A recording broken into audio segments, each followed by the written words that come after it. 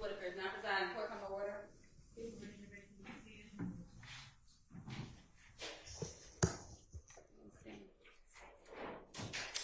Okay.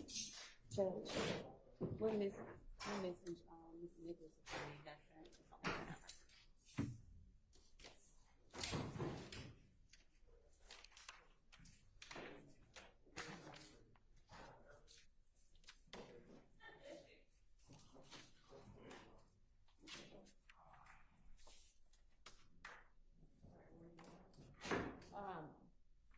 Do we have anybody for Mr. Nichols?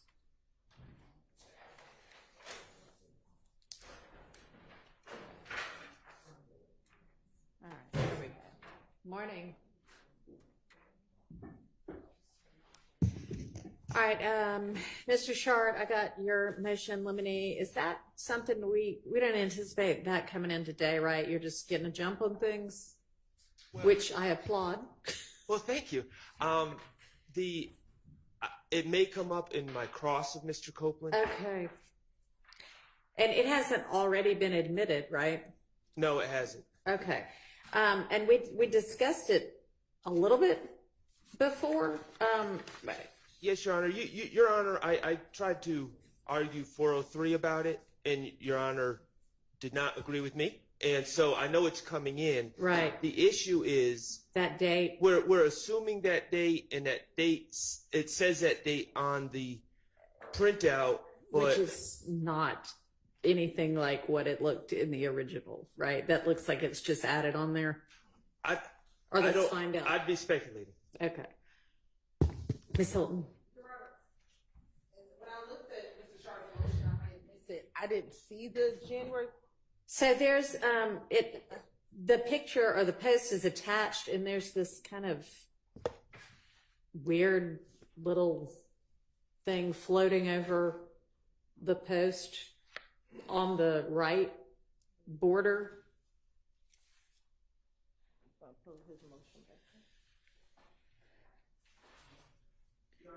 Yes. If I could clarify, my issue is everyone's been telling me that was posted on January 10th, 2015. The state has been operating on the assumption that that is a fact, and I don't.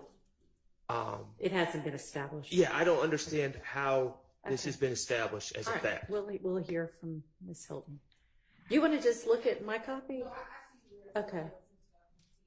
We're double checking, but my understanding is Quindarius Zachary, I believe in his interview, says that he took this picture and that the picture was taken prior to January 10th. It may have been posted on January 10th. That's not the issue, is when the picture was taken. The post has this date hovering on it. Correct. That's his issue. Right. So as far as the January 10th, I think there's an explanation as to why the January 10th is there. So if it's to come out, there's an explanation for the January 10th. Okay. So a couple of different things. Okay.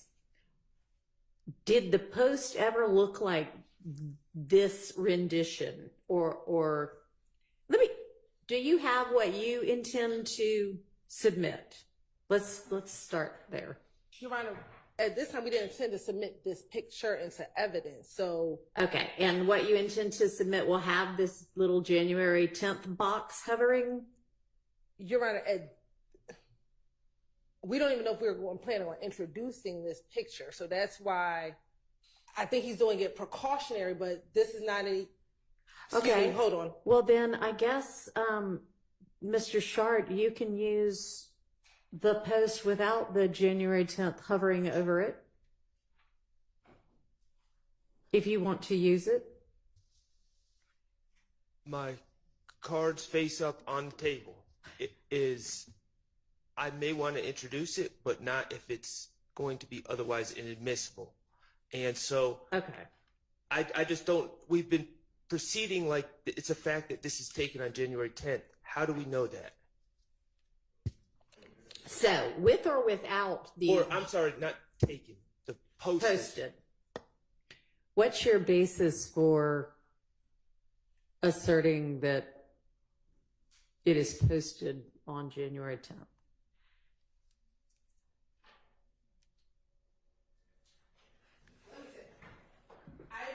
when we've asserted that in trial, this is a picture that we served. It has the January 10th date on it. I don't believe I have ever communicated that we believe or disbelieve that this was taken on January 10th. I think our understanding, and I'm just confirming, is that we believe the picture itself was taken prior to the 10th, but it might have been posted. I understand. But whether or not it was on January 10th or how this date arises. Okay, well, number one, you need to figure out why that January 10th is on there. And number two, if it wasn't posted on January 10th, what's the relevance? We agree, and that's something that if we decided to enter, we would have determined that. I don't know if this is a picture that we were going to enter, so it's the voluminous amount of information. I don't know if this is a picture. Right, because y'all haven't exactly organized your case yet. All right, Mr. Sharp, they don't know whether they're going to use it or not. And they don't seem to, it would not at this point be admissible, but I can't tell you if it might be admissible at some other point when they get their case organized. And you're right, it's not about the case not being organized, it's about whether or not we were using this particular piece of evidence. Like there we have a multiple of social media. Right, well, you don't know whether you're using it, and you don't know whether it is relevant. So, because you don't know when it was posted or why you think January 10th is on there. So we just don't know. So, Your Honor, in the previous motion, the state asserted it was posted a couple hours after the killing of Donovan Thomas. So if that is not the case and they cannot assert that, I would ask that this post be deemed inadmissible because it has no relevance and it. I'm not going to deem it inadmissible because maybe at some point during their case they'll come up with why they think that. Do you know what motion it was in? Maybe that'll help Ms. Hilton get to the source of. It was argued in front of you. Yeah, I remember that. Okay. I'm trying to remember what brought it up. Maybe it was Ms. Love. I don't know. Maybe you need to speak with co-counsel. Yes, I'm trying to. I believe we were going through the proposed exhibits upcoming, and I brought that up. But yeah, you brought it up. I don't think we have gone through much social media yet. So I think you brought it up, and they said, but I don't remember who the they was over there at the time. I don't believe it was me. Okay, well, maybe check with Ms. Love. But I think it's going to be several hours, if even today, before there's any cross-examination anyway. So maybe we'll know the answer by the time we get to the cross-examination portion of the case. Also, that reminds me that with regard to cross-examination, I know, Mr. Steele, you had at one point suggested an interest in cross-examining Mr. Copeland as to everything that went on during the ex parte. And some of that is no longer relevant. So anything, I mean, if you want to cross about things that the state said to him or that he said to the state, that's fine. But we have, I think, both circumvented and the whole coercion issue, and he has now been properly and correctly advised by this court and had the advice and counsel of 3 different attorneys that I know of. So that should no longer be an issue, and so that should no longer be relevant. So I would not permit examination or testimony about that. All right. Well, of course it's okay because you are the honorable court. But I will make an attorney proffer. Okay. Because if you'll accept it, otherwise I could do it with Mr. Copeland. But I respectfully disagree. Okay. Mr. Copeland on the 7th of June 2024 stated, and in the way I understand the law, he doesn't have a Fifth Amendment, but he refused to testify. And Correct. He used the Fifth Amendment as whatever, his statement. he made it clear to me as a reader of the June 10th, 2024 ex parte meeting that he was not going to testify. He said in court, outside the presence of the jury, that he was pressured. Please check the record with Ms. Winfrey. If he didn't use that word, he would use a similar word. Mm-hmm. He would never have testified except for that ex parte meeting where Judge Glanville pressured him, as well as Ms. Hilton. So I believe that it does go to his state of mind while he started to testify. Your Honorable Court, correctly, in my understanding of law, told him what is his options and how long he's looking in custody, and told him, I believe, the decision's his. The legal decision, though, will trigger you to have to exercise your discretion and hold him in contempt.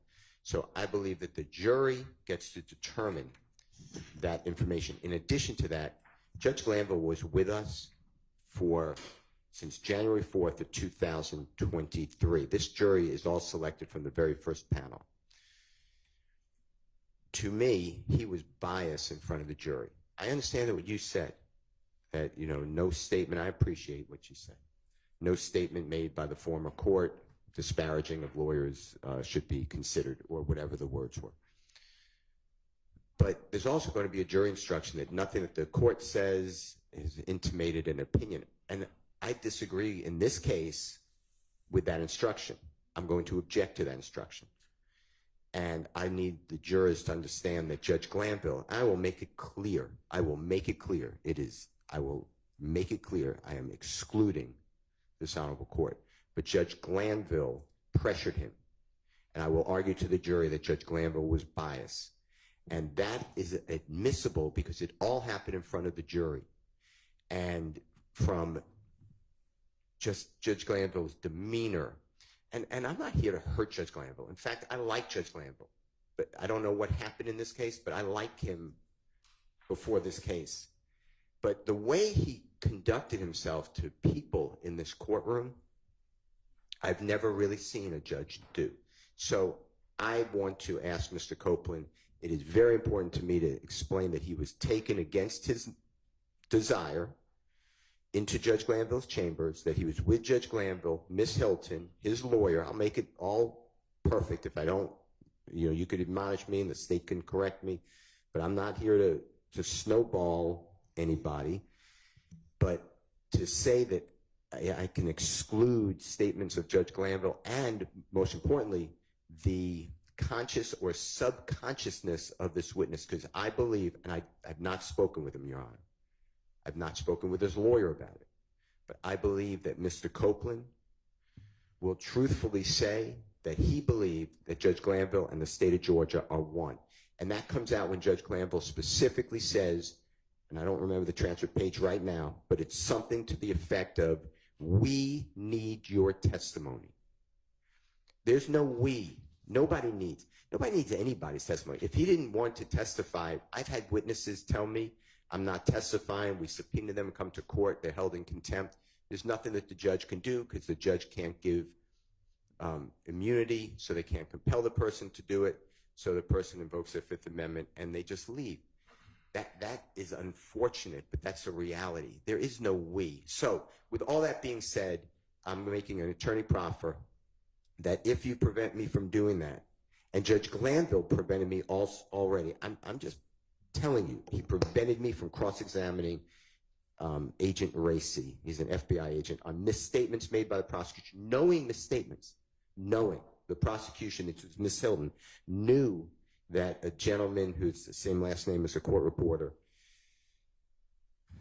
entered an invalid, coerced guilty plea. Judge Glanville stopped me again from getting into the truth of that matter. It's never been corrected.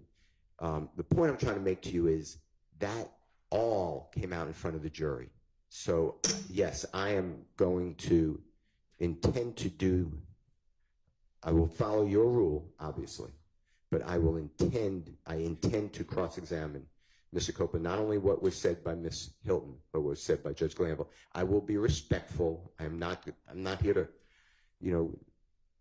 throw some odd names about Judge Glam. I will just be very specific. And then if he doesn't answer my questions, I'm stuck with his answer of I don't recall or whatever has been going on in this courtroom.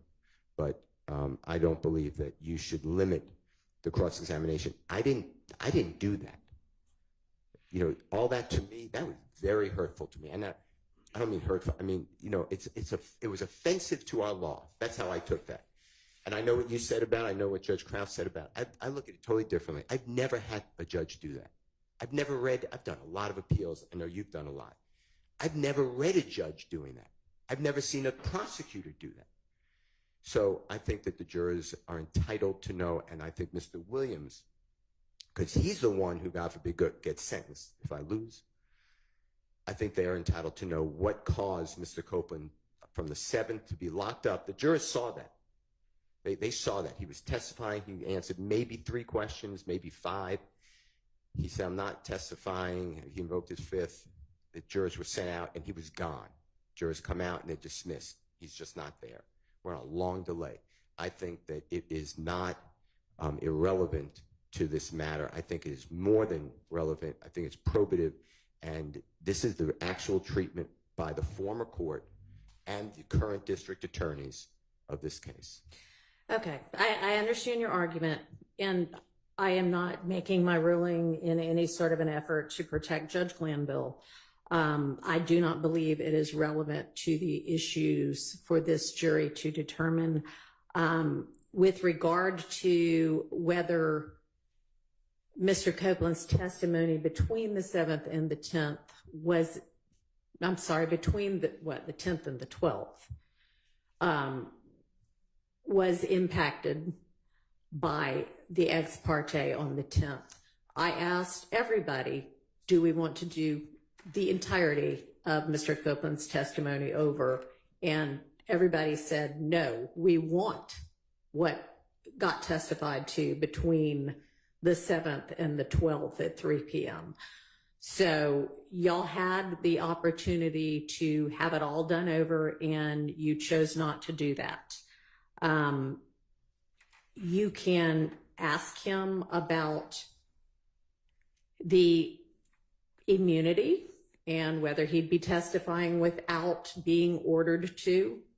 That's fine. But beyond that, the ins and outs of what happened in the ex parte with regard to whether there was a biased judge or not are, in this court's legal opinion, not relevant to these issues.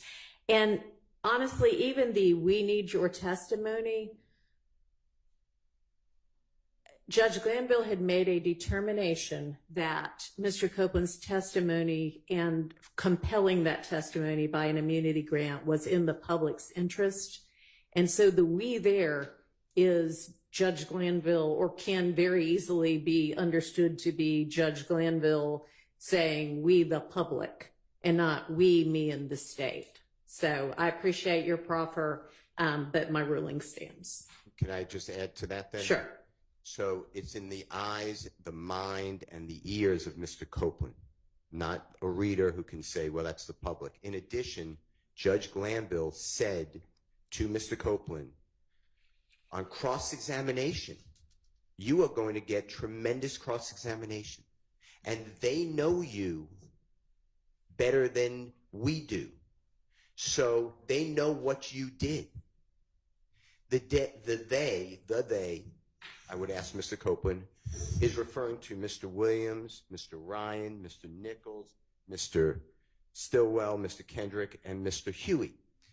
And that presumes guilt, because Mr. Williams does not know the reality that Mr. Copeland has done all this other things, like pull a gun on Mr. Watts that he admitted today, shot into a barber shop that he admitted to on the stand. These are outrageous conducts. For Judge Glanville to make that statement, yes, the jurors should hear about it and the effect of Mr. Copeland. And you are respectfully taking away the opportunity that we are all given. Judge Glanville did this to a witness that's currently testifying. And if you don't realize this, because, this is, I think I know your first witness. This is a big witness. He has been spoken about the entire case. I opened on him. I said that Mr. Copeland killed Donovan Thomas. To remove this, I believe, is going to be under the analysis of,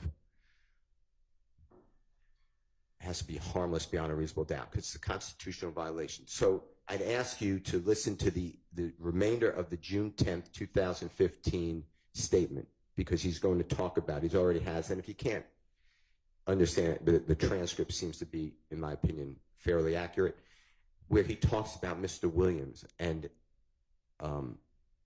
if he didn't testify, none of this comes in. I think the jury gets to know that and why he testified, and it was because Judge Glanville held hands with Miss Unlove and Miss Hilton, and they coerced this man to testify, pressured this man to testify, whatever his words would be. So I ask you to just, I understand your ruling. I'm going to follow your ruling. I hope I made a good attorney proffer on cross, but those are the topics I would go in. I would not go into, and he also was, by the way, I have, based upon information, belief, he wasn't fed and did not drink from Friday when he was held in custody until Monday when he's in that star chamber. So I think that goes to his frame of mind as well. So, and when I say he, I'm talking about Mr. Copeland. And he was put into a jail in DeKalb County where the system was down, at least that's what he was told. He couldn't contact a family member. So I think that all that adding up to make his determination that, yes, I think that it's a corrupt system and the judge and the DA were going to hold me for not only this trial, but who knows how long 26 people can dispose of their case. All right. Well, that part we definitely dealt with. If he was not given, or you have reason to believe he was not given food or drink between Friday and Monday, that's something that certainly should have been raised in the coercion motions that several of you filed, because that might have impacted between the 10th and the 12th. But again, you all decided you wanted the testimony between the 10th and the 12th. And that was a strategic decision on your part because you believed that there were beneficial things that he said during that testimony. I think that advice that these defendants, through their attorneys, would vigorously cross-examine Mr. Copeland is correct and accurate advice, and that these defendants know him better than the state's attorneys know him or anybody else is not inaccurate as well. If you would like to, understanding the parameters of my ruling, provide some questions that you believe should appropriately be asked, I'm happy to consider those. And it may be that there are, I mean, you can absolutely, again, ask him about the immunity grant and the, even right now, whether he is only doing this because it's avoiding jail for him. That's fine. You could explore that completely. All right. You say it to Mr. Shard all the time, and I always tell him, don't say okay, because it seems like you're waving it. So no, it's not. By which I mean, all right, do you understand? Not all right, do you accept my ruling? Because I know you will abide by it, but you do not agree with the correctness of it. Yes. And then the last thing I'd like to say, if I may. Yeah. When this honorable court said I didn't take up the opportunity to strike the entire testimony from the June 10th to the 12th, that's the law. The law is until that motion is filed of recusal. So I'm following the law, and there were beneficial points. I mean, you just read the transcript where he testified under pressure or not, but that is in the case. So I believe that I have a right to ask him about, those days before you took over, before you gave him the proper admonitions and the correct law. So that's okay. all. Thank you. So that the record is clear, I am suggesting that obviously the law with regard to the timing once a recusal motion has been granted, what you have to undo. Yes. What I'm saying is if you believed that there was coercion starting at some point earlier than that, based on a lack of food and drink or any kind of treatment like that, then that could have been brought up. And y'all chose not to bring that up or not to make that argument. And you all could have agreed to redo the entirety of the testimony, or you could have asked to redo the entirety of the testimony on the basis of it having been coerced, and I would have considered that. Well, at the time, I was following the court's order, which I didn't think I even needed an order, but that I could cross-examine Mr. Copeland on everything that happened on the ex parte meeting. And that's when I made my ruling, or not ruling, sorry. That's when I said, I don't want it out. In addition to that, I didn't want it out because I want to cross-examine him on why he did it. It's part why he testified from the 10th to the 12th. That's part of the case, and I think that it goes to the jurors. The jurors are entitled to know who the prosecutors are and who the judge was. And it goes to their bias, their interest in the case, and their motivation on how they are prosecuting this case.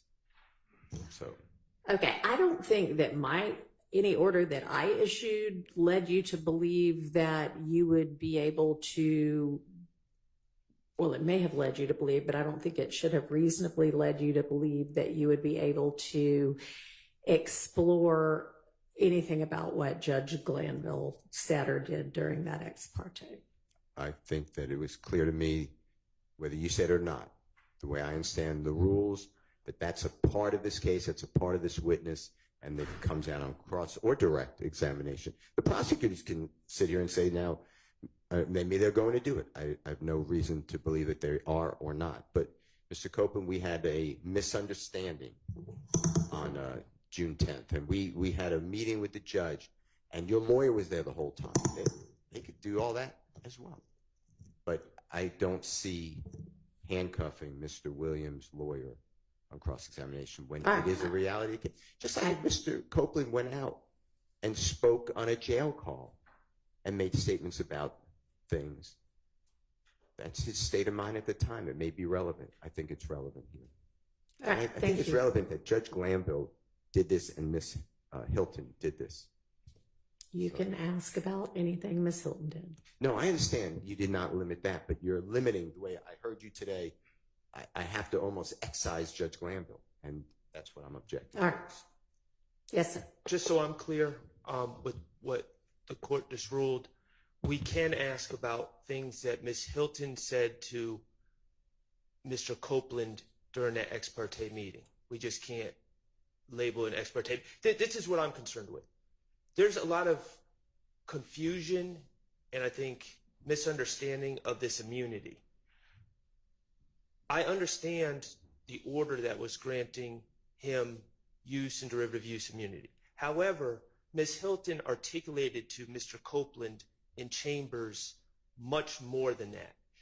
For instance, my understanding of law, and Your Honor, I know that you've dealt with these issues more than me, the statute of limitations is not what we normally think it to be.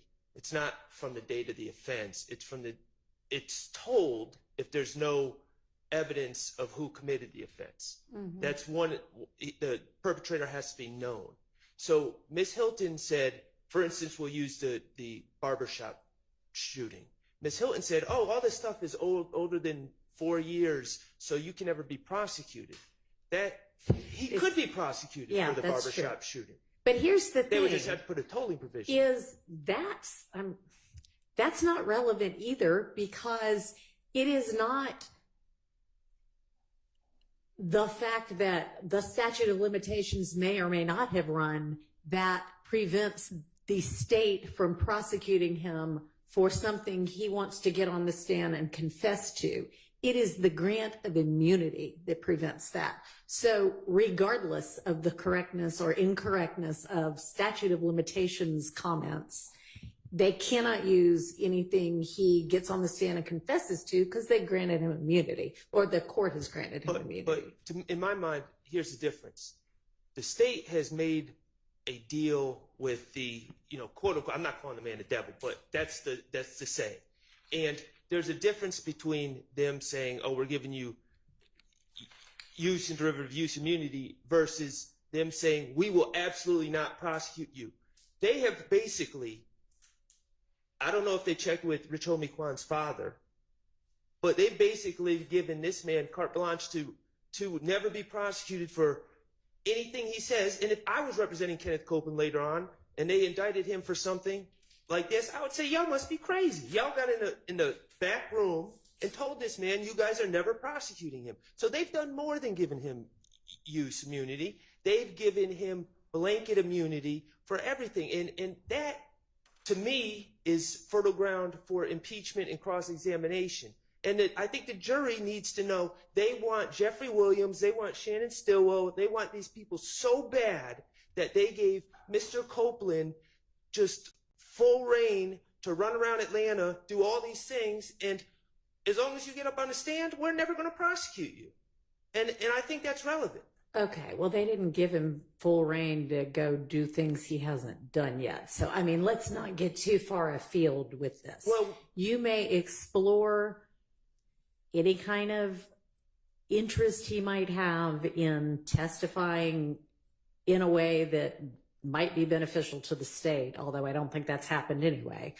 Because you could explore bias. You're entitled to do that. But we're not getting, this is not a trial about how the state handled Mr. Copeland or how Judge Glanville handled Mr. Copeland. This is a trial about whether these defendants, whether the state can prove that these defendants committed the acts that they allege them to have committed.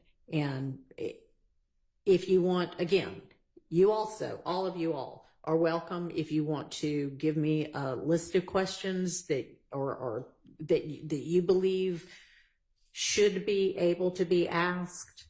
I can look at them. Very well, Your Honor. All right. Go ahead, Mr. I just want to raise something. Sure. While you hopefully reconsider. And this was mostly, the prosecutors. I think Mr. Atkins, I was going to exclude him, but I think he did it too. They asked witnesses, to my knowledge, without any basis, well, you're testifying this way, but have you ever had to testify before in front of Mr. Williams? When you were giving your statements, was Mr. Williams present? And then they did it with everybody. Was Mr. Huey present? Right. I've objected every time. And it's totally, that's a crime of witness intimidation without any evidence. It's just, and they say, no, I haven't testified at all, but I don't remember, or I told you something wrong, or I didn't say that to you. I want to do now and show what the state is doing to witnesses. And I'm telling you, Your Honor, when Mr. Zachary comes, and I brought this up earlier in a pretrial meeting, my understanding is that Ms. Love had him served, he being Mr. Zachary, served with a subpoena. Okay. It's a trial subpoena from what I was told. Ricky Richardson was his lawyer at that time. Ms. Love ordered Mr. Zachary the day before to drive from Augusta, Georgia, miss his job, to her office because she said if he doesn't come, Judge Glanville will lock him up. There was no trial going on. This in 2023, we were doing jury selection. I heard about that, so I raised it to Judge Glanville. This is abuse of power. You don't order somebody to come to your office with the hammer of the judge going to lock you up. Judge Glanville said, put on your evidence. He gave me an opportunity. Everybody said they didn't want to testify, so I didn't call anybody. Ricky Richards, I didn't call anybody, so I forfeited the motion. But my point is, to say that, somehow there's witness intimidation from Mr. Williams et al., I want to show what's really going on, and that ex parte meeting helps illustrate it. I will also ask Mr. Zachary, because I'm confident he'll know. It was not attorney-client privilege because it didn't just come from Mr. Richardson. He told me you can also speak with Mr. Zachary with Mr. Richardson, and he'll tell you the same. That's all we spoke about, coming to court. And he did come to the courthouse. I'm told that his father met him there too. This could be wrong because I'm not there. And then his father said, the law, there's no trial going on, my son's leaving. So that's what, there was no conversation. Okay. But my point is, this is not an isolated incident, and I'd like you to just allow the truth to flow. I'm not going to hurt Judge Glanville. I'm just going to state what was said. That's it. And it's really the impact, like you said, on Mr. Copeland. All right, thank you. Sure. Do you want to wait and see what Mr. Weinstein has to say first? Okay. Briefly, Your Honor. The discussion this morning came up about Mr. Copeland being deprived of food and water at Rice Street, as well as conditions, other issues that happened at Rice Street between June 7th and June 10th. And I believe the court said, I may have misunderstood you, that several attorneys filed motions regarding the coercion in the chambers. Perhaps this is something that we should have brought up. I was completely unaware that that happened. Well, it's not, I'm sorry to interrupt, but I'm not sure it did happen. He has some reason he thinks it may have happened. Okay. He Mr. Steele, but okay. So I did not learn of this possibly happening then, let's put it that way, until I saw Mr. Copeland on social media this week. So this isn't something that I could have brought up regarding Judge Glanville and the coercion that took place. So if we do get further facts of that, I would like to bring that up with the court again, because it sounds like that could have influenced your decision on the coercion. Perhaps not, but I would like to bring it up in the future. All right, thank you. Mr. Engelberger.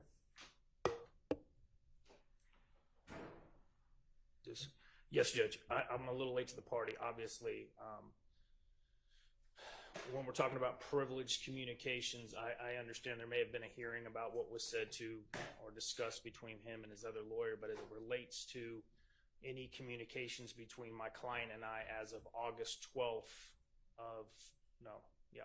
13th of 2024, obviously I would assume this court understands those would be off the table in cross-examination. All right, as far as I know, there haven't been any hearings about anything that was communicated just between Mr. Copeland and either Ms. Bumpus or Mr. Melnick. There was a hearing about things that might have been said with Ms. Hilton present with Mr. Copeland and Ms. Bumpus. Okay. Yeah, certainly. I understand privilege. Thank you. Your Honor, I'm sorry. That's all right. There's two very quick things that I just wanted to address. One, and normally I'd ask that the camera be turned off for this, but I think I was wrong yesterday about the statement about the shooting of Rich Homie Kwan's barbershop. I don't believe that came up yesterday in the statement. And I've looked at the rest of the statement. I don't believe that topic comes up. So I know Your Honor asked me to send an email, and I'm just reporting back to the court on that. All right. And also, I just have a question. In the state's transcript with the redactions, there's some that are in red, some they're in different colors, and I'm just asking as we review along what the significance of the different colors are so we can check to make sure everyone's on the same page in real time. Yes, Your Honor. There's some that I put in different colors because I had a question about. Anything that's in yellow and red, we're going to exclude because that was something I had a question about, I think, based on things that have occurred in court. Those will be excluded. Okay. The only one that is in blue that I actually was going to bring up this morning, Your Honor, is page 202, line 14 through 20.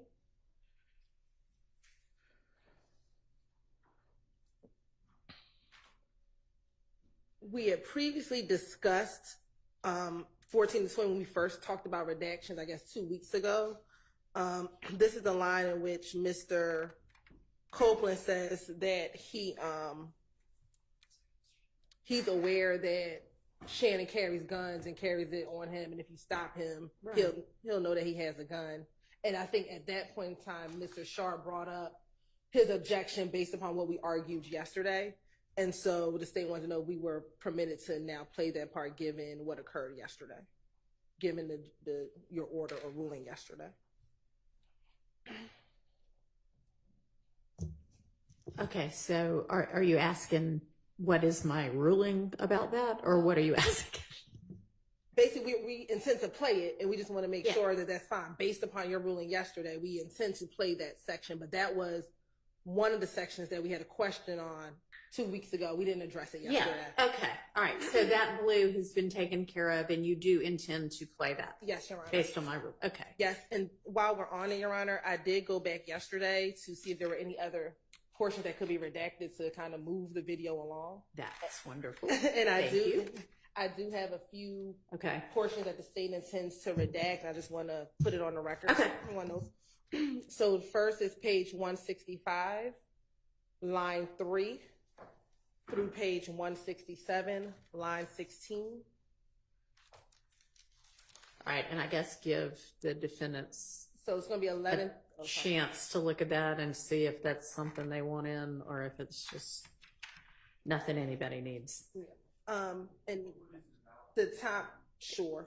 It is him saying that he needed to pay for the light bill, and that's why him and Deshaun were getting into issues.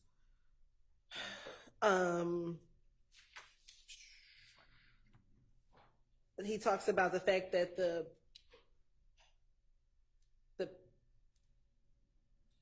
the stolen items that were found in his house were taken from individuals who went outside, who went to go do a jug, which went to go do a robbery. And so that's why those items were in the house. And then the detectives questioning him about the fact that he gave his mother-in-law's car to these individuals and he didn't know what they intended to do. So, Your Honor, Yes. we're going to object to the redaction of that. I mean, that, and I understand why the state would want to redact it. I mean, that's prime example of Mr. Copeland being caught with stolen goods in his house, in his car, and pushing the blame on others, which All is right. exactly what he's doing Okay, here. so they would want that in. I guess they would play it anyway. So do you want to leave it in? I'm going to leave it in. Okay. The next, Your Honor, is page 176, line 14 through page 181, line 3.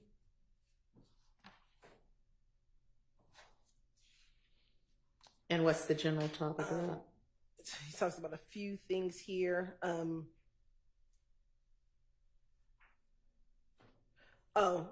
His second child's mother wanted child support. Talked about some medical things with her that he paid for.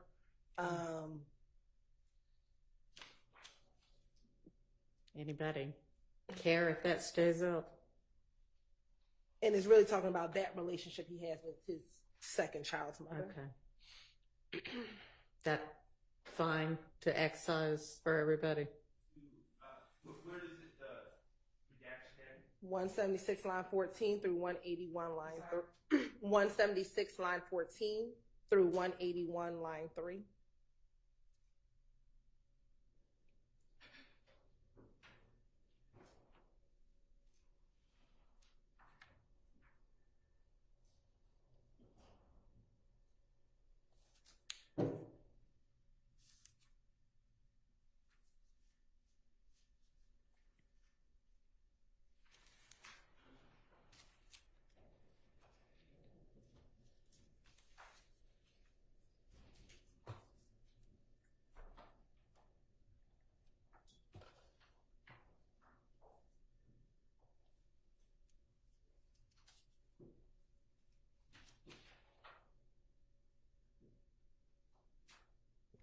Your Honor, I think that those portions, I know we want to speed this up, but those portions give the full picture of Mr. Copeland. It's more, I'm the victim, these women are taking advantage of me.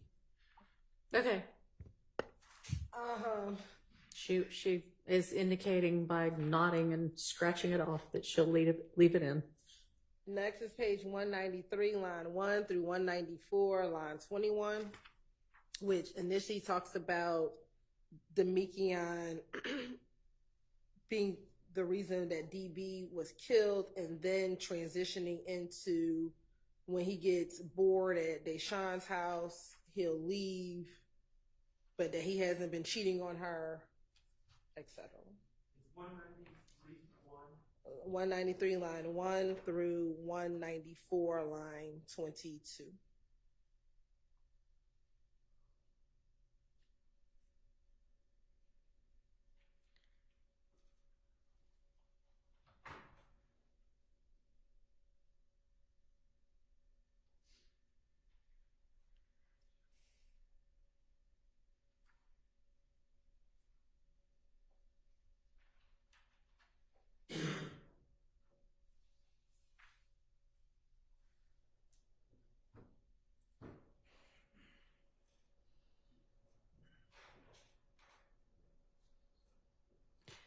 Anybody want that in? We agree that that's Okay. pretty irrelevant. Everybody's good with redacting that part. And the last one that we have, Your Honor, the last one that we have, Your Honor, is page 208, line 1 through page 211, line 10.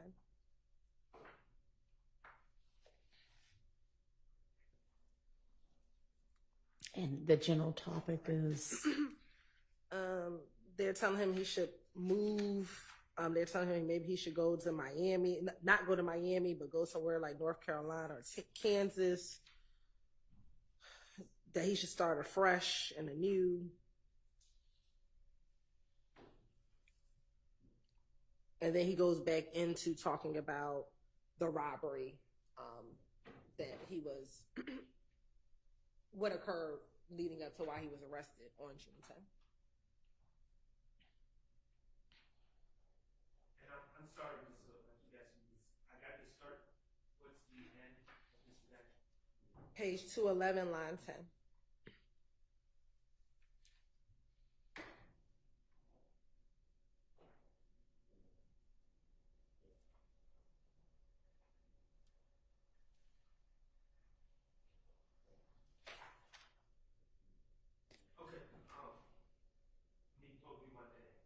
Okay. you want that in? Yes. Okay. She'll leave. Never You mind. leave that in. Yes. Okay. All right. Can I take a quick comfort break? I know you're about to bring the jury in. How about you go do that while we bring Mr. Copeland and the jury in, but not recess for that. Your Honor, can I do it too? Sorry. Coffee. Okay. Never mind. Let's all take a break. Okay, thanks. Quickly, please.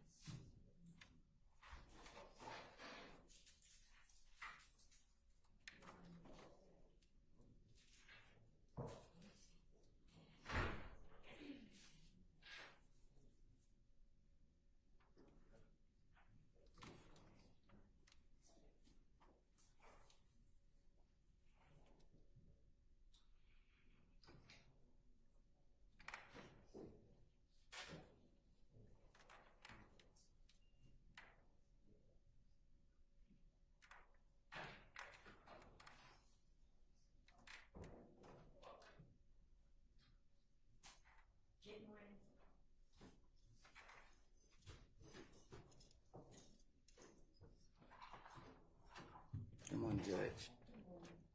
Good morning.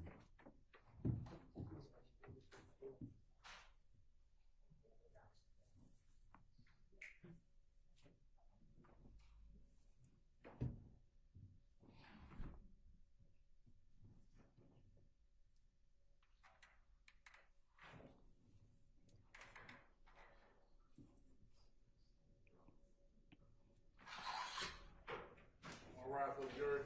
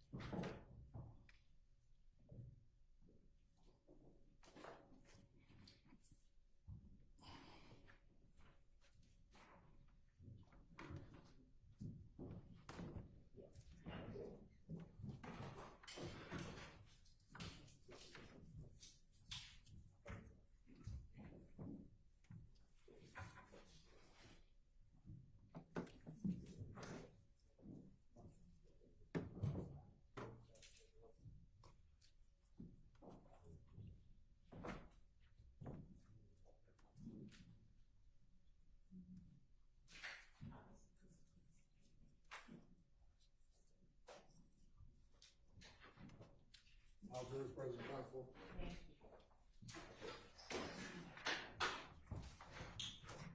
Ms. Hillen, you can proceed.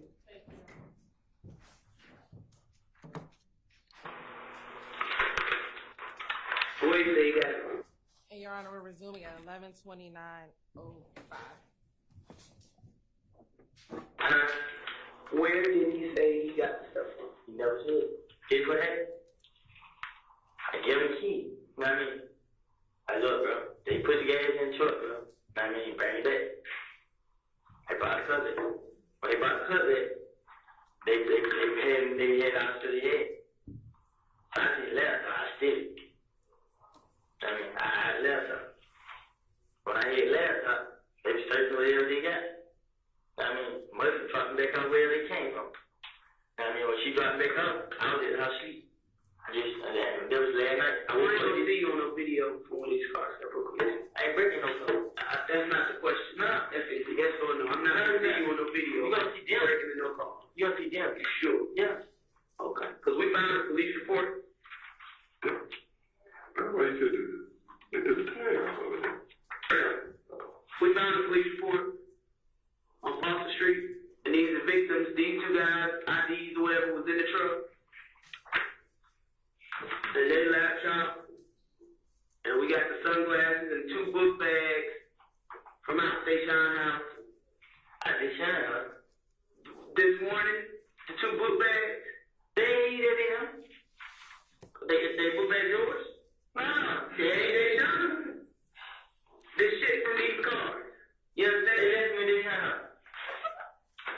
Yes.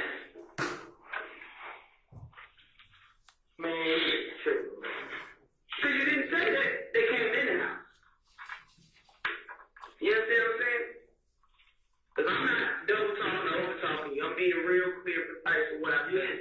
So that's what I'm saying. I'm going to let you give a little bit, and then I'm going to shoot your story down. I ain't gonna lie, man. Everybody now. So I'm not believing Tam Bobby. Who? Tam Bobby. Tam Bobby what? Bobby who? I put a picture on them on my page. You know Bobby, what? Black Bobby right there, Bobby Ruff, whatever his name is. And say who? Tam. They said it's Trevante. So once again, why is this stuff at the place where you registered when they bring me the cousin? I still left her. I mean, when I still left her, I was like, shit, they act like they ain't have it. I wouldn't really swim, because I really don't still left her. Cause when they brought it back, they were trying to show me like, damn, bro, we ain't getting it. You know what I'm saying? I'm already tired, so I was like, alright. They sure had all her friends out, they funny shit. So she had all her friends out, but I ain't feel like dropping them up. So Muslim was dropping back up. This was yesterday? Or late last night? Into this morning? Yeah. Okay. So Muslim was dropping back out. I was in her sleep. You know what I'm saying? That's not true. Yes, it is. Jay Sean said she was asleep when you got in this morning. Late. I'm telling you what she told me. Jay Sean was woke. I was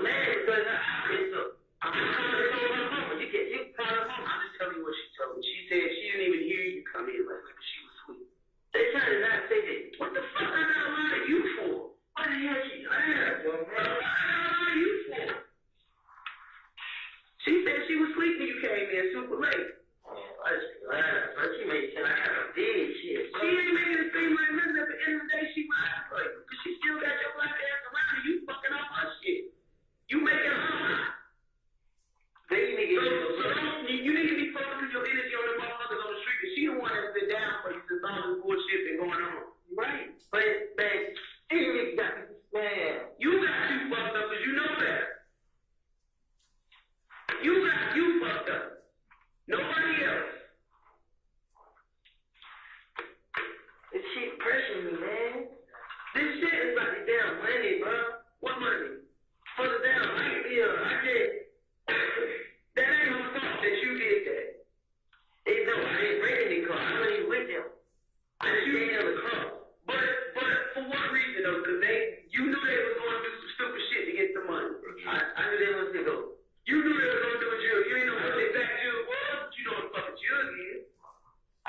You know they ain't going to church. I know I was get this. I just looking at it like shit. I ain't going to get in trouble behind. Every time I'm just looking at it. But you can still fucking up their shot because something else would happen to that fucking car. That truck is in her mama's name. What if they did a robbery? Like I told her. And this is just the first report, bro. We found. We can check on What I'm saying, I told him, I said, look, the car they shot my mama name. You know what I'm saying? I said, yeah, that's it, your mama name. She gonna tell the police, if y'all do anything, I did. And I'm there, I know I ain't going after nobody else. I told him just like that. Once again, this is just the first report we had. That we were able to find was based off the IDs that was left in the truck. So if some more shit come back involving that truck, you know we're gonna come back and have another conversation. I'm telling y'all everything right now. Like I'm saying, once again, you're enabling people to fuck you in the long run. You're enabling them because somebody's doing something nice for you and they shine, getting them a truck, doing the rental car, all that shit, and you giving it to these dudes. Which I don't believe you say you wasn't there, but I'm going to set it on to everybody in Buckhead got cameras. Everybody everywhere got cameras. And I'm going to review that video. And that's going to be some more felonies on you. Just like with the guns and double O, we interviewed you at Turnfield. We told you. I ain't saying right here. We told you though. We said, listen, bro, we gonna go review this tape. You ain't did nothing. You good. If not, you gonna see us again. I wanted to say I had it, but I just like, okay, you need to tell me right now where you did when these songs got broken. No. Okay. You say no? I believe you right now. Until I got proof otherwise. Well, you gotta start thinking about you and yours, bro. That's what you keep worrying about. Everybody that you name don't seem to give a fuck about you. You're right, and they're right. They don't give a fuck about them. They kind of pressure me, like, She the only one that give a fuck about you. I just kept saying like, damn, man, I mean, this and that. I kept saying, I'm trying to stay out of jail. You know what I mean? Like, when the police can't come out, you gotta say, damn, man, they got me for their time. But you didn't feel it was coming? Huh? You didn't feel that it was coming? Nah, look. I found out down there got this video. I mean, so just like, who went up there threatening them folks? Because that's what I'm playing with folks. And you don't want to. That's about 3 months. Bullshit. Why the fuck they go to city hall and all that? Why do you call from the mayor though? Because that's the city rec center. Everybody said that. They're going to cool with me. Well, somebody Well, somebody in your crew that's cool with you, put the word out. Put the word out. Yeah,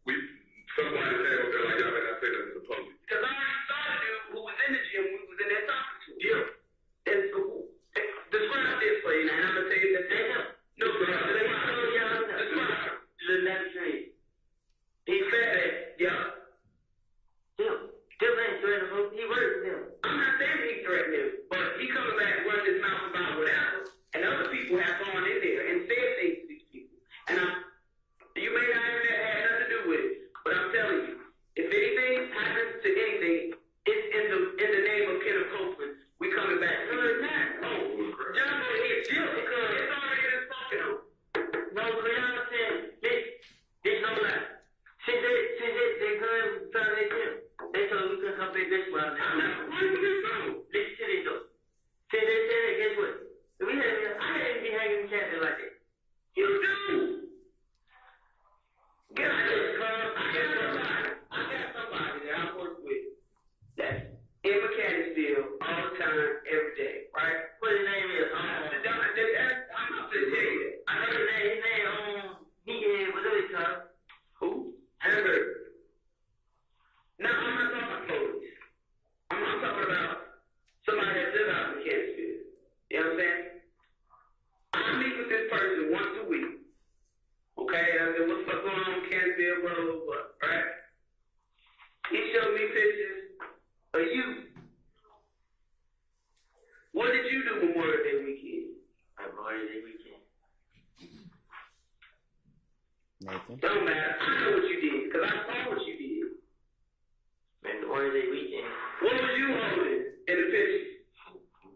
I take care of the hood because the hood take care of me. Oh, the weed? Yeah, and the lean. You passing out shit. You said what did I do? Like I did something wrong? No. I said that's something wrong.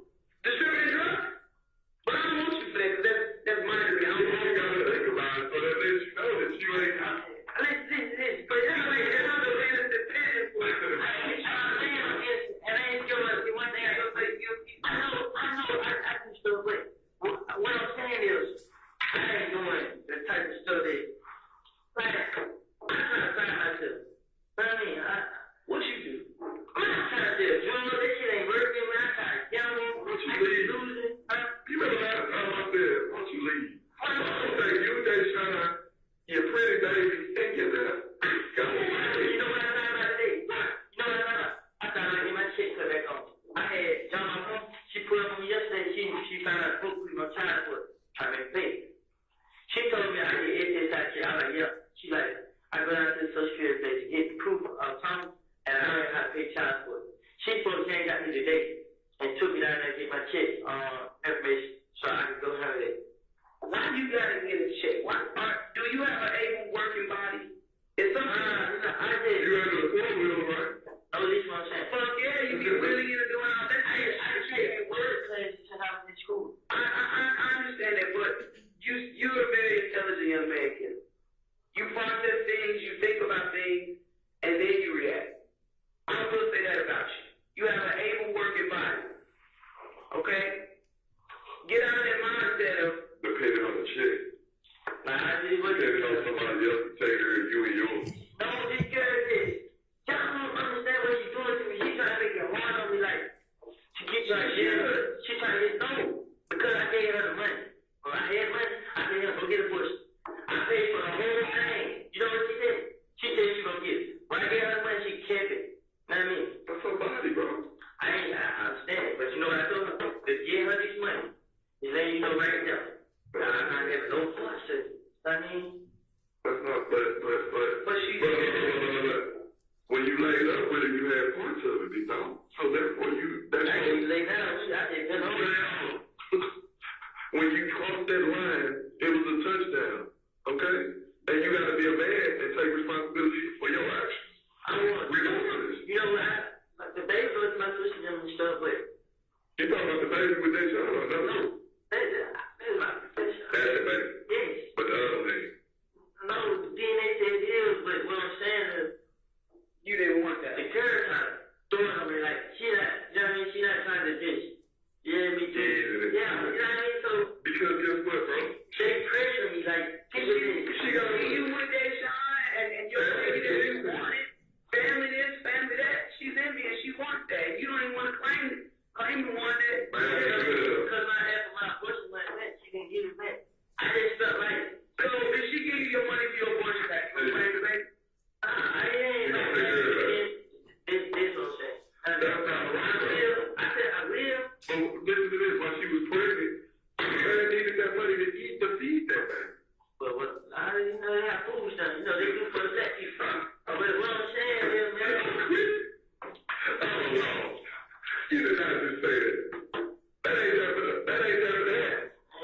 Woman, you as a young, all this energy that y'all using to do all this other dumb stuff, you can use that in a right way. So try to live live a normal, peaceful life. You remember the last time I said, why don't you leave go to Nebraska somewhere? What you tell me? What you tell me?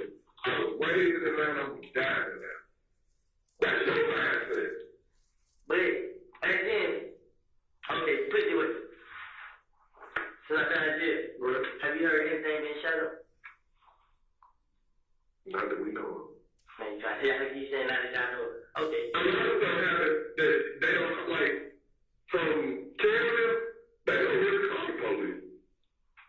Why they don't? They don't. Because they handle shit on their own. They already know they're going to retaliate, so it's almost like, why call the police? That's why they probably looking at you like, When people involved with them, there's other people shit that get shot up. Right. They call the police, like, oh, sister lives next door to video, you know, whatever, and that's how we connect the dots. So this should show y'all that this shit ain't getting shot up yet. No. Correct. Because this shit is getting shot The up. neighbors calling it in. They don't physically call, but the neighbors calling up like, hey, some car just rolled past and blah, blah, blah, blah, shot up this place, shot up that place. When they shot up Lucci Mama house, you know what that is? That's like, She told me this over here, you know what I'm saying? exactly. She got all that money. It's white people stay right there. You think they gonna sit there and let I ain't gonna say y'all, but you think they gonna just sit back and let that happen? Y'all got the fucking gun. You can't say y'all, cause yo crew. Listen, What is yo fucking crew. When all this going on, the only two people I had was Shannon and Dick. You know what I mean? It was a different, no, let me explain it, because it was a different story. If you got a gun for Shannon, or you got a gun for Dick. You know what I mean? Listen.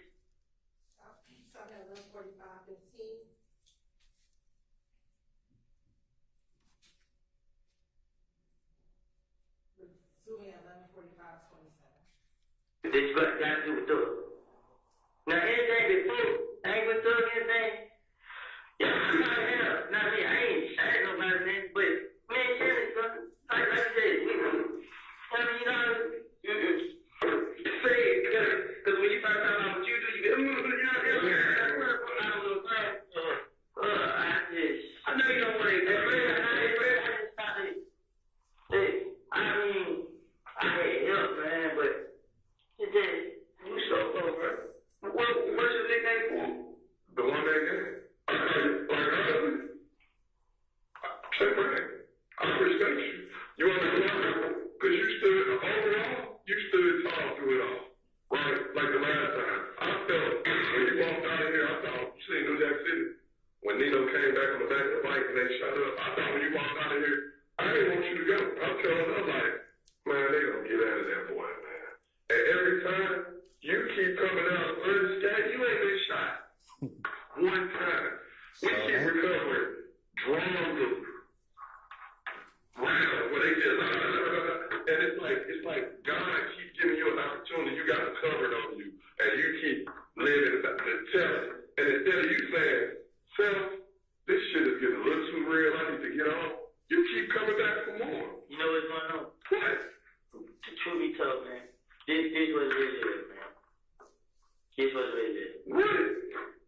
Every time I do something, I know my name come back on. Right. So you know what I do? I go ahead and leave. You know what I mean? I go with his son, and I tell him, I'm right here. You know what I mean? You see me, you see each other. Let's go somewhere. You know what I mean? Let's, I'm being honest with you. Okay.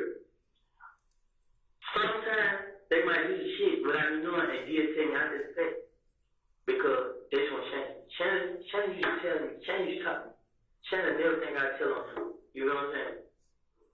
But since this shit happened, bro, it's just like, I feel like everybody gets me.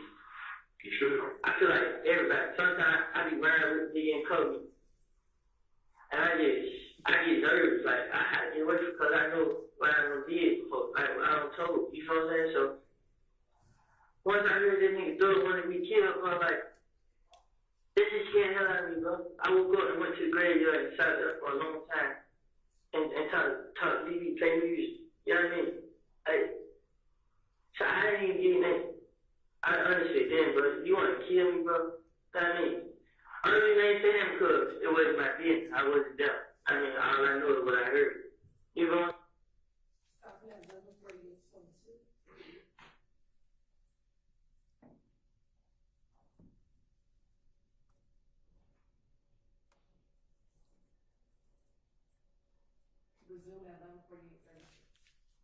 But it's like, this looks like, I don't think I ever did that. I just remember, I shot that kid. You know what I'm saying?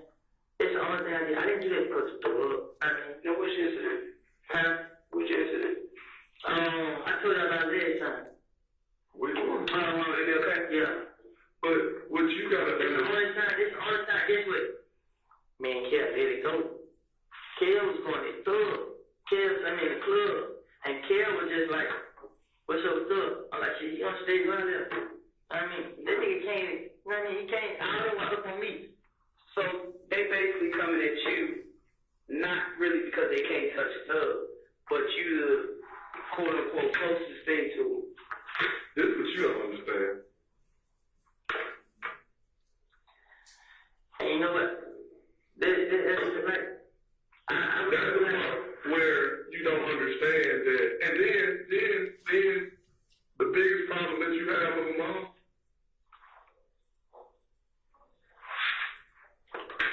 us. You want to know why? Because you want to know what happened when y'all shoot up somebody's house? Guess what happened to me? Okay, I'm on my way in. I'm tired and woke up out of my sleep. Just problem right now. Whatever he say, he does it. How much you get paid? Next. There's no way. There's no fucking way. It's my mom graveyard. Why? Well, why is he doing it? He that guy. Guess who told me? Guess who told me what he getting paid next? No. Wait a minute, what? He said Shannon. Shannon told me. But why as it sounds, Shannon don't trust you. Why would I tell you anything? Okay, put it away. He ain't got to tell me what does you got. Shannon got a truck. He gonna take you for $3,000 to get a truck ready. And he got $3,000 to take him. But I mean, the shit out here, man. I know Shannon. So like how y'all come around and say, now Willie, come on, man. You right, I don't have to do it. You know what I mean? I'm not saying that you ain't got shit, Woody, but you come with this big ass bag of weed, all these bottles of leaves. I just take a picture with it. No, because we don't do that. I make it look good. Who would let you hold their money? If don't nobody, as you sell it, And you don't nobody like you it. know, just, if you pay attention, I haven't had no money flinch. I haven't been flinching. You know what I'm saying? I saw a video she played. Of my hood. Of who? Of my hood. I just flinched some hundreds. It's the only thing. My guy came in and showed me a shitload of shit. And I'm just They like, trying to find some old, but no, it was from Memorial Day week. Just from, I'm just speaking about Memorial Day week. it was last time I talked to him. What, 2 weeks? Yeah, this is a big. That's you in this corner. That's the corner. These who you need to be feared right now. You fear them more than you fear them. Because right now, I just need help. If y'all can come down to help me, I promise you, bro. I'm gonna sit right here and tell y'all everything I done heard, everything I done found, and everything. I can tell y'all stuff that y'all can go get. Understand? Like, They're willing to do that. I promise I do right now. I can show y'all houses. I can y'all can butch everybody's back. I don't care. I just want y'all to What do you get want my to do? business like that. So now you're ready to go. Now you gonna listen and go away. I didn't have no listen. I can't eat, man. I can't. If you stay, you are a dead man walk. Okay? Everybody ain't gonna miss. You can't trust nobody. You can't ride with nobody. You can't sleep. I feel them. Won't tell why I feel them so much. Cause they know how to get me. You know what I'm saying? You wanna know how they go? You don't know how they can get you? Listen. They'll be the one to put one in your head. Somebody told me. You wanna know why? Because you trust him. And it hurts your heart that you feel like he lied to you. You almost start crying. I said he was there. Yeah, cause bro, I try to help me, bro. Like I tell you, bro. You don't tell why I live by. You don't tell why I live by. I live by freedom, man. I do whatever it takes to stay free.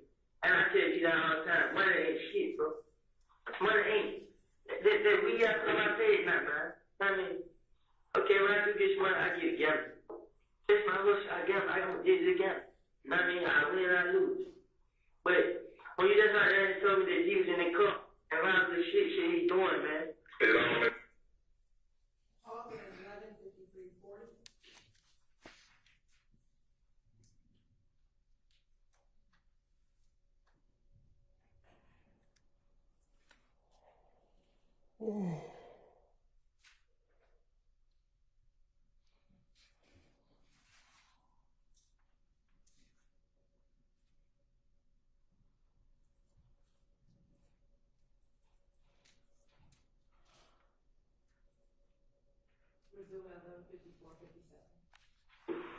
I just found out that these niggas gonna try to have me killed like 2 days ago.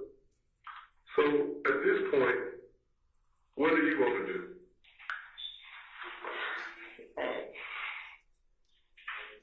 So I just want to go down. I don't know.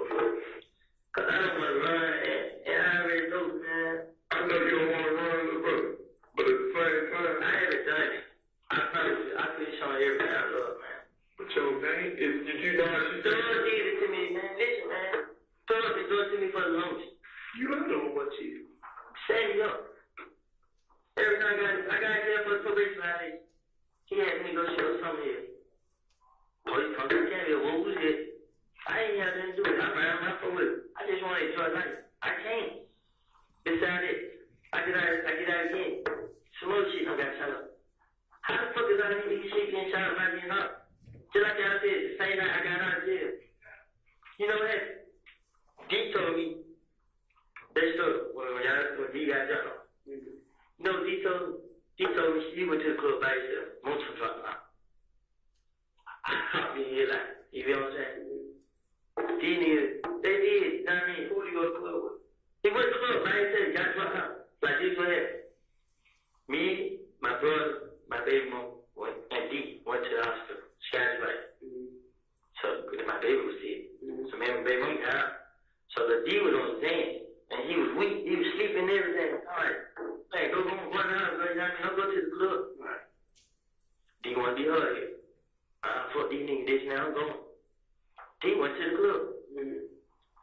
About 4 o'clock. My sister called. But they get jumped. D, but they get shot on. I said, who? She said, man, he got me. I said, damn, what the hell? You know what I mean? D, who you with? They said, by yourself, nobody else. So I'm like, man, D already did it up, man. They probably hurt. So I get on Twitter. D on Twitter like, yeah, fuck, nigga, I'm good. So I ain't nothing wrong with it. So I talked to him on the DM. Like, bro, you tripping, bro? What's up, too, bro? You trying to be seen or something, bro? This man, that. So I guess he got mad. So I thought, he turned to him and said, Dad, I just look at it like a big brother. You know what I'm saying?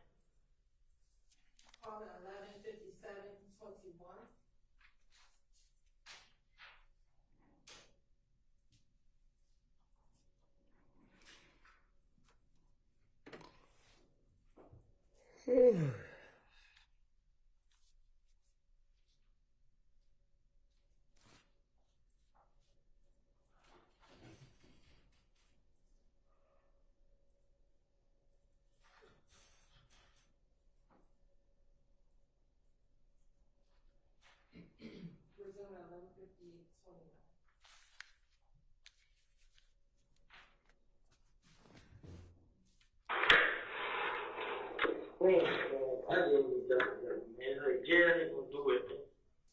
Honestly, you ain't gonna make it in jail. You can't go to jail nowhere in Georgia. Do you understand that? But I did.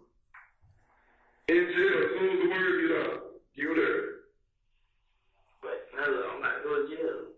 She already said that I ain't gonna be no bond. I ain't. No.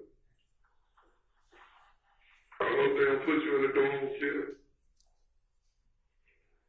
Did you ever think about stuff like that? So what? I understand y'all saying we gonna live. It ain't starting anything. That's just cause I had participated in none of this shit they doing. This is what, the reason we tell you what we tell you is to try to show you a flag, like, hey, the time is now. So you put down this pressure on yourself. You're trying to carry all this weight. I know what I mean? Because I'm keep telling you I didn't participate in none of this. None of this. And y'all seem like this keep saying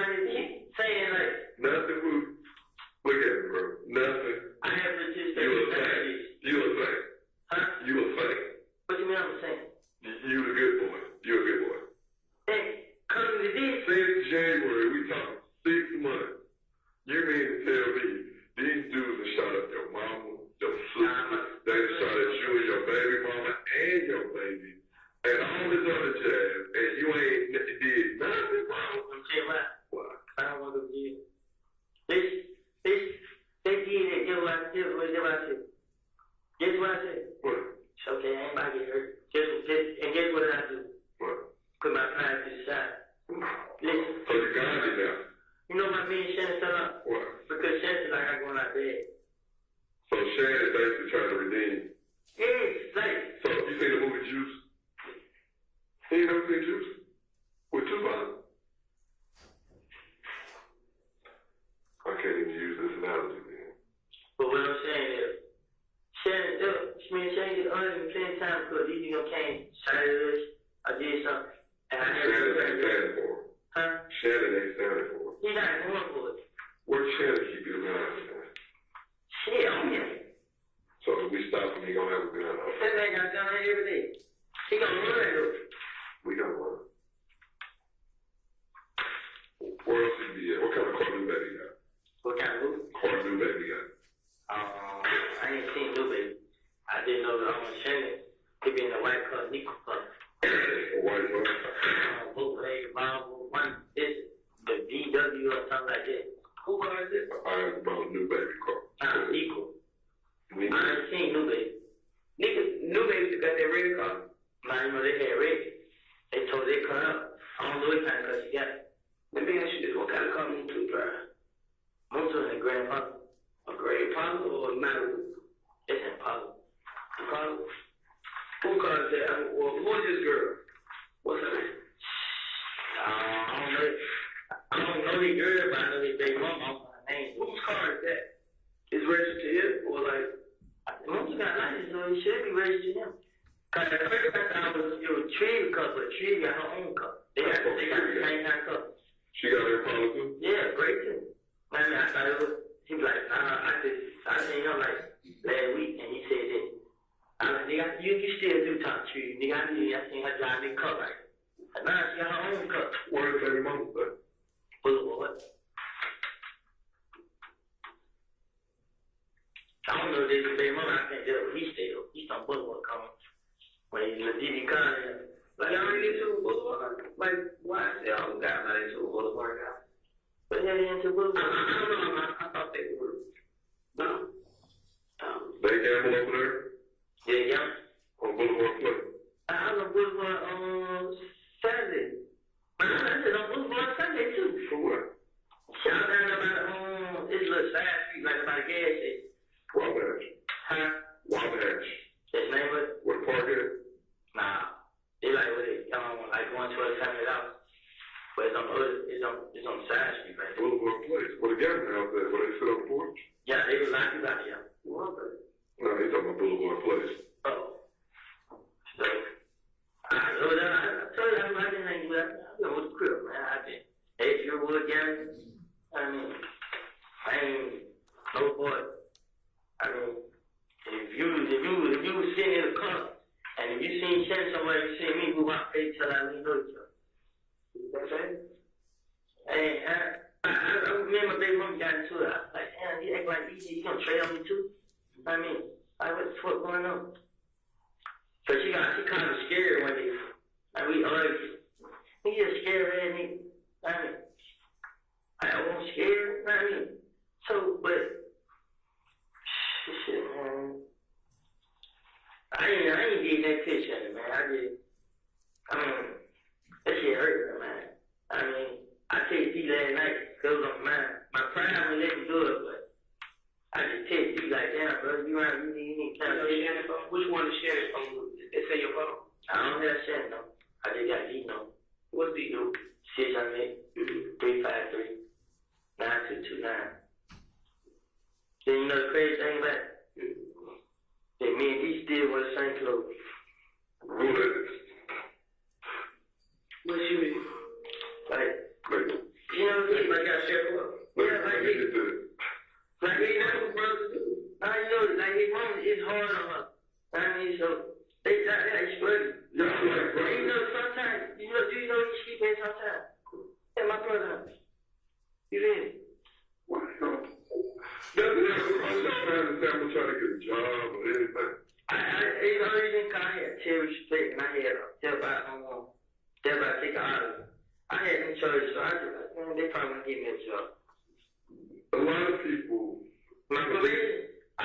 probation, and they was like, they were gonna try to help me out in September.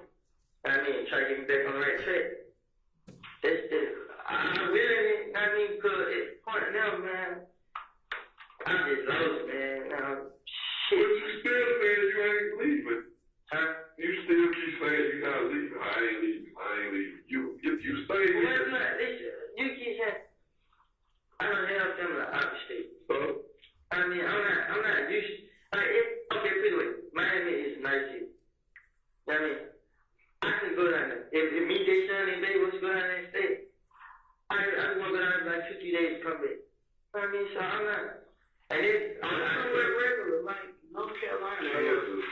Now, it ain't dead. Go to Tampa. Why you gotta go to Miami because of the blitz? Go He somewhere. like the beach. You know what he said he like the beach.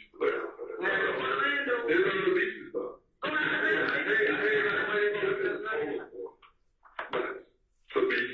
You said you felt I just get homesick and stuff like that, you know what I mean? So. But what's home to you is it's gonna be the death of you. Because everybody that you hang with, that's what you're missing really. They're trying to kill you. So really, at the end of the day, it's just you. It is. And I know you can get on one of those days, Sean, but I'm telling you. Go start. I'm not gonna leave her behind. Like, we don't gotta do it so much, it's why I can go right there. You know what? I don't need supposed to be right here right now. You know what I mean? Cause I ain't supposed to stay down there at night. She put me out. You feel it? Yeah. And then when they bring the cover out, she leaves. So when I woke up, shit, I just want to be on the door, bang that body. I mean, all I got to see is the police. I was so scared. What the fuck they doing here? I mean, so, I don't know.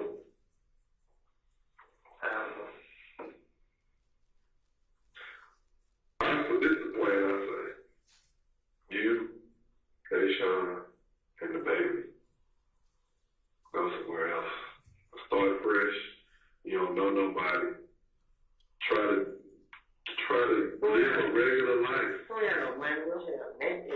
But that's Charlie, sitting that down, it's just like, everything went.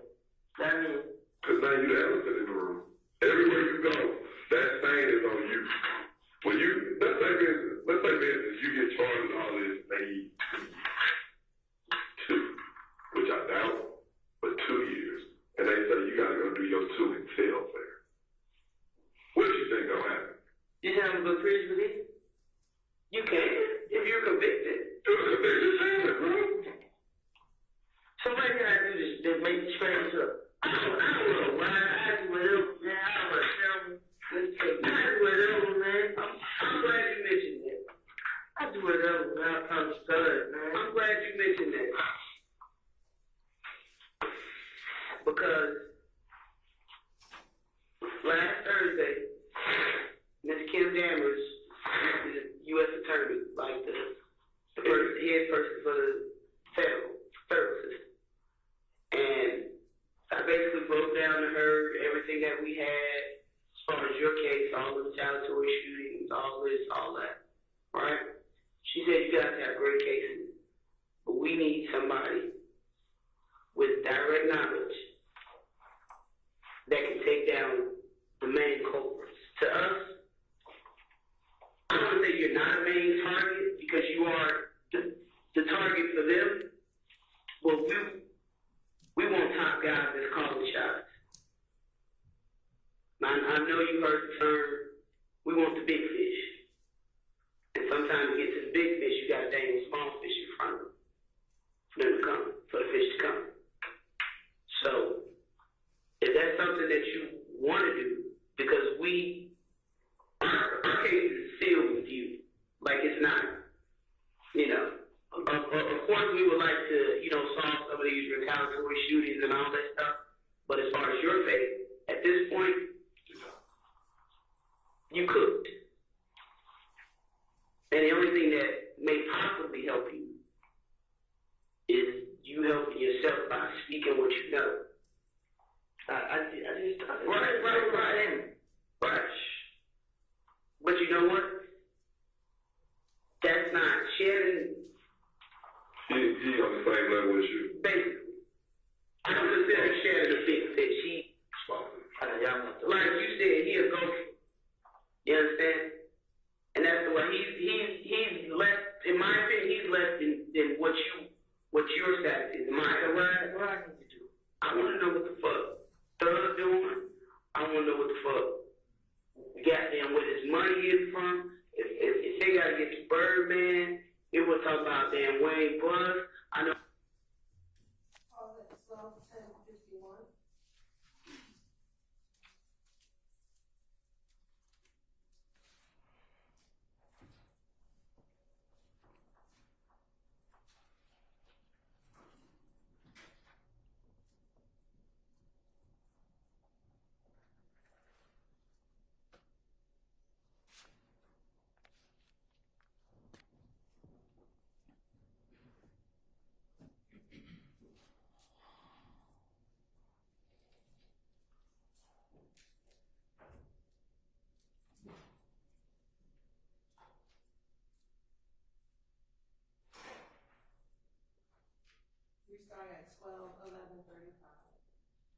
I can't make like that, bro. Trying to kill.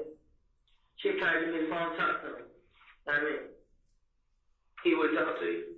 He wanted to talk to me. I'm like, look, why you didn't? Cause, bro, it just, that nigga gonna kill me. Like, I mean, I just knew he was trying to have me come around. I didn't even, you almost looked at it like a wrong. I might have been your ticket. I had cut. Yeah, I thought I was gonna get famous. I thought I was gonna get money, man. I didn't think this shit gonna go. Then Rocco tried to get me to hang with him. I don't know what the hell he even think, bro. I'm like, but ain't Rocco cool with Bloody J and all the ABG, some nigga boy? No, who Rocco down with? Look, Rocco was gonna sign Bloody J, but Bloody J tried Rocco down to Bergen. Cause he thought to her, you know, that's right. So Bloody J gonna push up on Rocco and we're done. But Rocco then had police up there and stuff. You know, there was a deja vu. I know a lot, you know what I'm saying? But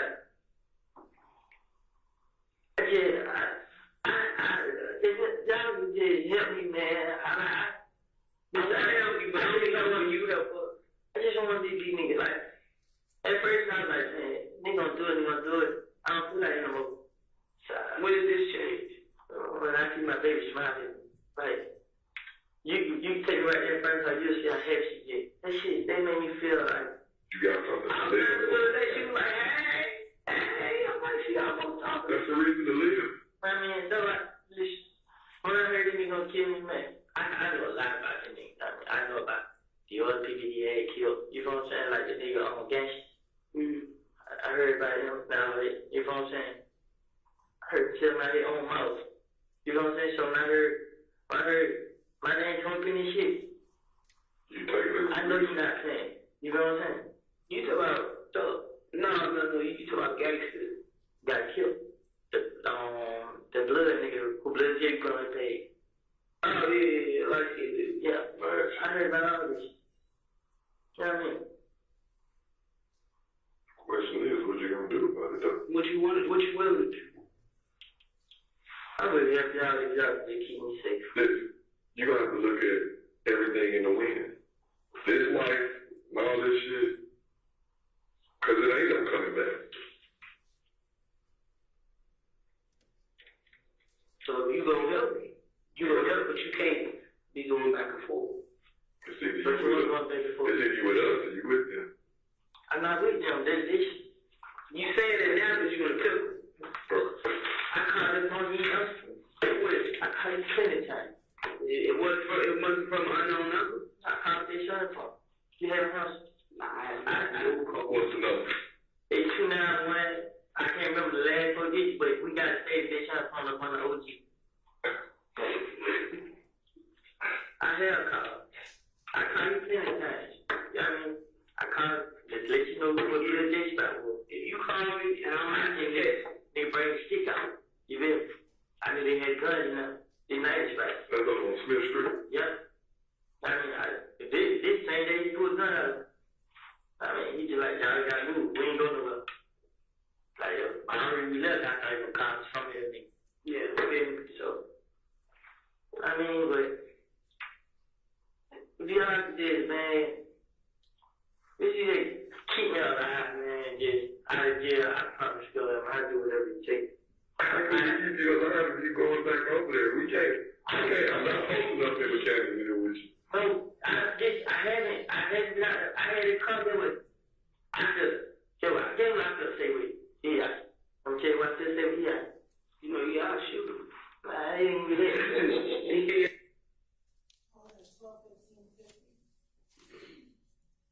I gotta use restroom. I'm trying to hold it. All right. Anybody on the jury need to have a restroom break? I know we have just gotten here. Okay. Anybody out here? All right, we'll just wait.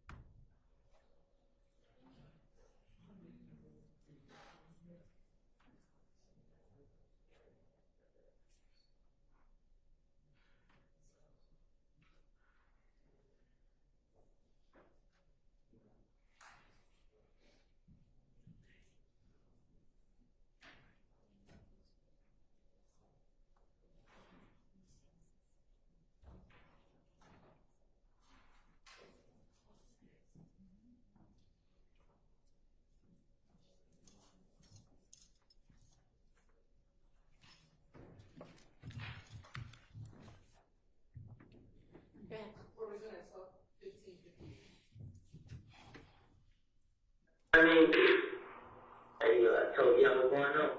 I didn't even try and kill him. You know what I'm saying? Mm-hmm. So, I just like I said, man. Like, what is he following on? Yeah. What is he following on? They thought and try to get him to be with him. Be with him. So, we trying to get you out of now. Trying to get them all. Mom, they trying to get you to be with them. Yeah. They had it going when I was locked up. You know what I'm saying? So these things you done. Yeah. So the king of Atlanta. Yeah, I heard that the nigga G Prince. Mm-hmm. And Houston. Yeah. Still say he gonna be the new him in Atlanta. He got a lot of people to go through, though. Who's trying to do that? Yeah. Well, him. He not taking no shit. He not. I'm just honest. He not taking. Thug not taking no shit from nobody. Well, this, nobody else care about nobody else. You know what I'm saying? Thug take shit from nobody. Well, how did the beef with game in here? The game we get there, shut up, the Thug would told Shan do it. Shan told my smiley was what that win. Just give me the word. Yep. And Thug told him no. Say, turn on the GD, I can't, Nipsey, Hudson, something like that. He ended it. You know what I'm saying? He stopped. I mean, I ain't here to play. You know what I mean? I just don't want to go to jail.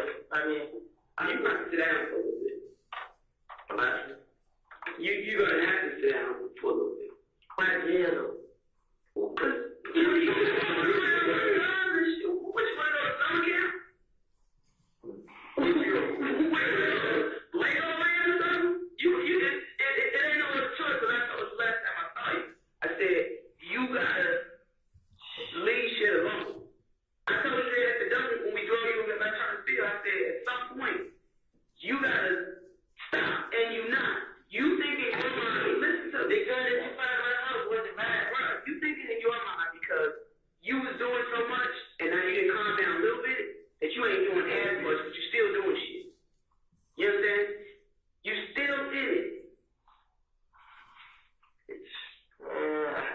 haven't. Listen, I understand what you're saying. I done so much. I calm down. Listen, I haven't. There's nothing like, guess what? I got it here. The gun that y'all got. That gun wasn't justice. Which gun? The one y'all got in the house there? That gun wasn't just like, I mean, you can come pick that gun up. You know what I'm saying? They get that gun back. But while you were in jail, you don't know what has happened with that gun. But what I'm saying is, I know who had it. You know what I'm saying? They don't have to take it up with them. Right. You know what I mean? I'm not, like I said, like right now, I'm not trying to go to jail and I ain't do. I mean, well, the thing that you're going to jail for is what you did. You had possession of that gun when you know you weren't supposed to. What did y'all find out in the house? In the kitchen. In the kitchen room. Right where you were. And they got, no, I wasn't, we was in the room sleep. Where did you get taken into custody at? They told me, call out, they knew. I was dead on the floor when they came. My baby mom was out there, they had put, she opened the door, I like, they don't know we got a baby here. I mean, so she said she told me, I can't go, she opened the door for them. I was laying on the floor, my hands up. I thought he was going to come in and get me, they like, call out. I called out. I mean, I didn't have no gun. I didn't know there was a gun in their house. I promise you. Well, like I said, there's one thing I know is investigating with that gun. I know. But if y'all think y'all be telling me, can y'all at least investigate it before y'all charge me with it? Yeah. We're not going to do more stuff taking that gun. But we're going to get to it. You're going to jail for this brown. Yeah, for the gun from the dump busting. But we're going to go, and like I said, work this inner and auto case for Buckhead, where the laptops and shit was found at where y'all stay. You understand? And you just said whatever outside of it, we're gonna work all that out. And then the other issue with the gun at the house today, we're gonna work through all that. And then like I said, you got this warrant from the city for traffic stuff, riding the damn four-wheeler. And then you got the issue, like you said, I didn't see that Henry County stuff. That didn't pop up. But whatever you got going on with Henry County, and when we clear your name off the system, it automatically gets a call to your PO. So then you deal with that. But like I said, it's up to you on what you want to do. And I can't promise you anything to say, I'm going to get you out of jail, I'm going to do this, I'm going to help you, but you gotta give to get. You know how that works. I'm going to give y'all everything y'all want right now. It don't work like that, like right now. But if you want to tell me something, so that's on you. What can I help y'all with? So y'all what matters not just to us, but to district attorneys and the U.S. attorney is bodies. That's what over everything. Fuck drugs. Like if that shit matters at the end of the day, what helps is bodies. Because we don't want no murder. So I help y'all with it. With what? With the bodies y'all help me with. Bodies, yes. You got a lot going on right now. But that will 100% come from me, and I ain't got to say no lie. I'm gonna say, yeah, he told me this. That was Thorpe, who I was just talking to the investigator and the nut case. Like, you got to help the bodies. We care about bodies and large amounts of guns. I'm not talking about this, this guy keep a pistol. No, I want a whole bunch of guns or some bodies.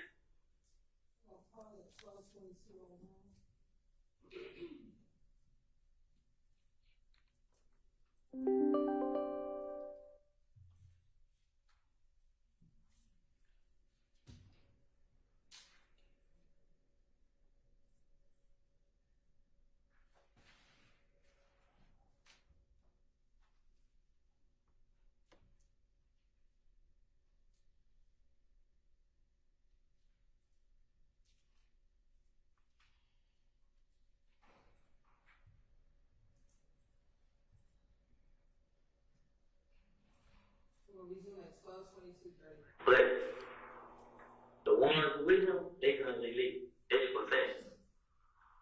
I mean, about how many guns you think in the studio? Shit, everybody got them. Everybody got them. Everybody. I mean, the people there know they're guns for. I mean, see. What truck Doug been driving lately? Nah, Doug in that I want that BMW, that nice car. Mm-hmm. Well, who be driving that black out Matt Black with that L-50 with the 4 wheels inside of it? They stole the truck, but see, he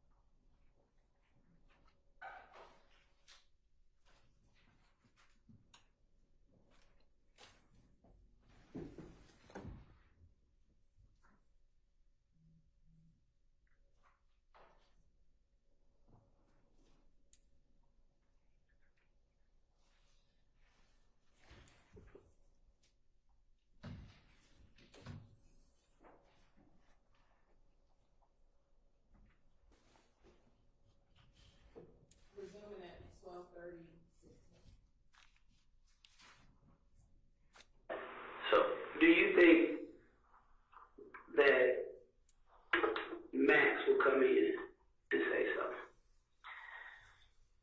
I feel like if y'all ain't let down, she's not gonna tell her brother. Right. She gonna tell everybody but her brother. So I feel like if y'all scare her up, I mean, if she is scared, some chicks ain't really scary no more. Like, you know, like, she got a smart mouth, so she might not be, but Shannon, he feels Dora. He fears Dora. Why? He thinks she'll tell him. And Dora is the other one.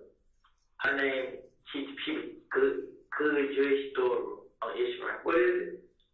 G-O. Good dress? Yeah. Dora? Yeah.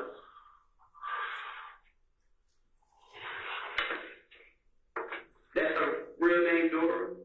I don't know her real name. Like, that's it. And Bobby White got them eyes on her, don't she? Like some weird. Well, big food. I'll tell you something.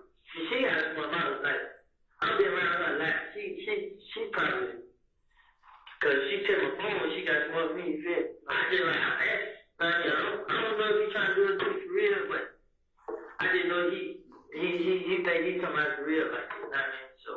So Thug is basically trying to take over the city. Trying? Or he got the city. Yeah.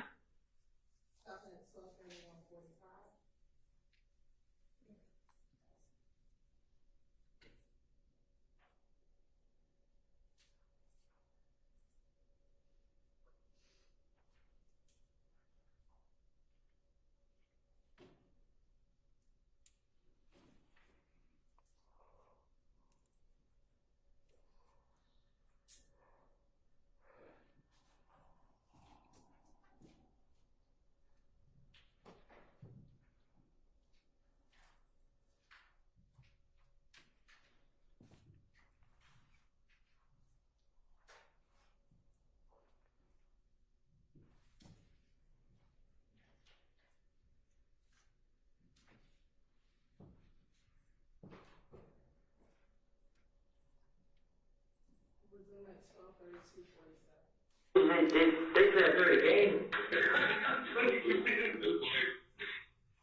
Yeah, they play a dirty game over there. So I'm not used to this kind of shit. So I don't know what's going on. You lost to your friend.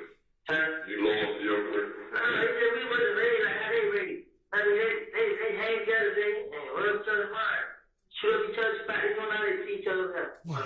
So, but.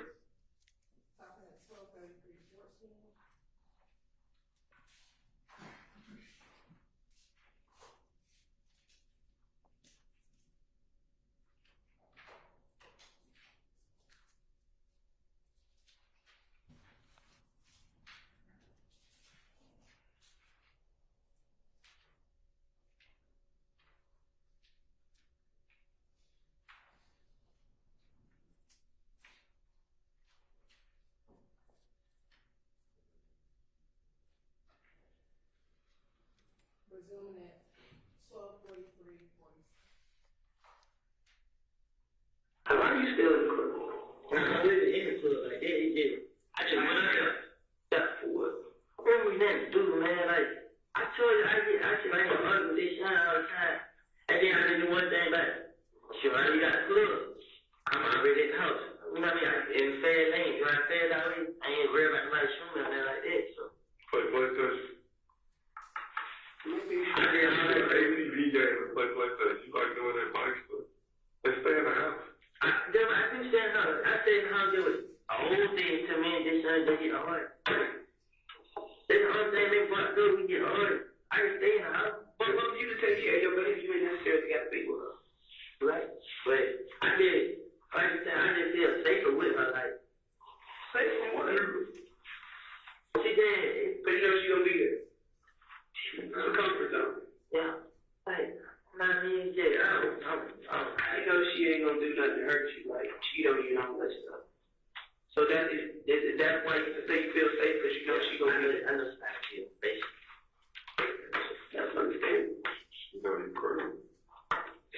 She ain't really put my hands on her and like that. I ain't saying that. I'm saying she knows you about that action, so she ain't even gonna try you like that.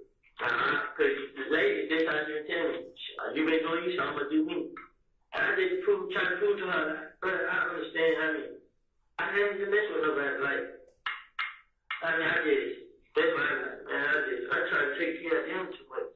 How far apart, as far as time, is the new baby and you and Deshaun? She's my baby. With Deshaun. Oh, your baby. Yeah, I got to my baby with Deshaun. She's premature, so she's supposed to be born like August. But the other girl baby born in March. So the other girl baby is older than you. Yeah. I mean, so.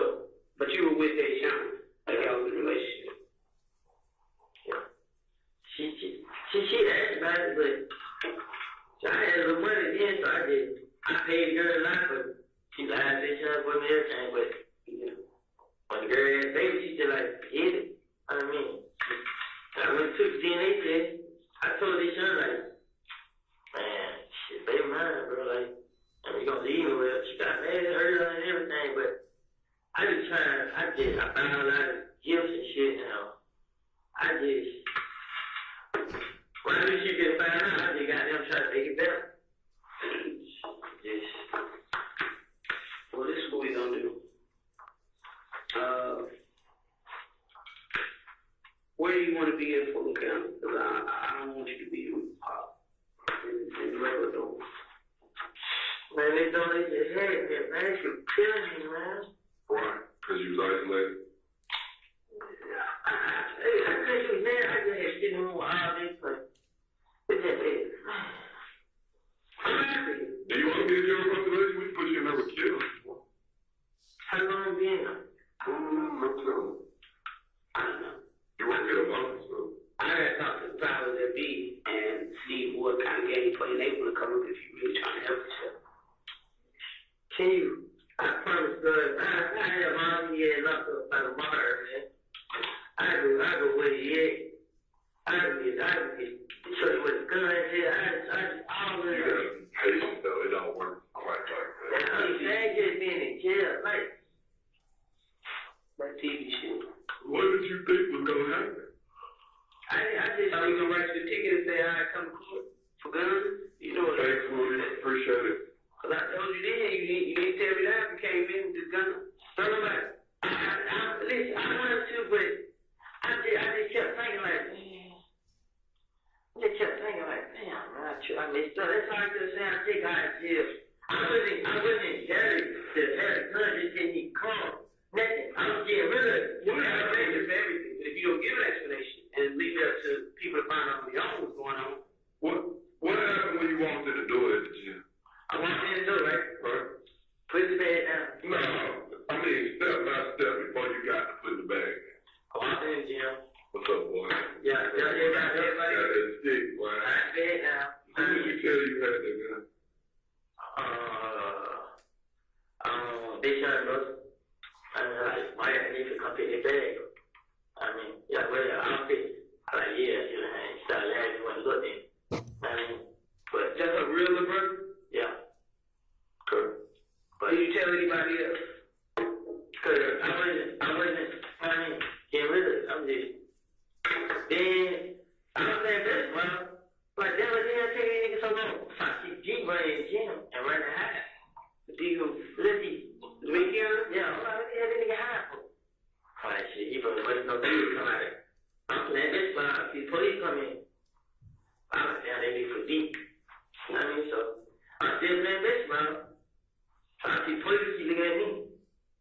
He just walked over there and just grabbed me, man. I'm like, what's on? Like, it's your bag. Like, man, I just got out of jail, but these brothers just came in like 5 minutes before him. Why they shine brother name? Who? They shine brother. Deanne. Deanne? Yeah. Is it Deanne or just Deanne? Deanne. Same last name? I think so. That's his real name, Deanne? Yeah. So he can give us the story that somebody else is coming to get that gun. Did you tell him that somebody was coming to pick my gun? I never told him it was done either. He thought it was closed. You did. So when he came in there, like, what the hell is it? He was looking back. Like, what? I mean, but the person was coming to get it. He was standing right there. they started talking to him. I mean, so if he was a fit bag up and left, you fit bag up and walk through the door, you gonna walk right to the police. You feel? That's just how fast it was. But I just like, they are good there. I mean, they like, whose gun was? I told them they would take it. You feel? Because they just can't have. They just keep running. The police that had been cuffed, like, they just take it. You feel? But he just, when they grabbed me, when I heard him, everybody just went, they went. You thought he was gonna claim that? It's in his brother's name. But did you think he was gonna claim that right there and there? I should have said it to you. I should have. He said that nigga right there. I should have. But really, at that point, it really worked because it was kind of still yours. Had you got your money yet? Huh? Because they were gonna pay you for it, right? I should have.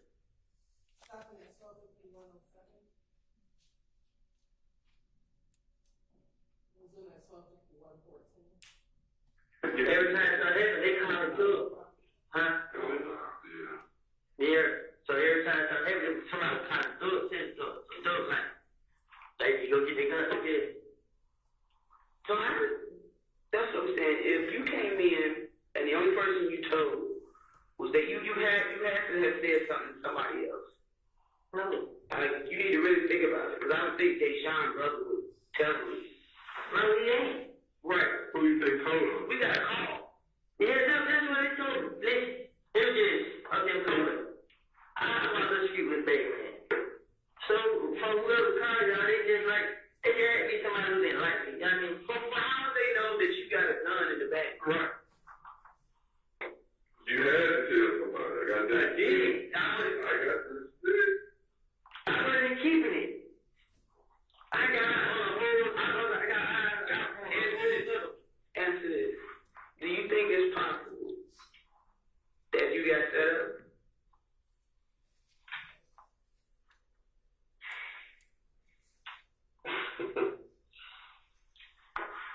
Because little deals about from Cleveland, he's still close to stuff.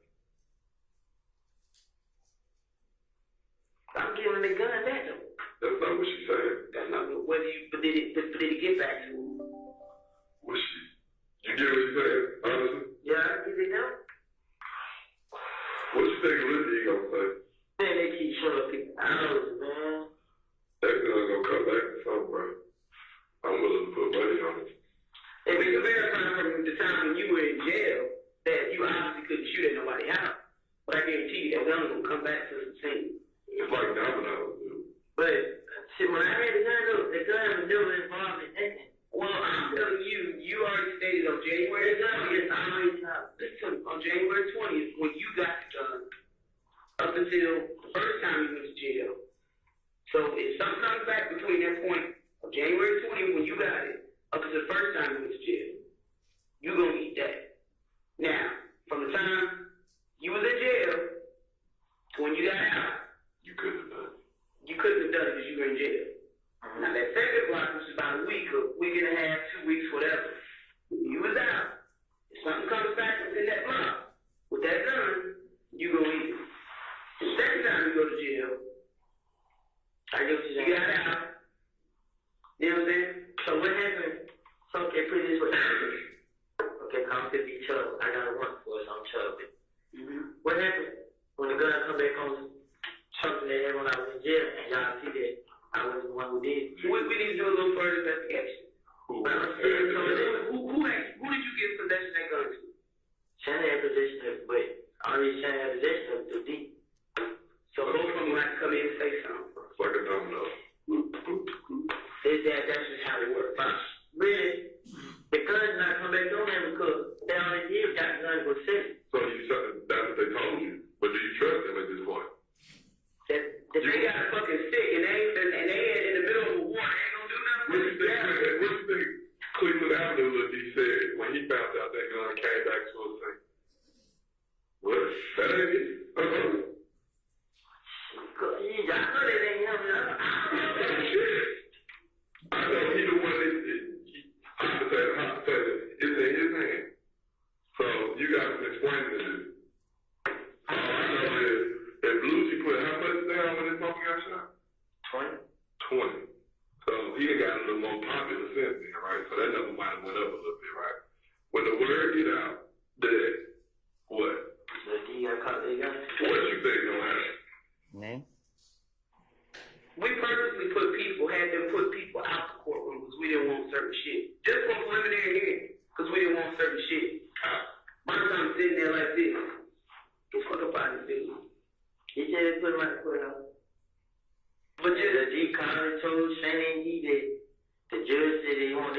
home by the end of the day or some shit like that. Sending them little, the decon told and all that. Those are the telling me. So that's what I'm saying. Once they get out, that y'all put, and I still say y'all, because y'all. In the name of you. Y'all put that to go there. I'm going to tell y'all something that y'all have heard, but since I be now, everybody know that I haven't been, like, around doing them, fuck with them, period. Y'all, now, you know what he did? They was scared me though, once. Then they put my picture on their page. I made it like I was with him. Slap it back. So everybody comes like my family like, what the hell you doing with them? I don't know why you put that picture up. They would feel me. I'm like, he trying to make sure that we back. That's what you got. Yeah. This time. And then he just like, he put a picture on Instagram like that. I haven't spoken to him, said nothing to him, nothing at all. Not one word, nothing. I mean, I walked in the club, I walked right past him, walked in the back. I haven't said. But to the streets, everybody still feel like you crew with them. People who know. Tell you what, because if some of you niggas do everything, they been seeing me a lot. You know what I mean? They just come on me, gas me up. Rest of them like, what's up? You know what I'm saying? They see my life. The ones, they got like the older guys, they kind of like wear money and stuff like that. They know I ain't do it. They know I ain't got nothing to it. You know what I'm saying? They know what's going on. That's why I might be around. I don't need to be scared. I might be around. You feel me?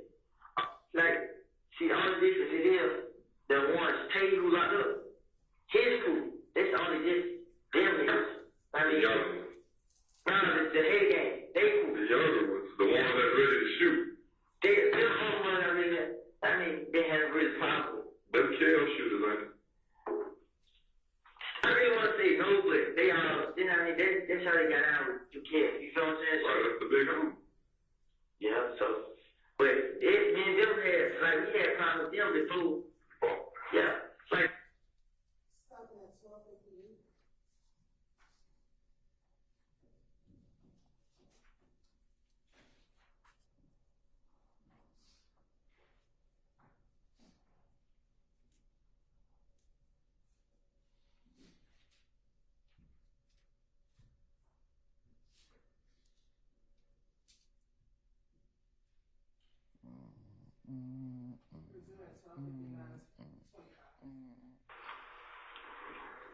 What you want to have? What you want to have from this point forward, basically? Since I told y'all about this, man, I gotta be real, man. Y'all gotta get to me, man. Y'all gotta lock them up, cuz. Who do you read? Y'all gotta get to it. You got a key? Told it, I'll help y'all. But, I mean, y'all have to. Like, if you give us something to go off on, then, see, you think you know if anybody, I'm gonna do my job. I ain't got a problem with it.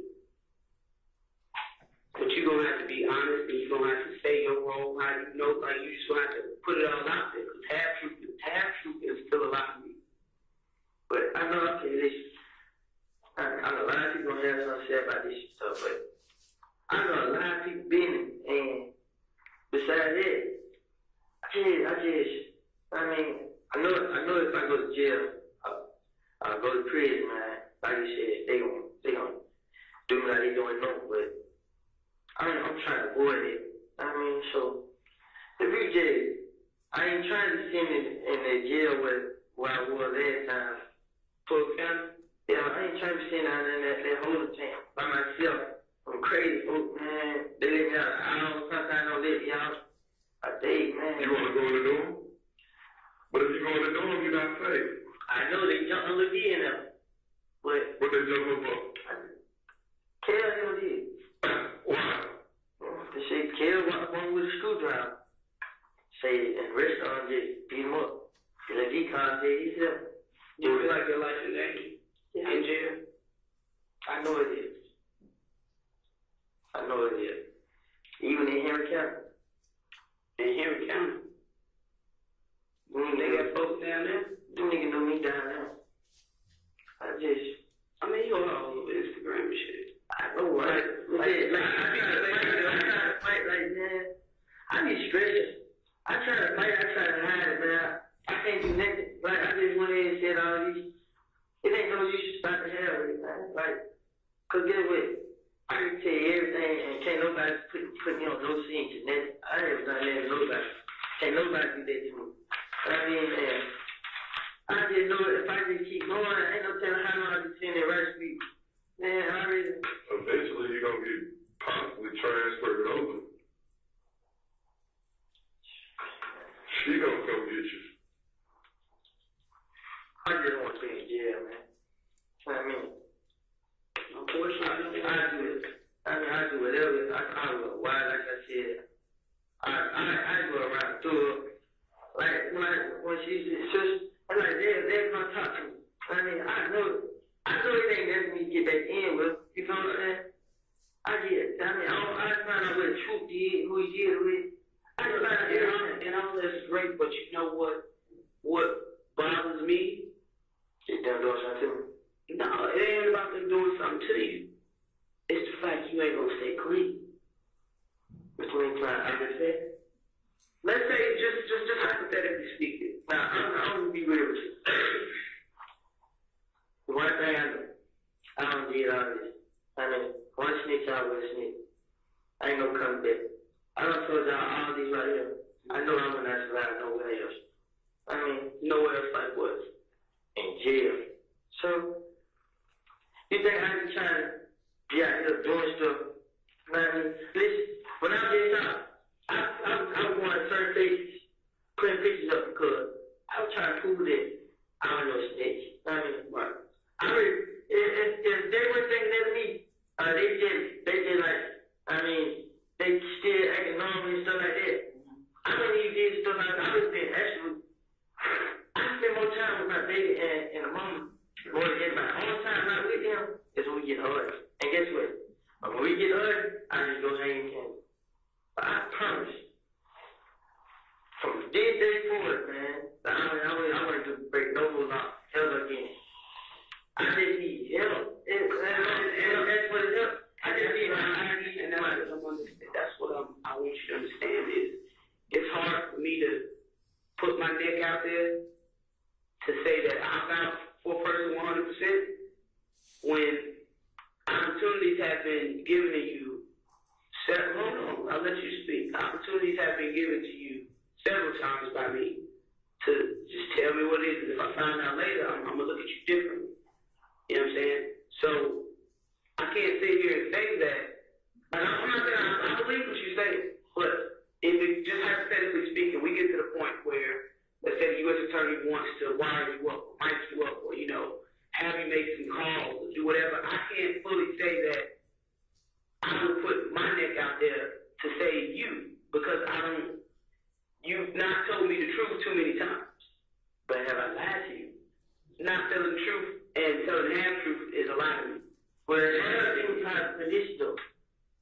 You said the gun wasn't loosened up, or what? You said you didn't have it. And that person never asked me. You asked the other person to look up. Now ask her that.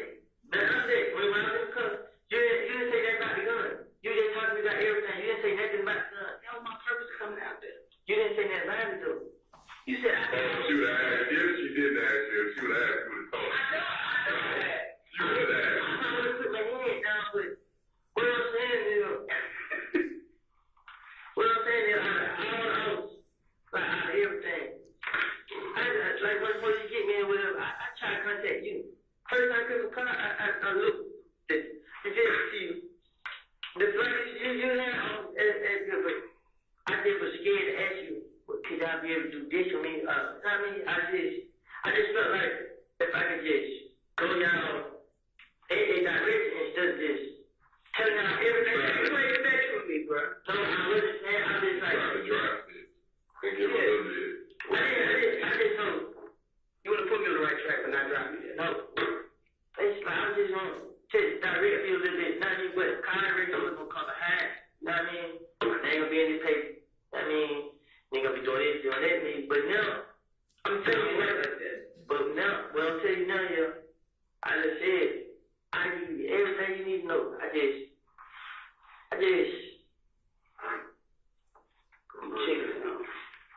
wanna, I just, like, now I'm asking, like, just help. I mean, if you can help me, I ain't saying because I'm in trouble now, but I really need the help. Like, I need it. And if you can help me, I promise you, I'm gonna sit right here right now and give you stuff. Like, I'm telling you, I'm not just lying. If you want to check channel right now, I can tell you exactly how to do it. If you not, there's just anybody. I just want to help. It doesn't work that fast. Like, you can't sit here and tell me something, I take your word, and I'm going to get warranted, but we share it later tonight. It don't work like that. You know that. I understand. But, you know what I mean? I'm not going to back out on it. If you help me, I'm not going to back out on it. And that's my word. Everything I done told you, if you can help me, I'm not going to back out on it. It's just the end of it. I just need help with it, and then that's all I need. I don't want to just be left out there by myself. Like, and I get and I understand that. And if you willing to not only help me, but will help yourself, but help me in this process, I'm gonna help you get it done. I can put you in places with people that can make it happen, but you gotta be 100% truth. I promise you. I ain't no, like, listen to me. Half truth is a lie. I'm gonna tell the whole thing. Half truth is a lie. I'm gonna tell the whole thing. And if I'm slave and put my neck out there because you saying you gonna tell the truth and you don't tell the whole truth and the half truth, all that shit, then I look like an idiot. And in due time, it's coming out. It's gonna always come out. This was a month and a half ago with this gun shit. But we take our time. I know the work case. I know. I just felt like, okay, I can't tell y'all this. Then y'all gonna go and go right back out there. You know what I mean? So I just kept looking at like, but it's been plenty of times I be wanting to ask y'all like, you know what I mean? There's nothing wrong with asking for help, but you can't have one for the in and one for that. You can't play both sides of what she's saying. What I'm saying is, bro, before I get somebody hurt me, bro, you gonna protect yourself, but then you gotta deal with the consequences that come with that. You right. When you lost your right to possess a firearm, you're gonna have to roll the dice to try to have it do not let them hurt me. Well, fucking move. But, you know what I mean, the biggest thing I didn't want to do was somebody like this, you know what I mean? I understand. But, and I know that. I know I messed up, you know what I mean? And all this year because of thought, like, I wasn't on their help. I wasn't nowhere going this way. I mean, I wouldn't be locked up. Going through none of this shit. If they niggas they never did. You was chasing your dream through history. Yes, I actually was trying to just be rich, like, You trying to get up. Free, right. then he was this, then he know it because he was happy, he was this. You know what I mean? All thing about it was, like, he introduced me to a lot of people. You know what I mean? Like, I was meeting, these people still remember my face. Like, but all thing about it is, like, the nigga just telling people, like, I'm this, I'm that.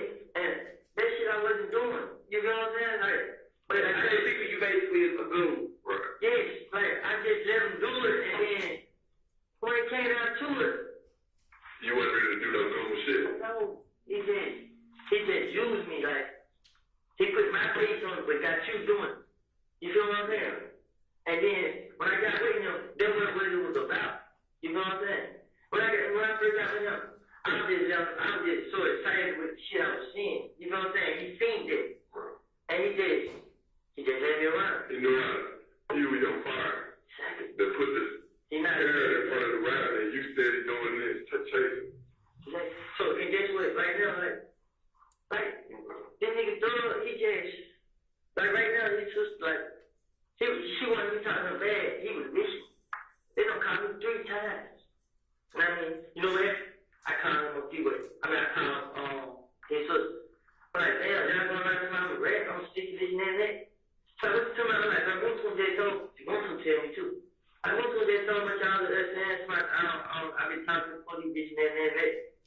So like, no, we ain't saying that like that. You feel what I'm saying? You don't call it up. Like, no, you got to call it you like I'm a rat. You never think that, you know what I mean? Shut up. Why? Now I'm phone her. I called my sister phone. Jet called my phone like 2 minutes later. Like, what is it? Like, did that. Like, what's up, bro? I ain't asked how you get no. I already called. He's like, yeah, what the hell you got going on, bro? I cut my look, man. I already got me. I don't know what y'all got going on. They somebody out y'all in the studio, somebody. I'm telling them this and that. I mean, what's up with that, bro? He's like, I don't have to take this, bro. You know what I'm saying? I know you, bro. I mean, I know one thing about you. You ain't gonna tell him. You know what I'm saying? He said, Moon Toon come back to the studio telling thugs and the IT time the police. Moon Toon and Shannon was trying to get the spot I was in. You know what I'm saying? Cause I was in. So, the spot they think you is. Yeah. No, like, he was like, he was paying back and all that stuff. Like, wow. I don't know. You know what? A lot of people said, oh, this, bro. I'm not going. I'm going home. I never had, like, I go anywhere. You know what I'm saying? They promised it and just us. All first I had promised.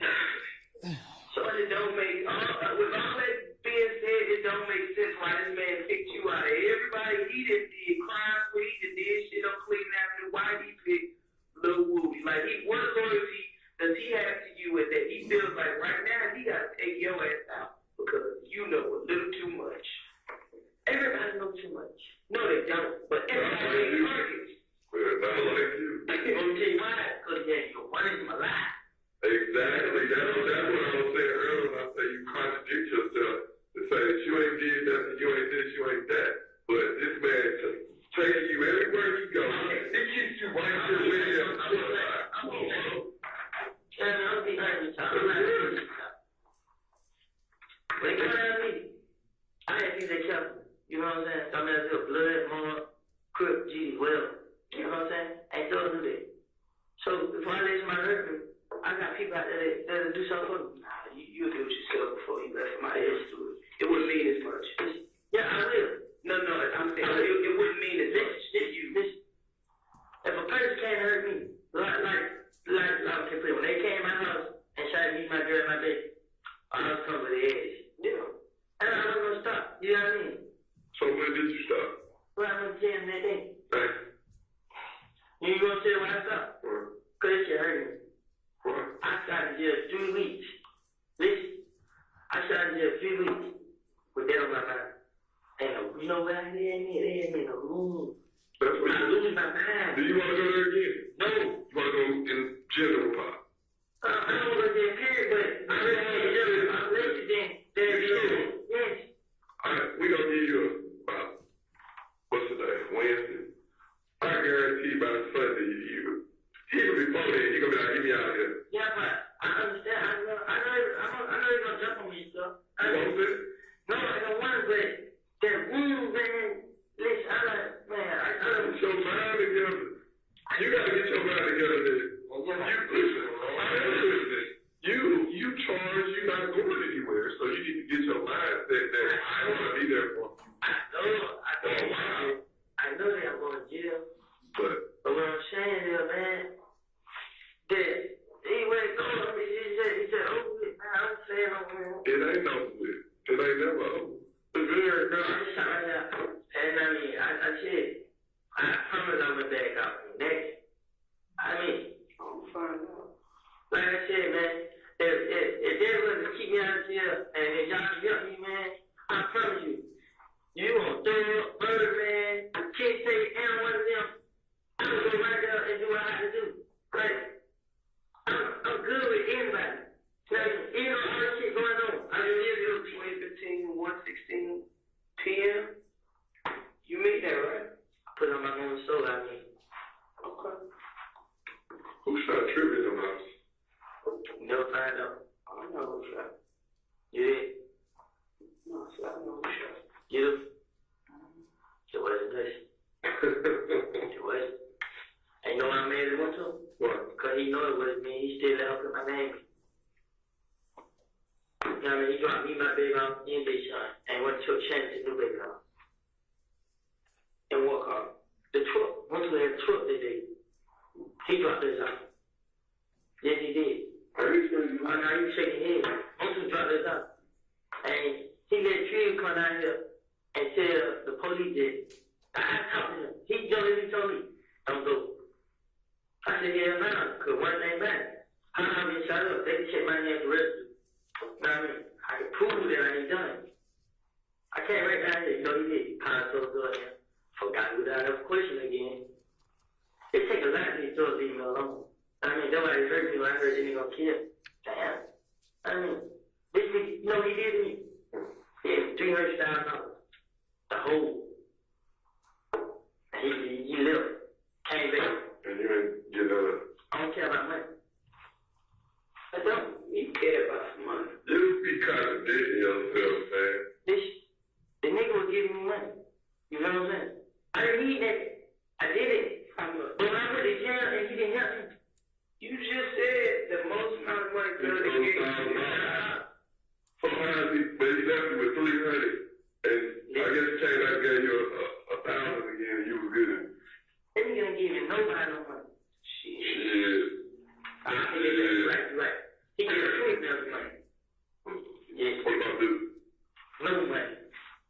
What is Duke role in all this? He get a lot of money. About 5,000.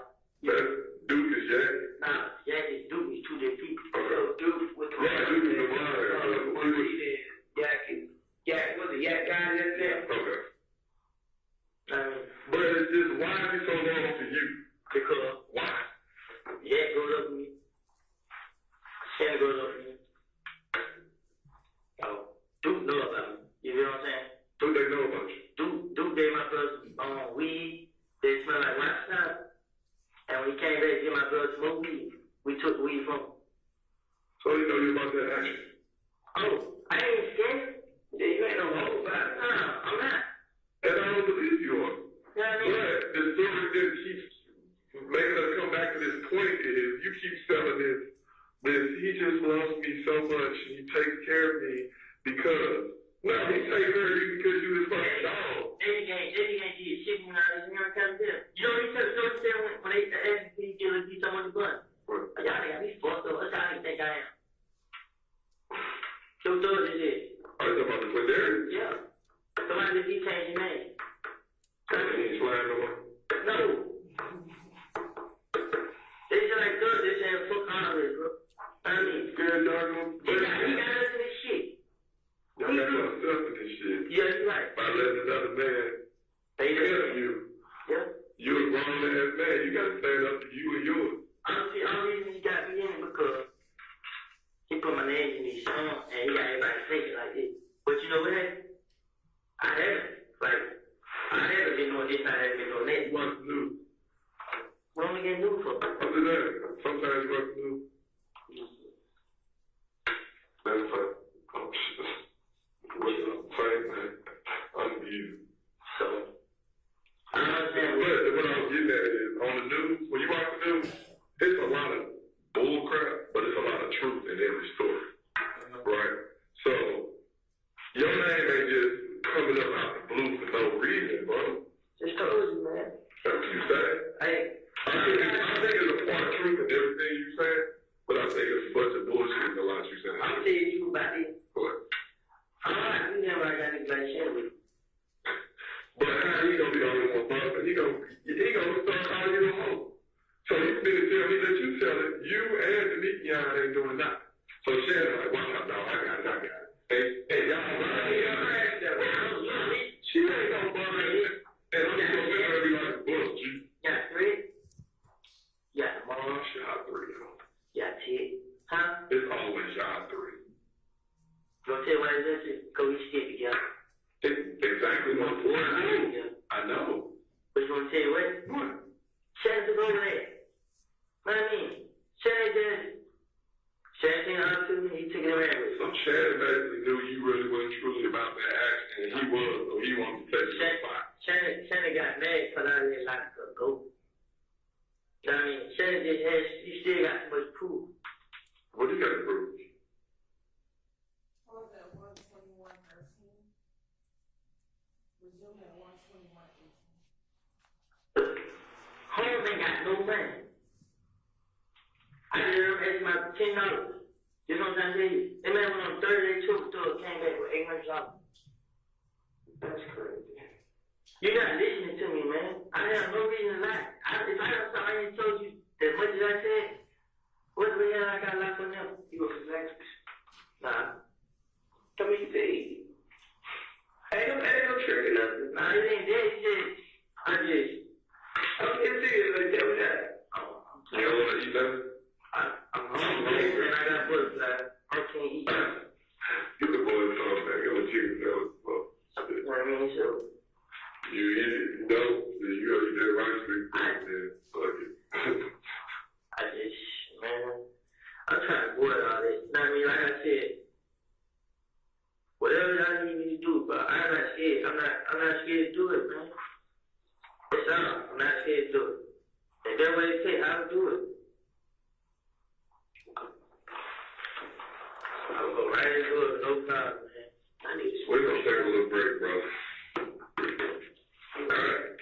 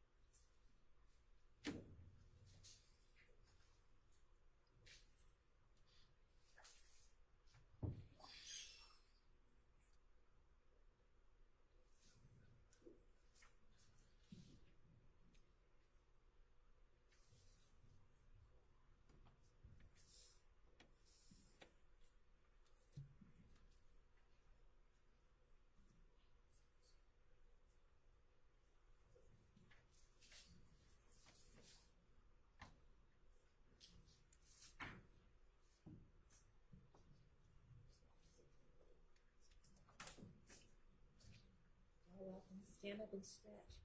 Wait for this next part to start.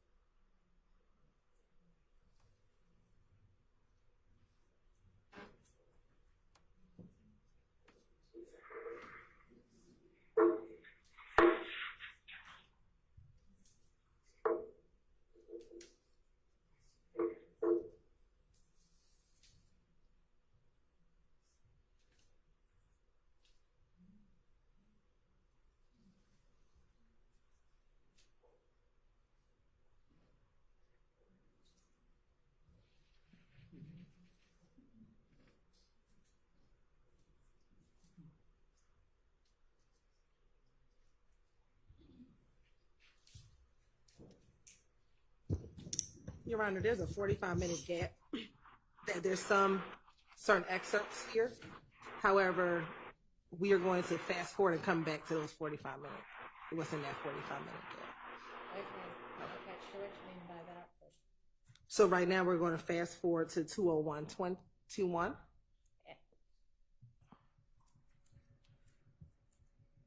Is there some issue or question about the other part? No, Your Honor, but Go ahead. Is there an objection, Mr. Sharp? I'm assuming. Speak into your mic so everybody can hear you. I'll do the same. Yes, Your Honor. I'm assuming the state is saying that they're going to fast forward to the next time Mr. Copeland speaks. Is that correct? he also speaks within this 45 minutes, but it's sporadic, and so we're going. Well, I think the jury needs to hear what he says. Oh, okay. Well, we can sit. Well, I'm not trying to make, this is the state's evidence, and I'm not trying to make anyone sit for 45 minutes, but I want the jury to hear everything that Mr. Copeland says while he's alone. Okay. Are you planning to play it at some point? Your Honor. You're going to go back to all his little, everything he says in that 45 minutes. We just, yeah, as long as they're going to play it. I don't know why they want to play it out of order, but whatever. That's fine. Thank you, Your Honor.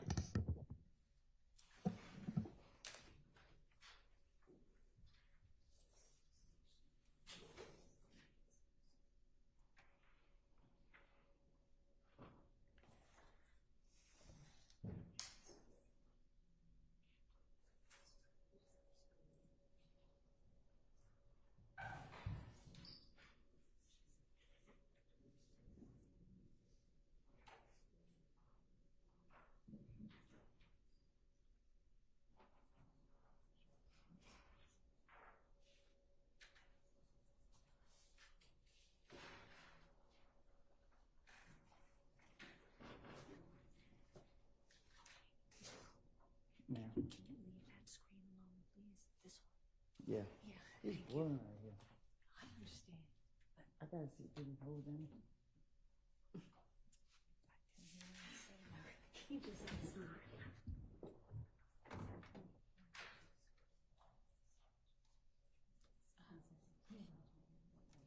I can go see right there. Sorry, Ford. Yeah, you have to sit here through all of it. Leave that screen alone.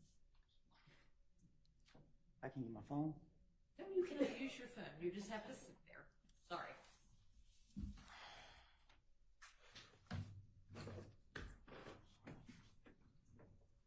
We'll be starting at 2:43:55.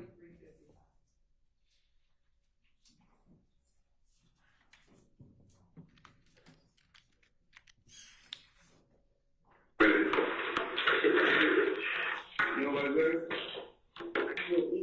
Let's got you eating them steaks. Oh, man.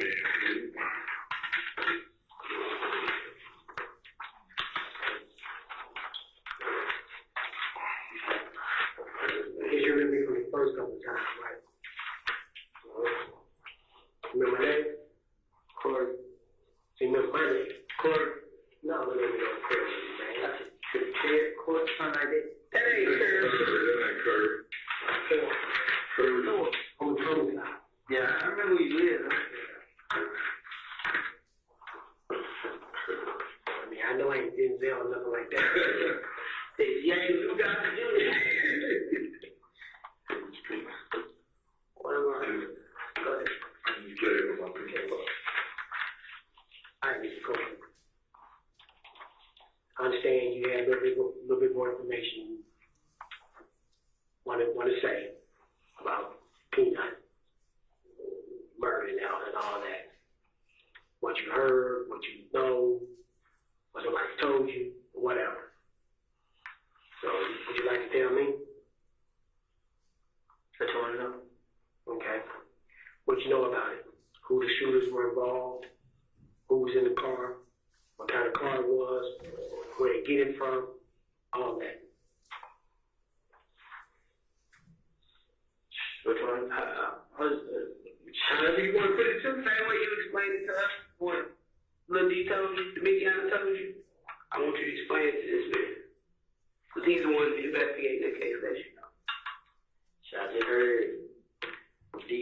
like they killed him.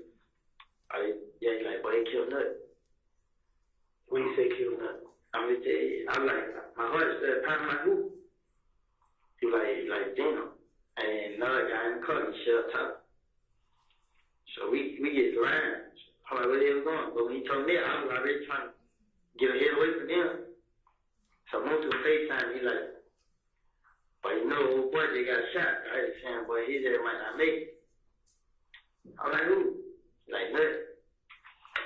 I'm like, him. Man, he like, shit, well, you know they could scream, out of me, right? And well, I ain't have nothing to do with it. So shit, I like, man, my head started instantly. I got off on him.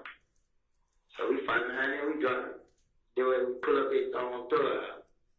They in the first car. So when we pull up, tell me again who I was in the first car. I gotta explain how it was because I ain't know. So we pull up his door. I fall. But when we first pulled up, Doug got out the front door and walked in.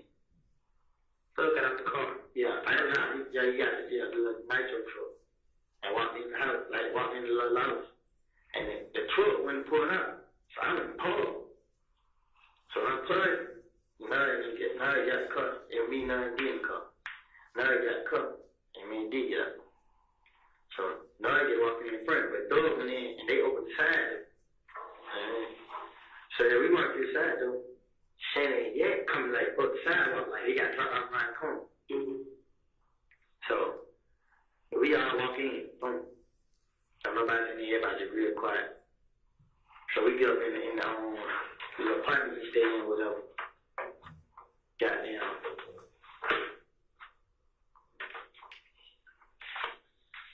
I think everybody really just quiet. Thugs like getting shit together.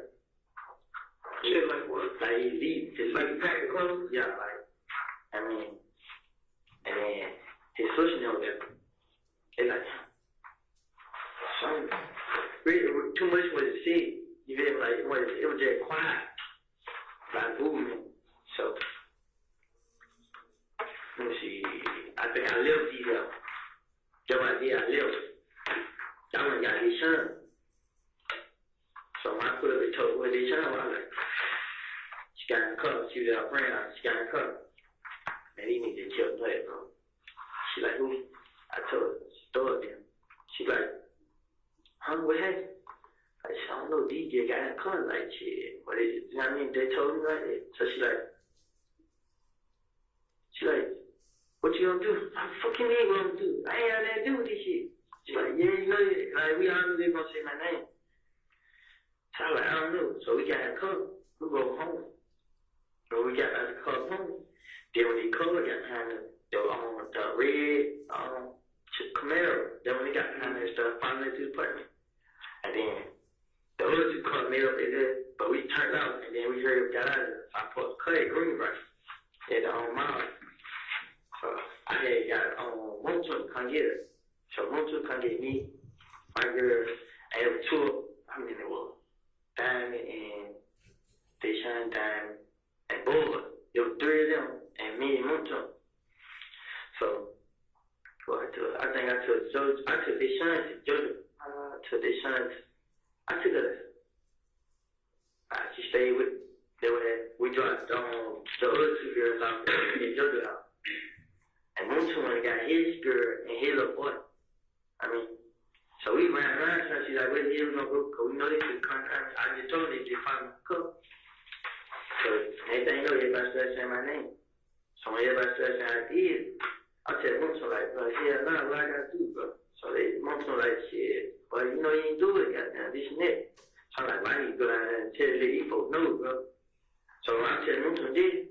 Montu like, shit. What do you say? Like, yeah, he's like, well, when they start screaming my name, they don't go down there. But long story short, Doug called phone. Called phone. Montu phone. And we're like, well, them niggas pulled up every time they outside the house. They were looking out the window. They pulled up 3 cars, he had bad inside there. So you took the Kelly. They pulled up outside Montu's house. So while they sitting outside Montu's house, I mean, not Montu, Doug's house, while they sat outside Doug's house, Doug kept calling called Moonton, tell Moonton to pull up. See, he didn't know how to whip Moonton. Try to get Moonton to pull up and get me away from the house. Right. But I think his sister ended up calling the police or something, but they pulled out her sister. Yeah. But I don't think she called her. I know she said something about it. And when they pulled out, Doug had somebody pull up and drive him straight out of town. Is this house that you talk about where they came out from? Is this in Atlanta? Yeah, this on the Sky House. The Sky House. Okay. So they the man came and drove Doug out. Nah, I'm so scared. We pull up at the house at Lenny's. So we get to the house at Lenny's. All his brothers and sisters were down there. I mean, and he was just patient, like he didn't know what to do. But everybody interested was hearing my name. And I just sounded like, I was like, damn, I wanted everybody, how y'all do this? Like, I mean, what the hell that did somebody? I ain't want to at the time, I said, quiet, I just stand there, and then. So you did not want to say you didn't do it? Huh? You didn't want to say in front of everybody you ain't do it, or why y'all say my name? They weren't saying my name. They knew what was going on. I already know. I mean, everybody just in the streets saying my name, like, who did. I mean, so I was like, damn, what the hell? So when I really ran around, I was so scared. Okay, I left through the house. When I left through the house, he called. Nah, I'm scared, boy. Sometimes I was in Canada by my sister's house. And I got away from me, but I was scared. So I called my girl mom. And I told her, I was talking on the phone, and I was telling her what happened. Like, they just kept me, man, they said I did. I didn't have nothing to do with it. So she was like, man, I was talking for a minute. And then she was just like, well, don't go down on your own. Just wait till the police chief come out. I was like, right. And then when I got on her, I found later, I seen the ambulance and the police car flying it, like going towards Summerhill, like where she stayed. And then I thought like, when me and Kel, like when we let the go with each other, he told me he knew my girl stayed, so I called my mom back. I'm like, is you at home? She like, nah. I like, okay, I'll just try to make sure you in that house. She like, nah, I'm out. You know what I mean? I like, okay. I got her phone up. So I called my brother. I told my brother, like, hey, bro, these niggas know you stayed. You got the house. You feel me? They just left her house. My brother like, what the hell happened? I told him what happened. But it means they killed nothing, bro. You think I did? So my brother like, he get out, get the kid, they get out the house. So when they get out the house, go ahead. Get that out of it.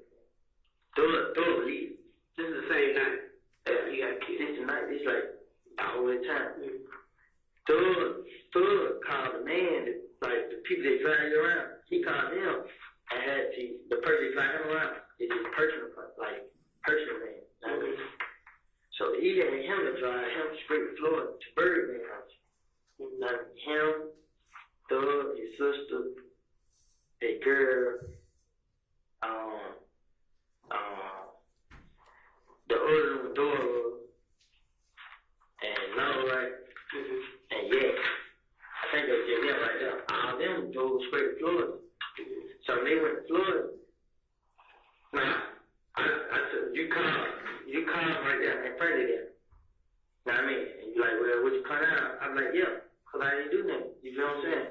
And everybody legal like, cause I held the phone, walked up. And when I walked out, I heard everybody got quiet.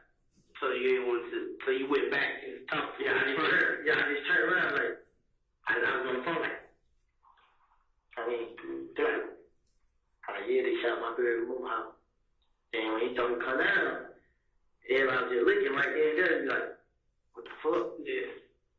So I'm like, bro, I went there. I can't say now. I don't know. You feel what I'm saying? Right. So he's like, yeah. I mean, from Moonton, bring me down here. I get out the car with him right here. I come in here and talk to him. And when I leave, I got to call my brother. You know what I'm saying? But I didn't want to get caught up in it, man. It just. So, who's in the car that's supposed to be the driver on Peanut? This was Latif broke the story down. He said, I think he was in the car, all of them leaving the sky. And he said, they rolled past the scene, nothing, standing outside. They went somewhere and changed clothes. Nah, that's what it was. I dropped Sandy D out the door house. I had went home with my baby mom. And then, them,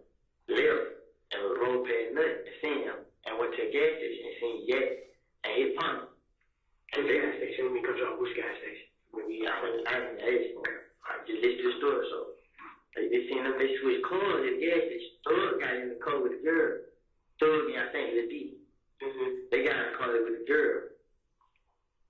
And there were 4 left in the car. Jeff, Shannon, Lord, and Duma. They jet on it. Them 4 got in the car. You know what I'm saying? They said they just rolled past the shot. what do I look like? Oh, he's short. He's like big. So you ain't gonna see him because he don't be around us. How can I find him? Metropolitan. Metropolitan boy. I don't know if they still got his spot right there. They got a trap house right there. He got an issue right there, don't know his name. Is it something do up? Or does it sound like that? See, look, you going jet page. He shot a nigga out named Maddie. Named who? Maddie. M-A-L-I. And I think Duma might be on his page. So go to Yak page. So D told you this is the only people that was involved in the shooting. No, D personally told you that. Yeah. And how did D know? Because one of them told him? Nah, like, you know what I'm saying? Like, she's riding in the car with them. Okay. Yeah.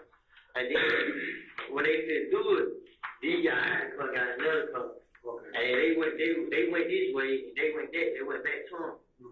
And then after it happened, they all pulled up on Cleveland. And the female right there, and they just got in the car like they talking about it.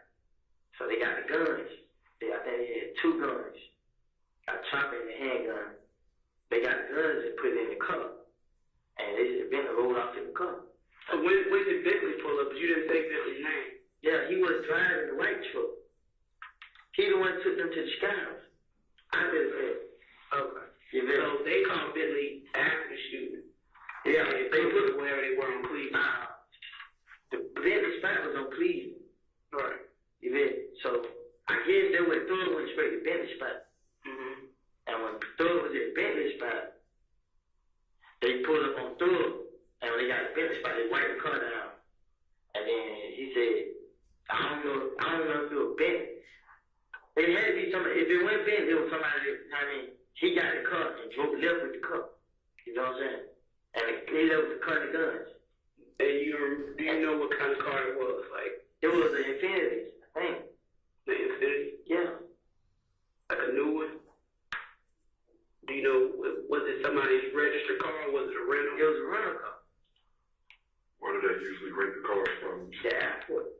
You know, like Hertz, Enterprise. I went with Thug when he rented the car. That's what I'm saying. Which one was it? At the airport. You stay in the airport, there's different rental car companies. I don't know which one it was. So you went with Thug when you rented the Infiniti?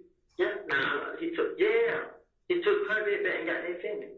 He took the vet back and got the Infiniti. Yeah. You remember how long before the murder that was? Probably like the murder happened like probably 2 days later. They did shit like that.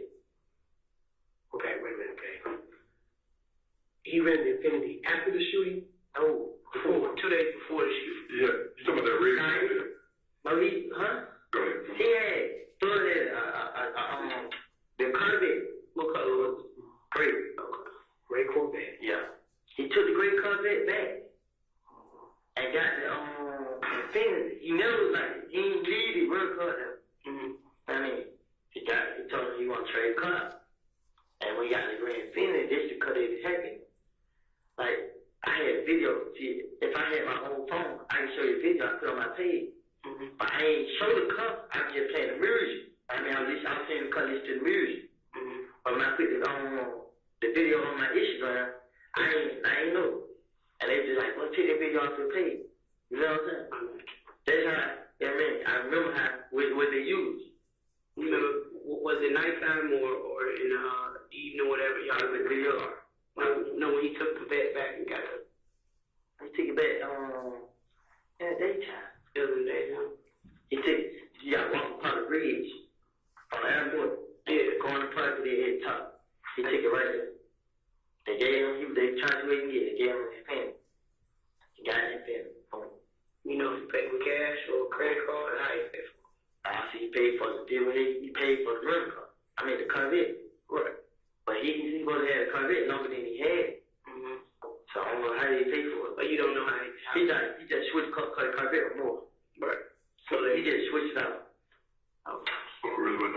nobody's changed. See what Just why is that a comment? Hey, now you actually, if you rented it under his name or somebody else's name? it was like, it was a lie. They was on a lie and talking, so I don't know. Like, how many people behind the thing? But it was only y'all two at the register. I'm right there with him. And it was y'all two. What you mean? When y'all went to do the switch out, it was you and just him. There wasn't no girl with you and nobody else. I was just being told. All right, Yeah. So Lil D told you all of this after the fact. Yeah. I knew the cup. You know what I mean? I didn't want to get rid of it. You know what I mean? I know, but with all that, Mr. Copeland, I know that shit surrounding you, man. You should have been dug yourself out that hole. But, you know, I did. Listen, when they came shot me and my baby, man, I couldn't run from it. Like, I was already, it got worse. Hey, Mr. Copeland, listen to what I'm saying. Stop your mind for a minute. Listen to what I'm saying. The reason why Canada was coming after you, because they had no other reason but to come after you. But if you would have just went on ahead and, hey, this is what somebody told me, blah, blah, blah, your name been cleared straight from the rip. Okay, straight from the rip. But understand this. While I'm out there, while your names came up like that, okay, I knew before he probably even died and I knew my name would come back. Like, because they just the type of niggas they care now. I mean, I know that's it. And understand this. They don't need to do an investigation like us to say that you're guilty. All they got to do is hear from one fucker out there, you guilty. Okay, that's all it took. One person. Okay, let me ask you this. 6 months, drag day. How many times did we ask you, did you have something on this? A lot. It's okay. Okay. But yeah, I understand. Listen, it's hard. Like, I know, but understand this. Well, no. I'm gonna go to jail. You know what's gonna happen now? I'm gonna go to jail. They gonna jump on me. I ain't gonna let her take care of it. You know, you already take care of it. You gonna trust me, we already taken care of it. Okay, and understand this. You gotta face what you've done wrong. Okay, I didn't do that. Okay, stop that. How old are you, Mr. Coleman? 23. Okay, you're 23. Okay. By legal standards, you're a grown ass man. And one of the things I learned from a young man, the old school used to tell me, bro, a man stands up to his own fucking mistakes. It's not your fault. It's not your fault. It's my fucking fault. I'm gonna own up to it, deal with it, and move the fuck on. You keep receding back to a 10-year-old. It's everybody's fault but mine. I'm in a situation because it's everybody's fault but mine. I don't want to confront it because whatever. You get what you still gotta get. Okay. If they saying they were throwing them like other people, what they gonna say? Well, I tell you what. Even though they gonna still try to keep it on me. Like, look, I really didn't have anything to do with this murder, bro. People was coming at me like I did it. Okay. Like, and what did I tell you from the start? I'm here to either prove or disprove you had something to do with it. But you never gave me anything to disprove you had anything to do with it. Understand that. Let me tell you what I mean. I knew it all. I knew it. When I went with them to get the car, they go, I made who I told. So I feel like, so you rather your life ends and they keep living partying up?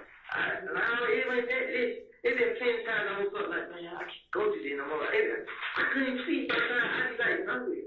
I didn't want to tell because I knew. Let me say something. Everybody on my face, you're going to be a lot of people coming out. Okay, loyalty is a two-way street. You right? If motherfuckers don't show you no loyalty, you're not going to have no loyalty back to them.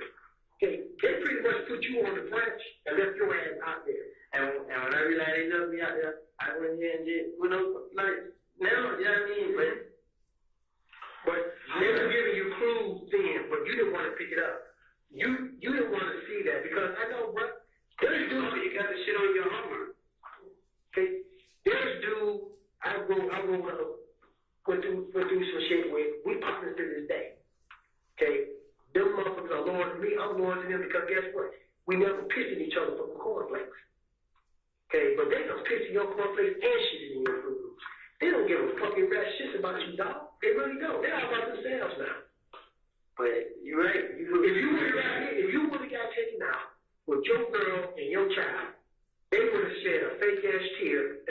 about their fucking business. VIP, Woody. Mm-hmm. Hey man, what we going to do? Yeah, I know that. I thought about it every day, but I keep saying, but what I'm saying is, yeah, a whole lot of other niggas out there, this ain't got nothing to do with it. They gonna come out to me. You feel what I'm saying, bitch? You remember what I showed you earlier? When I made the circle and I showed you everybody that versus Woody. Yeah. I do that. You see that? That's gonna happen regardless. We can't make it. This is a whole game. We can't make it go away. We can't make it go away. We can make it go away with your help, baby. How long you been doing, or how many times do you think you've seen Nard? That ain't him on the picture. You ain't even seen the picture. I seen when he looked it up. That ain't Nard. That's not Nard? Okay. Nah, this not Nard. Okay. Don't look nothing like Nard. No, that name was just Nard. Nard. N-A-R-D. Yeah. I don't know if they're underscore 5 or if it's 5 Nard.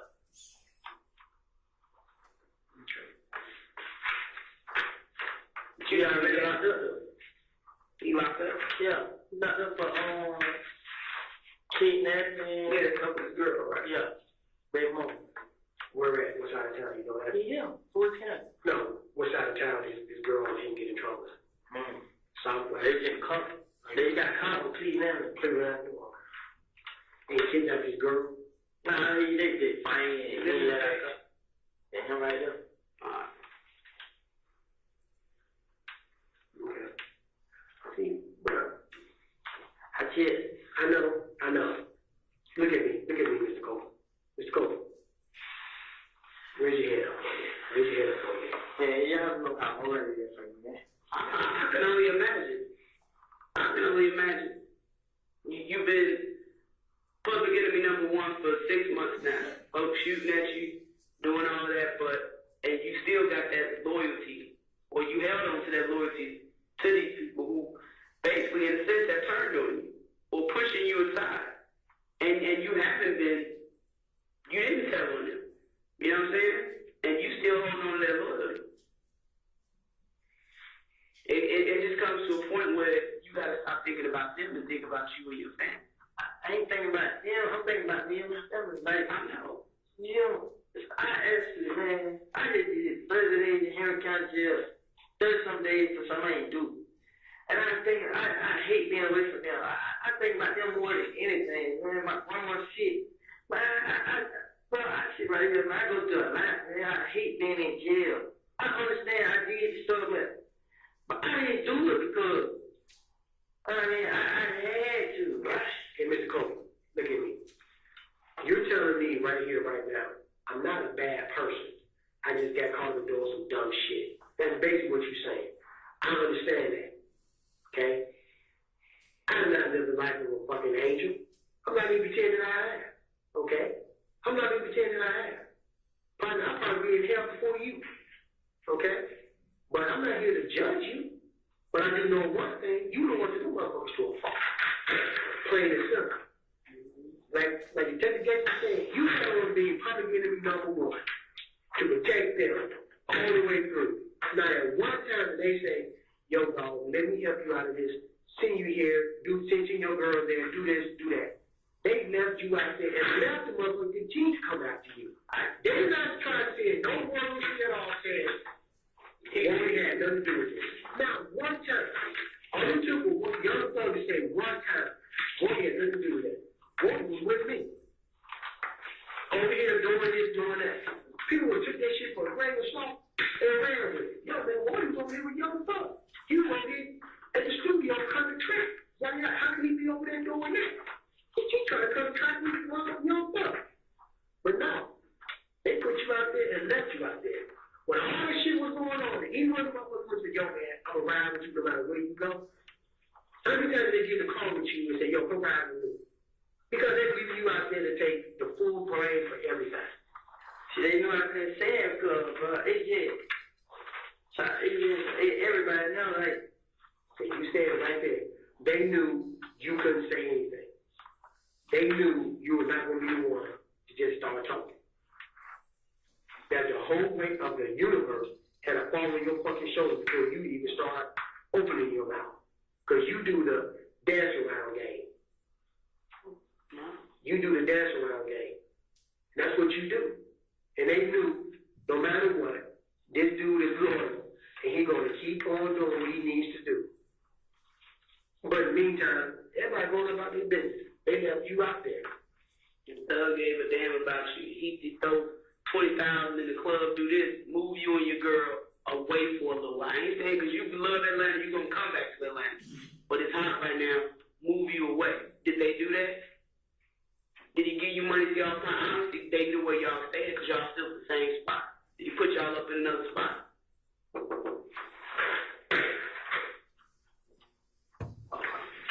One second. Who was that? Say yeah.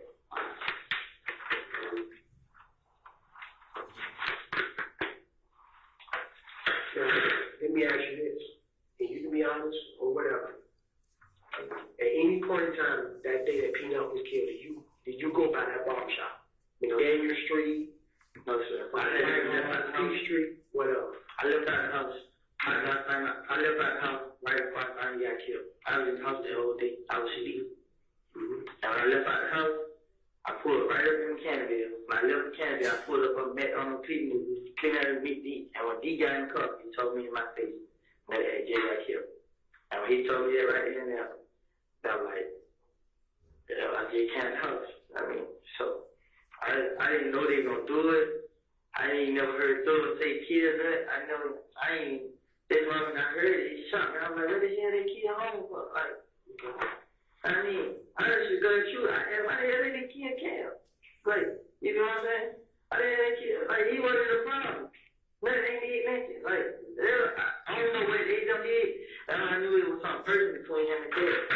I mean, but what was person between him and Thor? I don't know.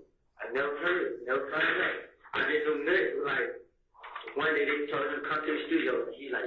He told somebody, yeah, wait, I'm sitting up. I mean, he started going up there. So then the owner, I just never knew.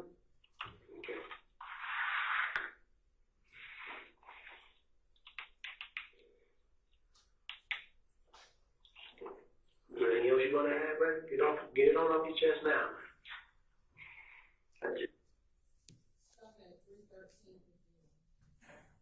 All right, this is probably a good time to break for lunch.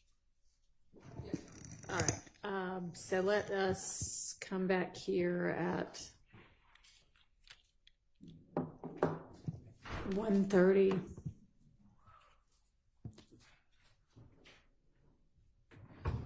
I can step out. Yes, be back at 1:30.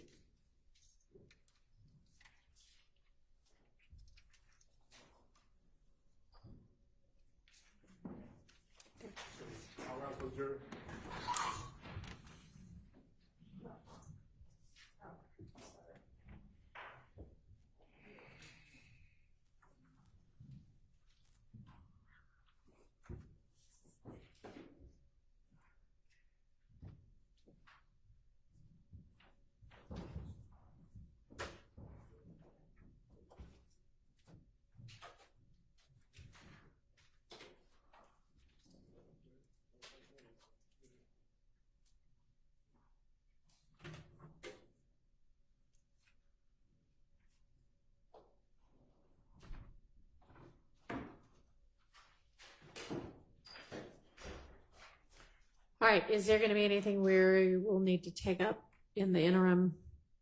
I'm not in that, like, not right now, but do we need to come back a few minutes early? Anybody? Okay. All right, then we'll see everybody at 1:30. Thank you.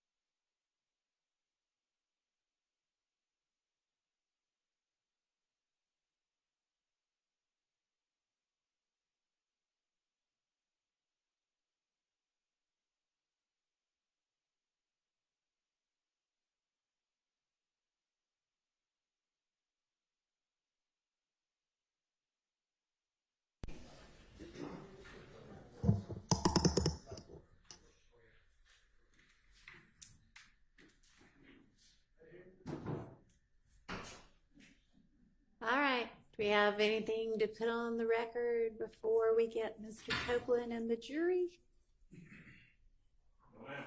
All right. You were standing up, so I wondered. All right. Is Mr. Copeland out there? I know we're a couple of minutes. Well, no, we're not a couple of minutes early. He is, Your Honor. Okay. And Deputy Hilton's going to be, she just took a brief comfort break. We'll be right back. All right.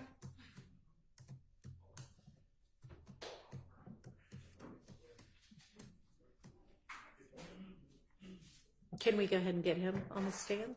Yes, Your Honor.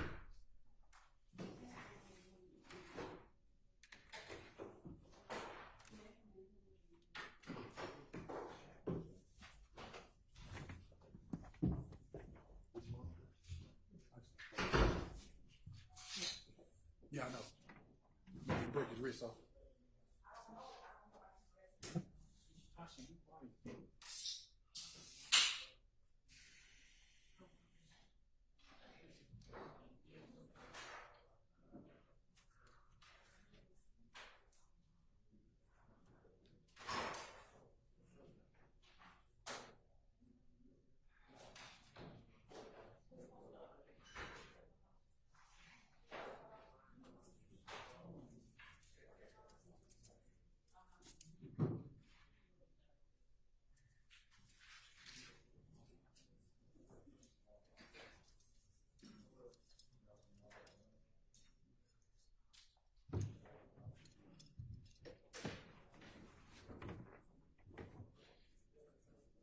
Ready for the jury.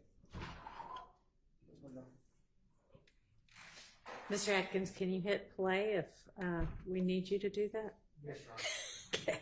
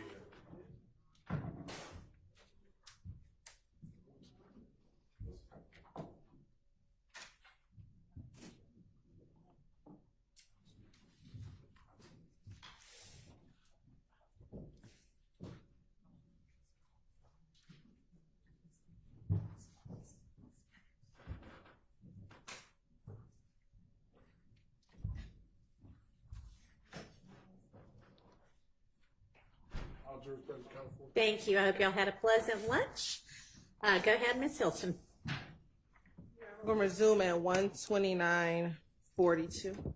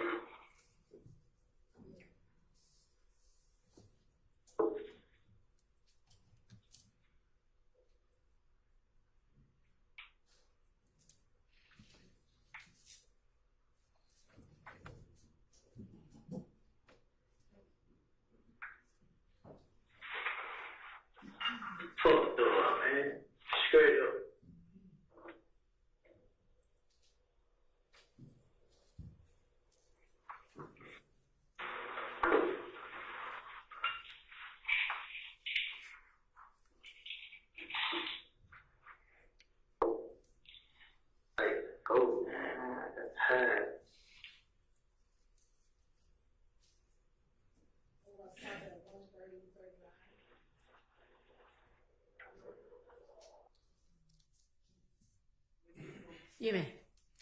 And I don't think these little headphone things got. Don't have those today? Yeah.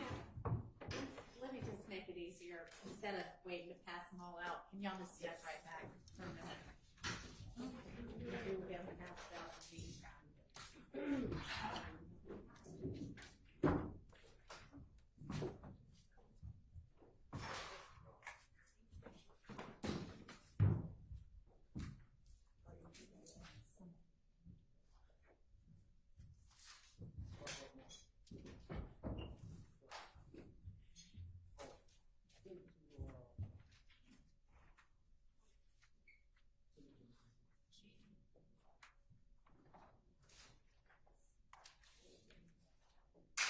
Yes.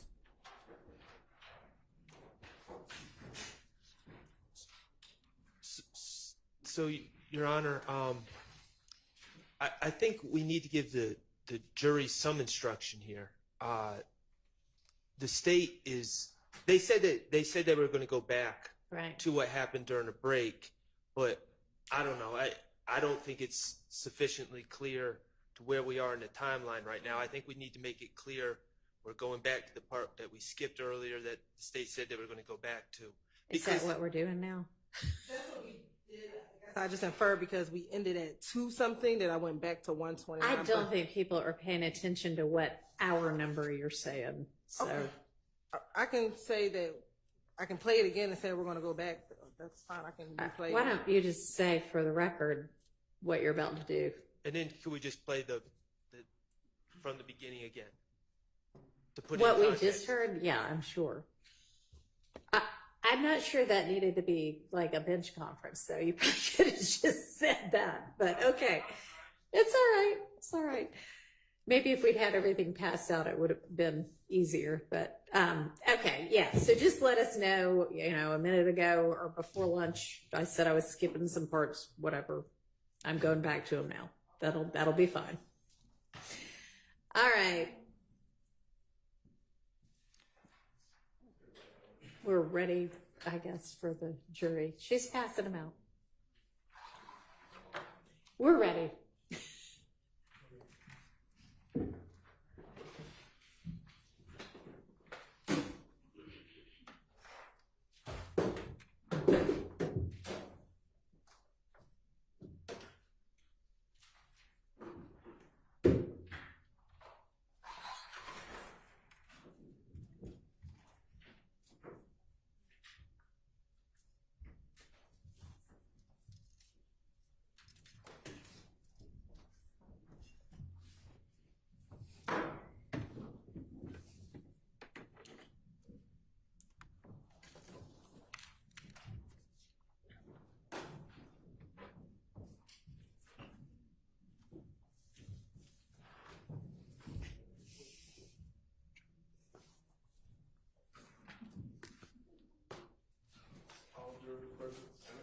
Thank you.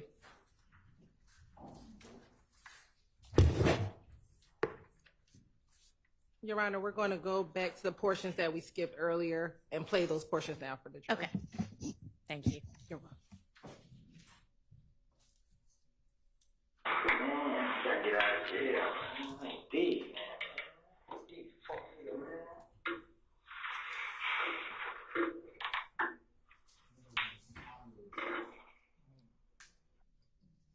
Can y'all not hear it?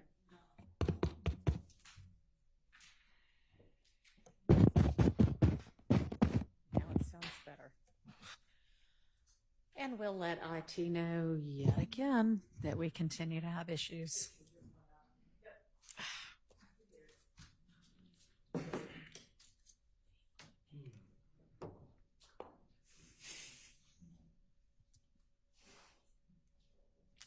Maybe they just need to replace that entire box. Do you want to give it a try? It always seems intermittent anyway. Gotta get out of jail. Ain't dead. Deep fuck nigga, man.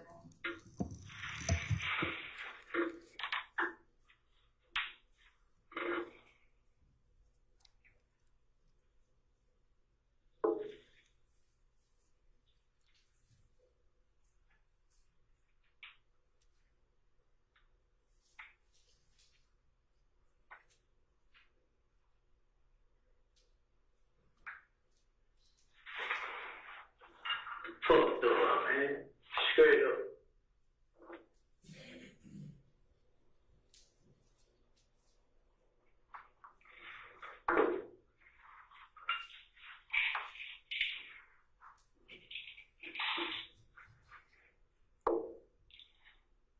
Oh, man, that's hard.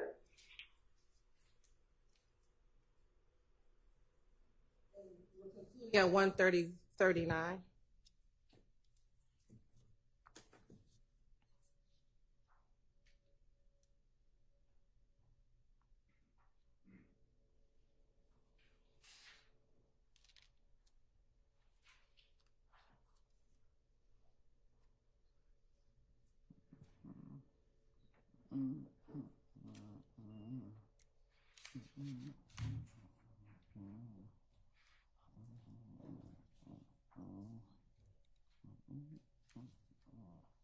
We're going to resume at 3:20:51.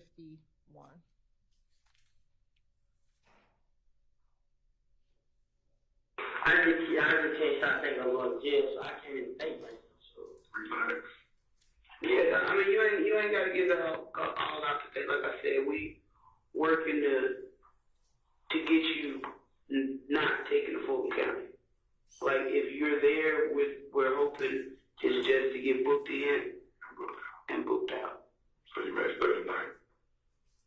You can handle it. Y'all can't go with us. My big mama and the baby can go. What you mean? Like move or something? No. I'm not talking about you get booked in and you get booked out. I'm talking about you get booked in and you get moved to a different jail. I'm talking about it ain't no street, like basically protected. How long you been in jail? I don't know. That's not up to you. That's not up to us. So I'm going to get recommendations just for your warrants. I'm going for a gang charge deal? Yeah, you had warrant for the gang charge. For the gang charge? What you feel about the gang charge so bad? I ain't gonna get no money, man. I already got no money. You don't need, bro. Honestly, ain't gonna do it. I feel better when you're in jail because at least we know you somewhat safe. Exactly. My biggest fear is scooping you up off the ground and saying I told you so. I'm just out there like this, I know how to watch my back. That's all I've been doing. I just had that bad with these. I'm watching them, but I still just let stuff go and let them just come right back to me. But it's a lot basically with what you learned about Lil D today. It's other stuff that you already know that it's starting to kind of add up, right? That stuff that happened between y'all where you like, wait a minute.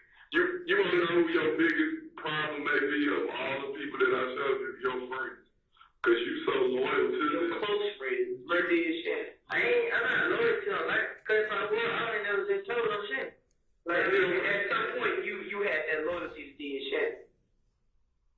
But now, the loyalty, you seeing where it's at, where it's like... only one way, right? That's coming from you to them. So, what can I do to this? My big party coming up, man. It's the end now, but I swear to God. I didn't even get locked up. I tell y'all these spots with the guns. I'm over these, man. I don't care. I put my face on it. I don't care, man. I don't care, man. My big birthday coming up. I did. When your baby birthday? On the 17th. June? Oh, yeah, I can see you ain't gonna be out by June 17th. Yeah, man. And then if you want to be at your daughter's birthday, now that you locked up, ain't you thinking everybody thinking what he locked up on now? So by you being at the birthday, you make the birthday party high. Well, not even that, because you know what they're saying about their gun? They're just like, oh man, you just don't worry about it. I mean, they lock you up there, they don't know why police got me. No, they probably trying to figure out. I'm sure the word got out. They trying to not talk about it, my baby. You don't think the neighbors saw the how many marshals ran up in there? I mean, what? How many marshals came up in there to get you? They didn't want nobody to come outside. You think? You don't think people heard all that? There wasn't nobody else. Like, you know, that's the good part of calling them. Right. Y'all move it. But let me ask you this. This is what concerns me. Because we got the police report for that gun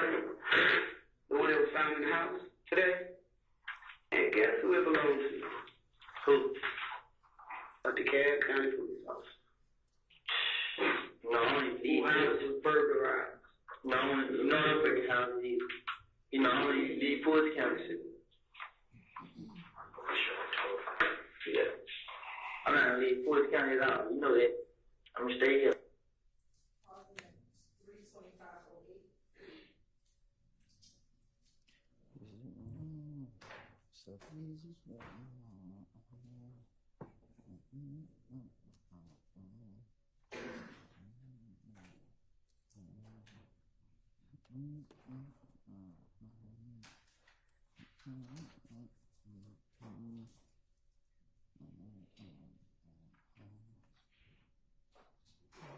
Resume 32539. Yeah, you ain't gonna make it out that time for the baby part.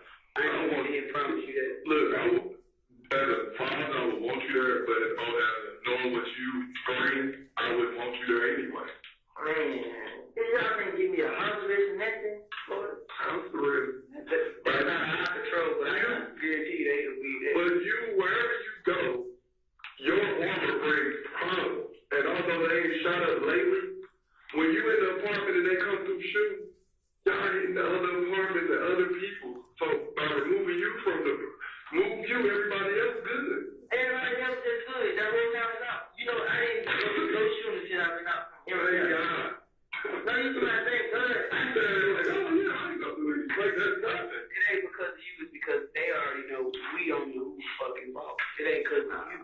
It is because these niggas know how they do that. You know what I'm saying? If all that shooting been happening was tips now. I mean, they the only ones that shooting. But like you can't lie, it makes Shell and all of them look like dubs. Because all the time they done shot at y'all, you ain't got I can't kill hit one of them motherfuckers. Huh? Huh? That's what they thinking. They can't kill you. He that bad? They ain't that, like I said, like, y'all outside this man. They're like, I'm telling y'all what's going on, and y'all still not listening. These people know how they do this. These people, if they want to kill me, they want to kill me. Like, all the shit I was, when I heard about killing, was these niggas thugs that somebody killing me. You know what I'm saying? I was running about them from the beginning. I mean, the show they did, okay, like you said, I kind of figure what it was. I mean, like, dang, they ain't, I ain't worried about nobody else doing that too. I mean, I just can't explain it. Like, this young man, bro. Mr. Courtroom, okay, I'm gonna break it down to you like this, young bro. Alright? And I mean it from the heart and from the soul. Once again, it had nothing to do with they knowing that you had something to do with it or not.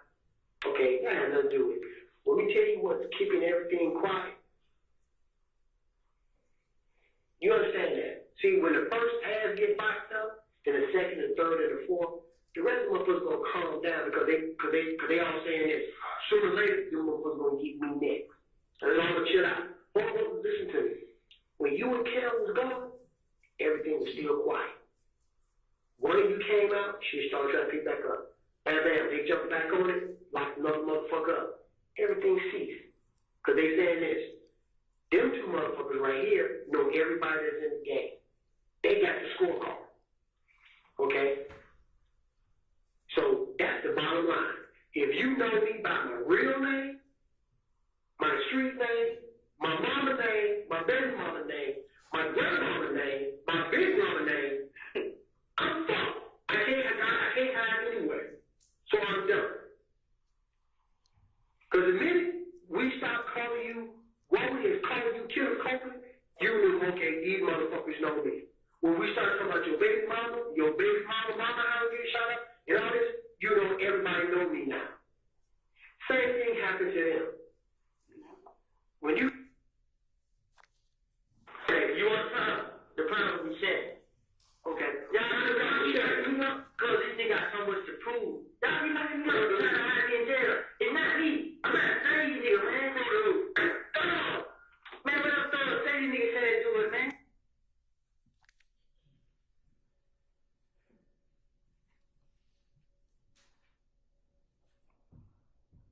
Everything, he shot that gun, killed her. Shelly doing everything. It's not me. Y'all be locking me up. Cause she ain't working, man. Stop right there. Take a deep breath. Man, cause y'all just saying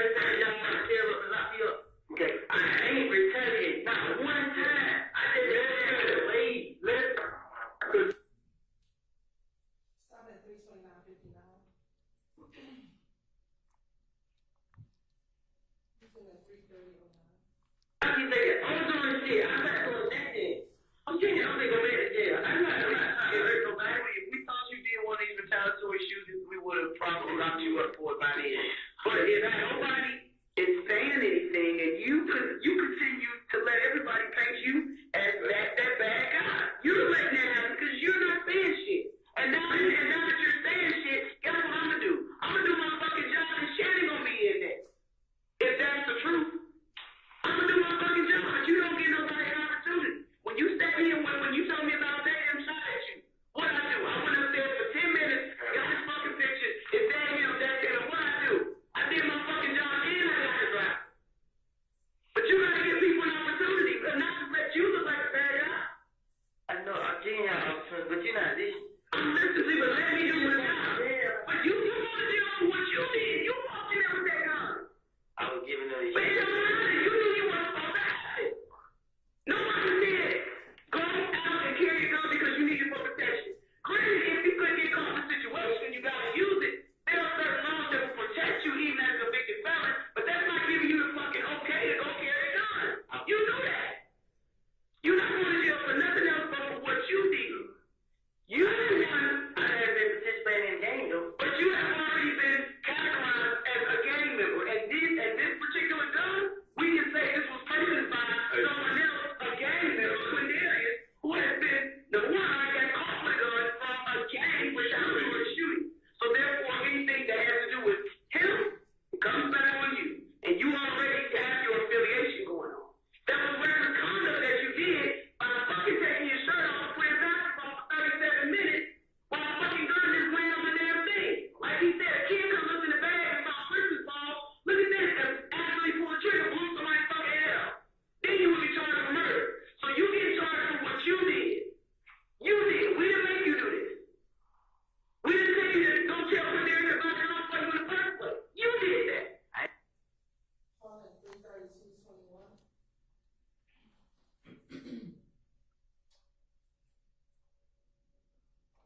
Was in the 332-36.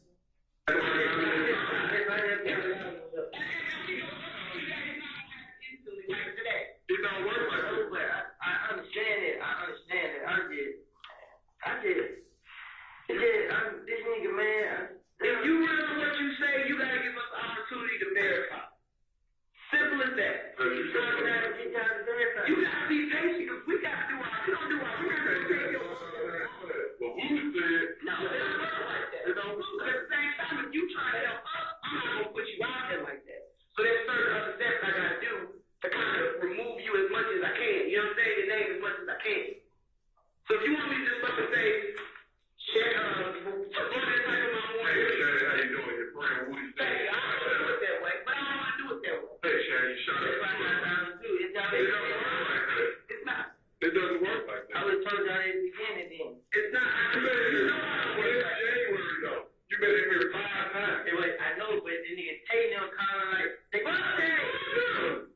You gotta worry about you. You know, if I'm on your case, or this man on your case, we don't work like that. I can't speak for fucking BB and the rest of them, but I can speak for them folks. I'm speaking for the work that I do, and I'm not gonna put you out like that if you helping me with some shit. If you sitting there like John Silent, I'm gonna treat you as John Silent. And what I tell you, the first night we fucking spoke, I said, partner, I know you know more about what's fucking going on than you let out. You take me to a trip to fucking New York through fucking California. I'm a straight white dude. I don't do fucking layoffs. I don't have no fucking time for that. Okay? You wasted everybody's time to get going. All it do been avoided. A lot of it could have been avoided. From January 10th, what's the day? Today is June 10th. So we found up. This is 6 months to the head. If you would have said it from the beginning, he could have did his job. And I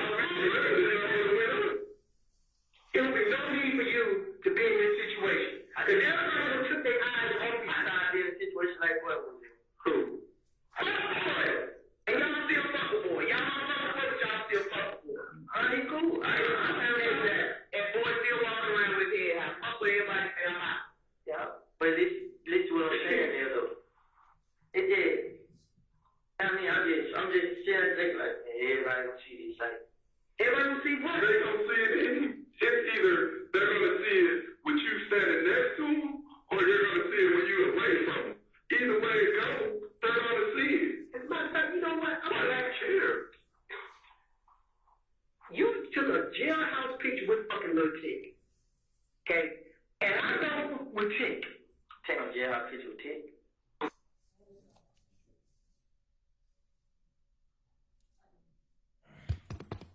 We already.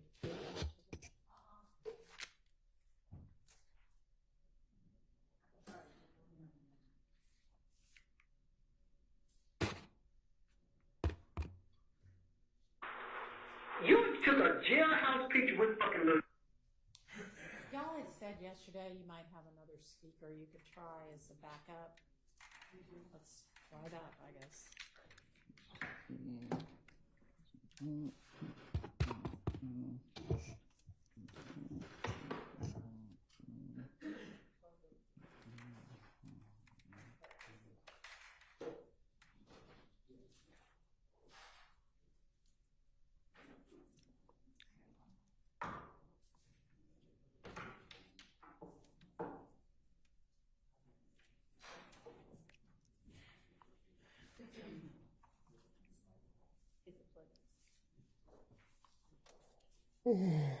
Shoot.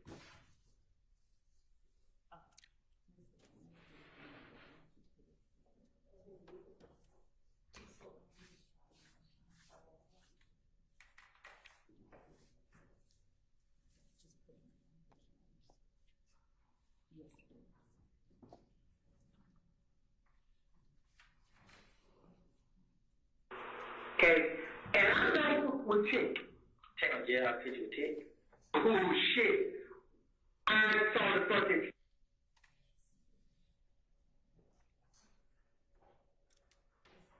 You may have to disconnect from the Zoom audio or something.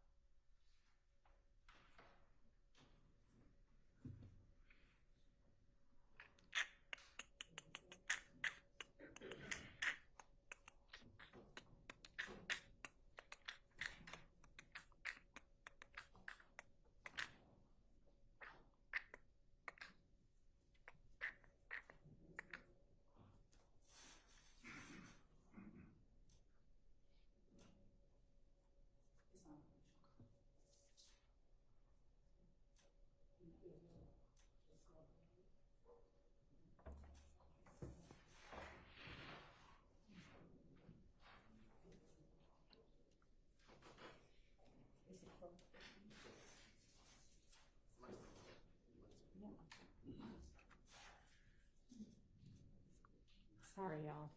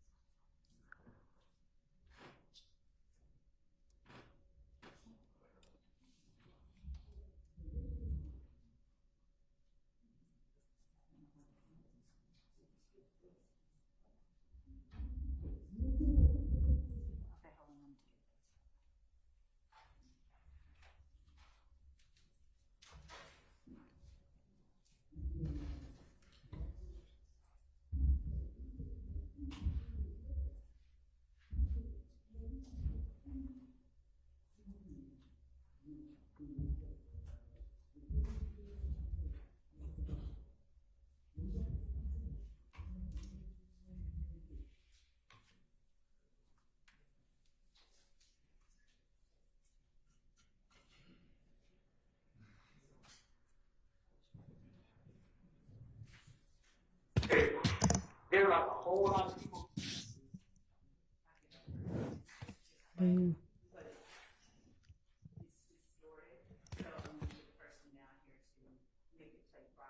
Okay. I mean, in the meantime, I guess we can have them come down and try to do this reset also. Okay, more technical issues, calling for a technical issue break. I don't even think any of this is working. So if y'all would like to go spend time in the jury room, or we'll try to keep this as short as possible, but well, TBD on how long it's going to take to fix it. Yeah, this is not American.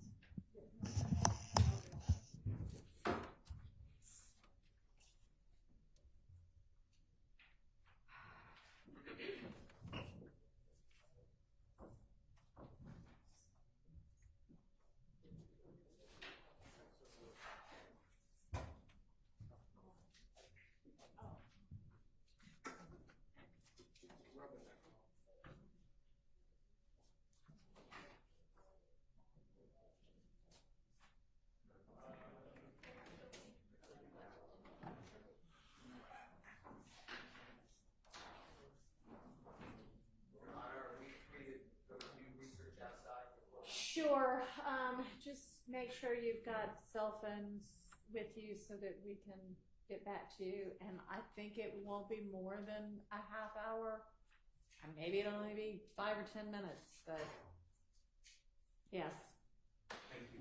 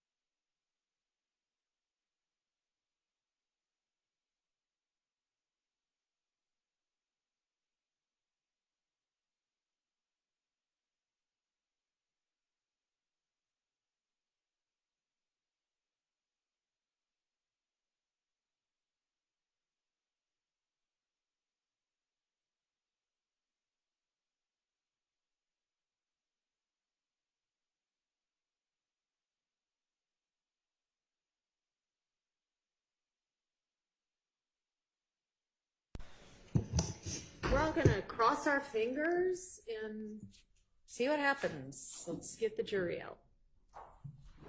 And Mr. Copeland back.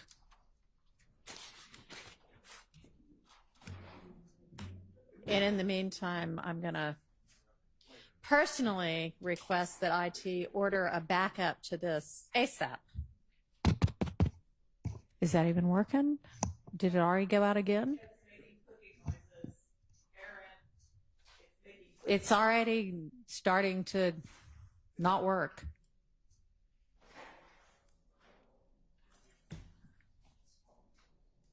So did we try the reboot thing?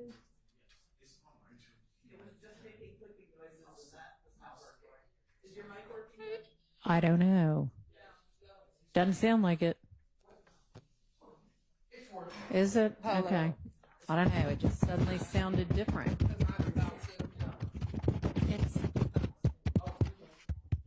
So, anyway, I think I'm just going to let the jury go home because it's already 3 o'clock. And, I mean, it works for a second. It doesn't work for a second. Okay, well, is that going to work? Let's hear what that sounds like because this is not working.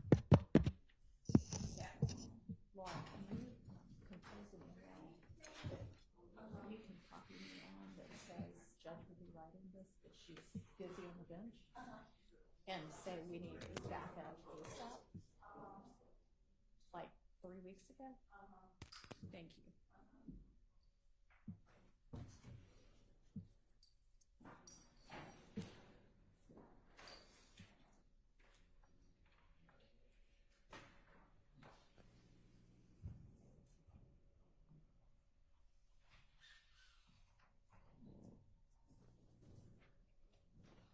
Bullshit. I saw the fucking photo of Tick in the fucking jailhouse and you behind him. Okay. Well, we'll switch it back to, I mean, they're not asking him any questions that he needs to answer right now. We'll switch everything back and cross our fingers. I mean, I hope that's where they have it turned to. Mr. Copeland in here. Because I'm a motherfucker who wrote for the basketball players case.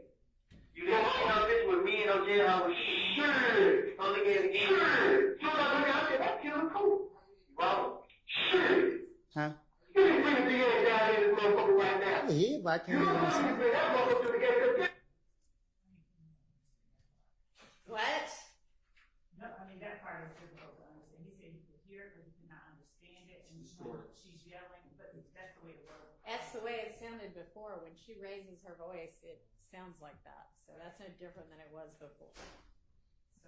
So wind it back to wherever you're going to start it. Let's get the jury out. And salvage what's left of the afternoon.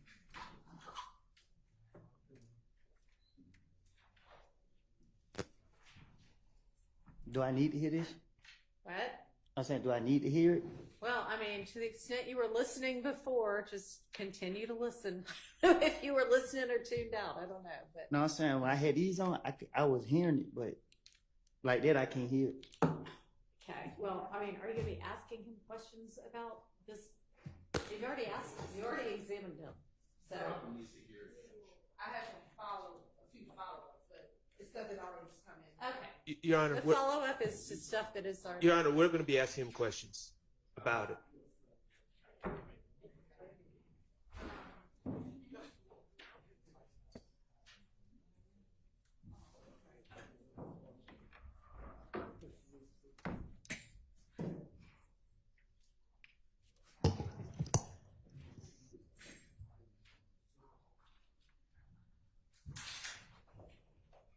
Don't get too comfortable.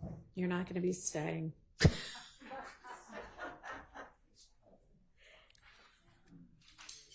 So I'm just going to be sending y'all home early.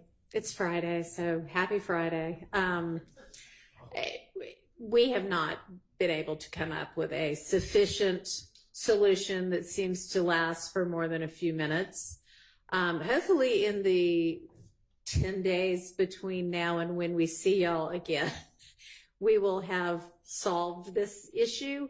But for now, I'm going to release you with the reminders that you should not discuss this case with anybody else or allow anybody else to discuss it with you or in front of you. Don't try to find out any information about the case from any source. Don't discuss the case amongst yourselves. Don't listen to or watch or otherwise take in any kind of media or other accounts about this case or anybody involved in it. And have a pleasant weekend and week and next weekend. And then I will see y'all. What is the date of that next Monday? Monday, the 26th at 9 a.m. Thank you. Me too. You don't go anywhere yet. Hang on just a sec.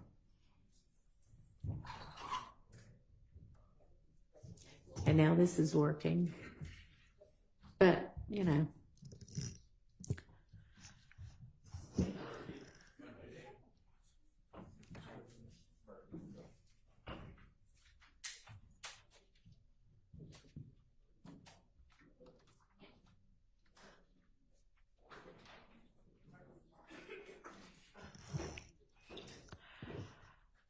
All right. Yeah, now it's working great. But it's obviously not working well enough to count on. All right, so we should need Mr. Copeland until Monday the 26th also, right? Okay. So, Mr. Copeland, you can go for now. Be back here at 9 a.m. on Monday the 26th. Can I go now? You may for now, yes. Be back Monday the 26th at 9.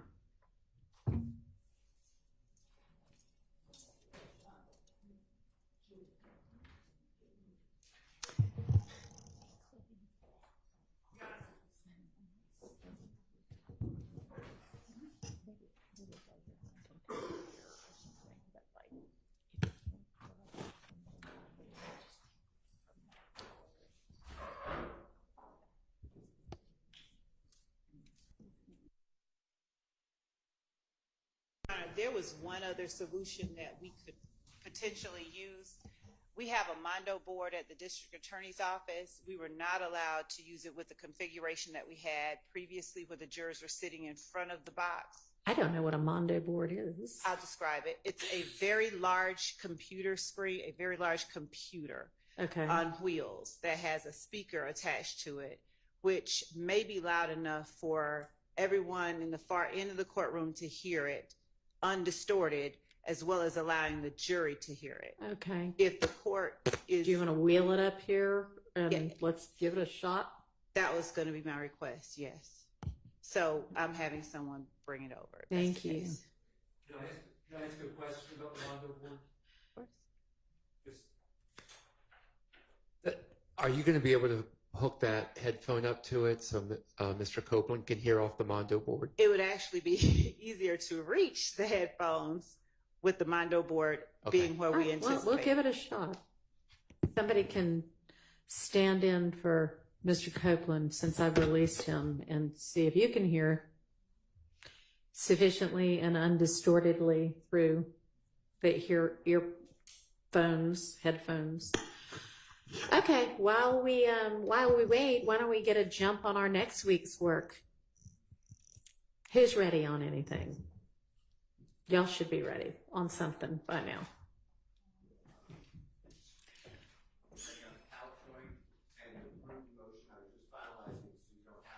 Okay. All right. On the PowerPoint, we should have states either written or ready to have oral response by now. Well, actually, Judge, I had not finalized that. I know the court gave me a deadline. I was going. Okay. Well, one side's ready, but I don't know how y'all are ready when you haven't given them your... The final, no. Okay, so we're not ready on that.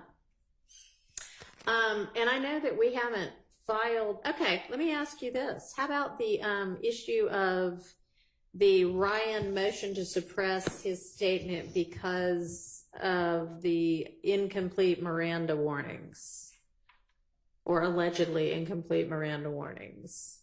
So if we need, I don't know if the court is addressing us, but if the court is, we need to have a Jackson general hearing, because again, that is not where I placed my focus. We were trying to make certain that other things the court instructed were done by today. Okay, well, what was it that you were supposed to be doing by today? That we were working on exhibits, witness lists with the accompanying exhibits for the next 30. So when were you going to get all of this 3 pages worth of things we're going to tackle next week to the court and to the defense for their consideration? Sunday at midnight. All right, well, let me ask you this. On the Ryan motion to suppress, have you looked at it? Do you believe that the Miranda is complete? That the Miranda warnings are complete?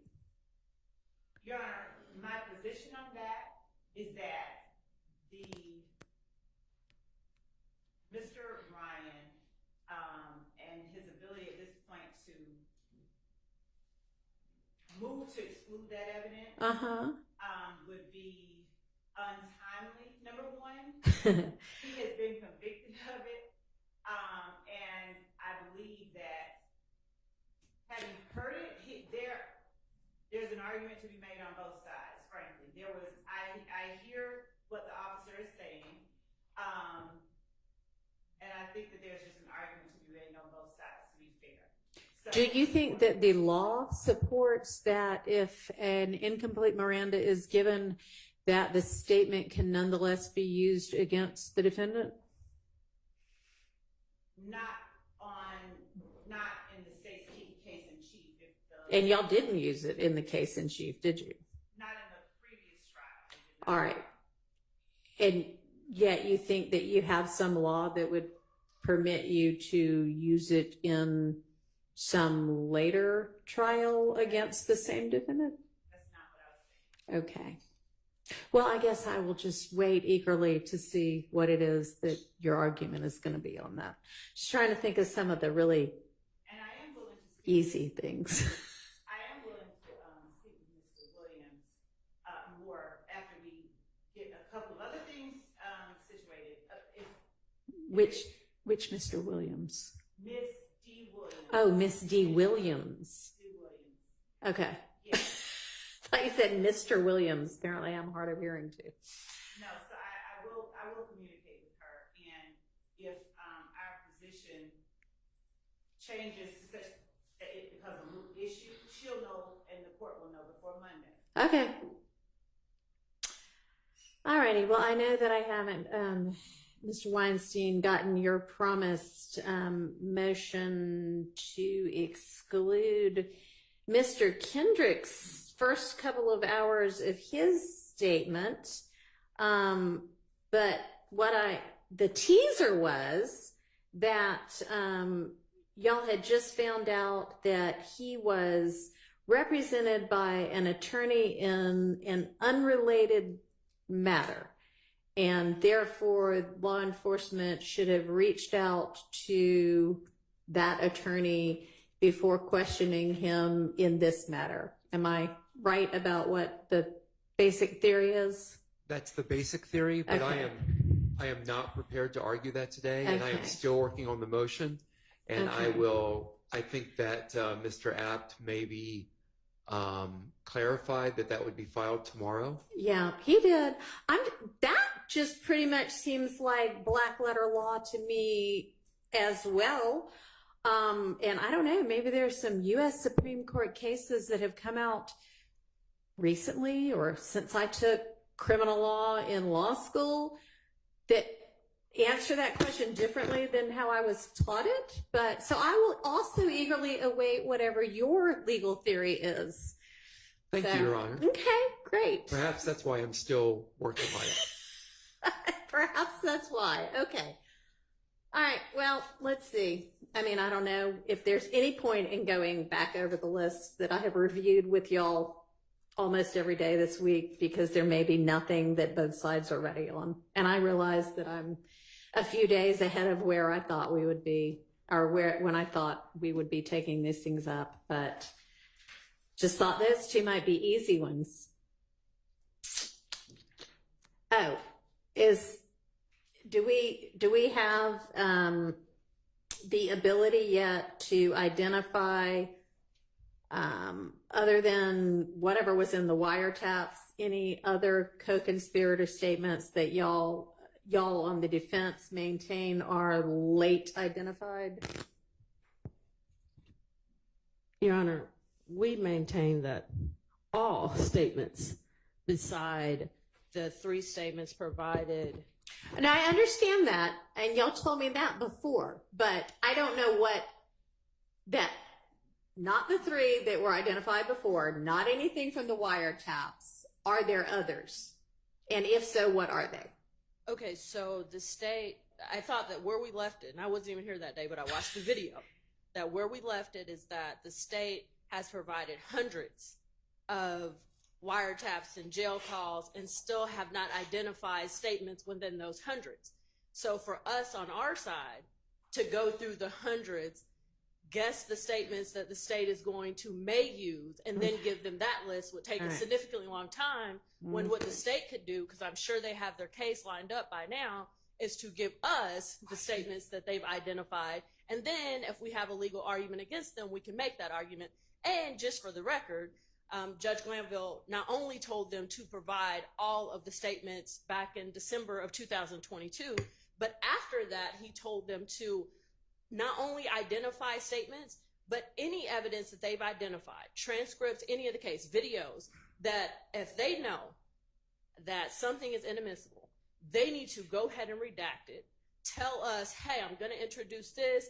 I've already redacted things that I know as an experienced litigator. It's probably not admissible. And then if we have any further redactions, to let them know. So that is the way this was supposed to move timely, not be a trial by ambush, not have the jury sitting outside waiting on us to get through the issues. These are the orders from Glanville. And Your Honor, respectfully, none of them get followed. I'm noticing that.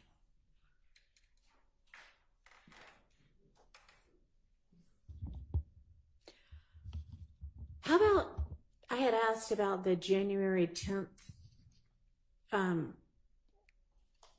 the blurb at the beginning that was, of the day? and you, Ms. Love, weren't here at the time, and we wondered if maybe you knew the origin of that. I heard, and I do know the origin of that. So if I'm not mistaken, the court was inquiring, and there was a motion of sorts regarding the date at the top of the picture of Mr. Stillwell looking out of Mr. Williams' condo, contemplating. So that photograph, Ms. Hilton was correct in that Mr. Zachary told the police that he took the photograph a few days earlier or in the latter part of 2014. However, the date on the photograph comes from, as it was placed on the social media page, the same way that the date of a posting appears on any Instagram or Twitter or whatever. The date of the posting is under the picture that is posted. So I didn't, unless I misinterpreted what the question was, the answer is that it was screen grabbed from Mr. Stillwell's account, and the date of the posting as shown on his social media page was January 10th, 2015. Okay, well, it didn't, if it's a screen grab, is this the screen grab? I'd have to see the one. Well, it's what's filed in the motion in limine regarding admissibility of social media posts and alleged date of posting that was filed 8/15. If Your Honor would allow, sure. take a look at it. Ms. Persfield, can you hand that to her, please? See that little... Oh, so... Hand it back to me. What that is, Your Honor, is that when a person is looking on the social media page and they want to know the date of a posting and they hover, it'll pop up or pop out in that manner. Are you going to have somebody that is going to be able to testify to that? We sure are. And Because it was so done on more than one. somebody hovered, that date appeared, and then y'all took the screenshot or whatever, screen grab? Two things. We, in not just this instance, in other instances as well, we not only captured it as it was shown, like if it with January the 10th, 2015, on the picture itself, but we also went back, the person who was looking at the social media page and hovered just to get that pop out that the court is looking at on that exhibit. Okay. So in multiple cases, we have a screenshot of a social media page with the date on it, and then a corresponding screenshot with the hovering where the date pops out. So will you then intend to admit it as, or offer it as, are you going to have both of those things available? Both, yes. I mean, yes, in terms of what we intended to proffer. It would be the screenshot as you look at it, or the screen grab as you look at it. Yes. That has it the way we normally see it, and then also the hover, and then also somebody that is going to be able to say, when we see these dates, we have a reasonable degree of confidence that they actually mean what they say. Yes. And why? We would have the person who first saw it and pulled it from the page, one, talk about what's on the screen grab, what's on the exhibit, and two, what the date means on the exhibit based on their understanding and knowledge of that particular social media platform. And three, we would ask, because I wouldn't see a need to admit both the original posting and the posting where it's popped out. But just as a next layer of confirmation as to the date that it was posted, we would ask, hey, how do you know? And then that person would say, well, you can also hover over the picture or the posting and the date pops out. And if the question becomes, well, did you do that? Yes, here's that exhibit with that pop out date. All right. And is there any objection to, I know this shows like some comments also. Is there objection to that? There is, and in my, as I was preparing an exhibit, we, in accordance with what usually has occurred, is we take out all the extra comments, and my prepared exhibit has that all taken out. So I just wanted to put I didn't want anyone to say I did anything to the one that I was putting in my motion. But can I inquire about that? Because just so the court understands, in this discovery dump 1 to 2, that's where this picture is, to my understanding. I know it's there. It may be other places. And it just says, it's a folder, it says social media, and then there's a bunch of pictures. I don't know at this point, unless I missed it, I don't know who hovered over what picture, who collected this, or anything like that. So I'm just trying to understand who's going to authenticate how this was collected and what date it was and how they hovered over the picture. Have we gotten to the production of that information yet? Your Honor, we have that in, we've turned over, actually they turned over attorney work products. So that information is contained within a report that was authored by, I believe, Mr. Sprinkle in our office. So and that actual picture is addressed directly. Okay. So in as much as we turn that report over. All right. Sounds like it's Mr. Sprinkle. He's one of the people who addresses that report, that social media posting, and what is contained and what it shows.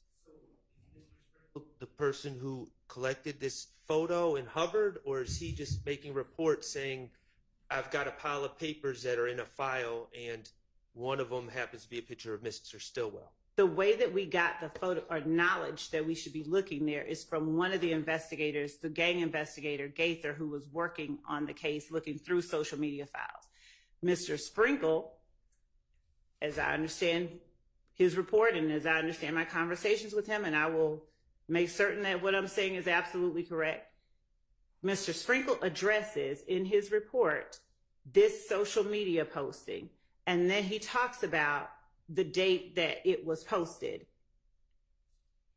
My memory is that he talks about the popping out, but I have to look at that. But I know that it is definitely Mike Sprinkle and Investigator Gaither that, and as with the rest of them, he addresses quite a number of social media postings, both he and other investigators that have worked on the case. All right.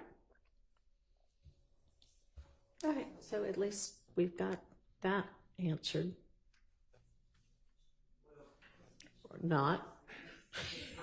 It's been answered respectfully, Your Honor, but I guess this is just my way of saying this evidence did show up in their list of exhibits that they plan to introduce in the near future, and I am flagging my objection for the reasons I stated, and I guess we'll see how things transpire. Sounds like a maybe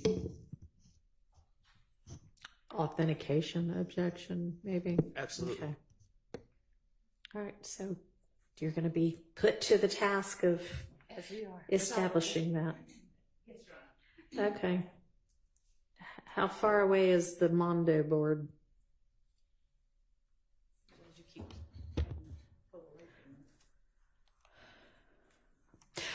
Okay, so Mr. Steele had brought a challenge to, and I may be misstating this, but I think to including, for the jury's consideration, I guess, overt acts that occurred prior in time to the RICO statute. Is that right? Or is it not? It could be not right. I think it's right. Okay. For verdict. So the example that, the obvious example that I use in my mind is there's 191 overt acts. Right. And let's say overt act, the rental of the Infinity happens on January 7th of 2015. That's the only overt act that's proven. Every other 190 are not proven. There would not be a conspiracy because the overt act is not within 5 years. So my point is, I understand that the conspiracy allegedly continues and the state of Georgia can put in, if the court permits, different examples of predicate acts and overt acts. And do you agree that they can put in for consideration overt acts that occurred further back in time than the 5 years? Yes, the case law says that that's So appropriate. is your argument just that unless at least one of the overt acts that the jury finds,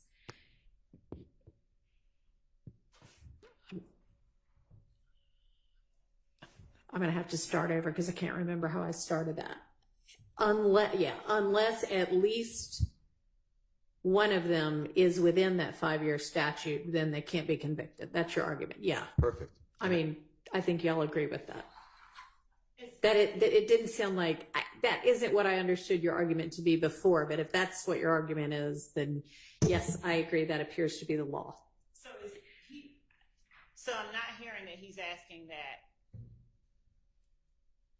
190, that there's a form for that includes 190 overt acts on the verdict form, because, and this is the reason I'm asking about that, because any relevant information or evidence that is permitted at trial that constitutes an overt act. The overt act does not have to be alleged on the indictment, and we certainly don't, that list that is contained within count 1 has never been represented as an exhaustive list of overt acts. And the overt acts that we introduce at trial don't have to be included in count one. And if the jury finds, I mean, I understand what Mr. Steele is saying, and I'm not arguing with that last summation that the court gave. But my point is that I understood him to be saying something akin to, I want a special verdict form that includes the overt acts that are listed on the indictment, and I want them to say if they found this one, this one, this one, and if the ones that they find occurred prior to 5 years before the indictment, then they cannot find the defendant guilty of that count one. If only the ones they find occurred more than 5 years prior. Right. That's then what they I can't understood find him to them be guilty. saying. Yes. So we're all on the same page then. So as long as we're not talking about listing out the 191, because we might be talking about listing out the 191, because how can I know whether they found one within the statute unless they say yes or no as to each of them? Well, they could list, they could state, they don't have to. The reason that I would object to putting 191 is that it would limit them to consideration of 191. And if evidence of one that happened, for instance, during the course of this trial is not on the indictment. It's not. And they can, I mean, we haven't gotten to that, but I would think they can consider that potentially. But if the only thing they find is an overt act is something that occurred post-indictment in the jail, and that's the only thing they find, they can't be convicted because you haven't indicted them for that. Oh, Your Honor, yes, you can, and I will get that case law for the court. Okay, well, but I'll definitely you be can. interested in seeing how they can get convicted of something they weren't indicted for, but okay. I have so much exciting case law to look forward to. Yes, Your Honor, the court does. They were indicted for conspiracy to commit, to violate the Georgia Racketeer Influenced and Corrupt Organizations Act. The overt act, that's count one. The overt acts that are listed in the indictment they were indicted for conspiracy and for A and B? No, they were indicted for conspiracy. Okay. And so all the jury needs to find, after they find that there's an enterprise, that there's conspiracy, that people participated in it, only one person has to commit one overt act for the jury to find them guilty of count one. And not by them, I mean all of the people that they determined were part of the enterprise. Right.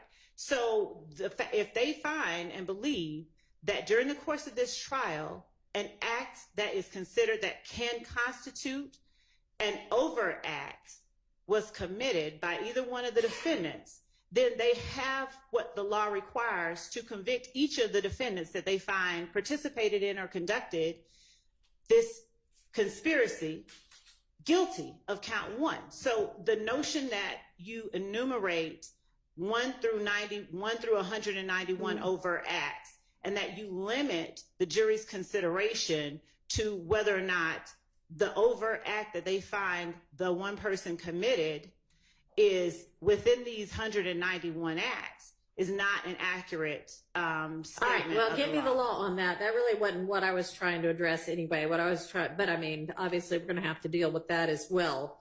What I was trying to figure out is whether Mr. Steele was arguing that if it was outside of the 5-year statute, those overt acts either couldn't be considered, which he's not arguing, or couldn't be found, which he's also not arguing. He's just arguing they can't be convicted unless at least one of them is within the statute, which we all agree to. That's all he's arguing, then I don't have That's all he's arguing, but I'm going to need to know, because you're going to be arguing against that kind of a jury verdict.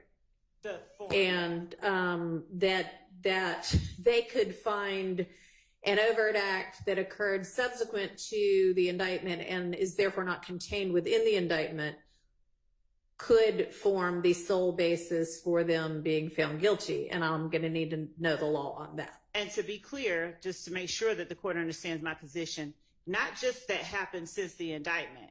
If there's an overt act that's not listed on the indictment that they find did occur, even if it happened pre-indictment, because we did not and do not have to include all of the overt acts committed in furtherance of this conspiracy. So that's the reason I would object to that. You don't have to object to it. I'm not making a decision right now. I'm just saying I'm going to need the law on that. Yes, Your Honor. Okay. That an overt act not listed at all can be the sole basis for the conviction. Assuming all the other elements are met, yes. That Okay. overt act. All right. Yes.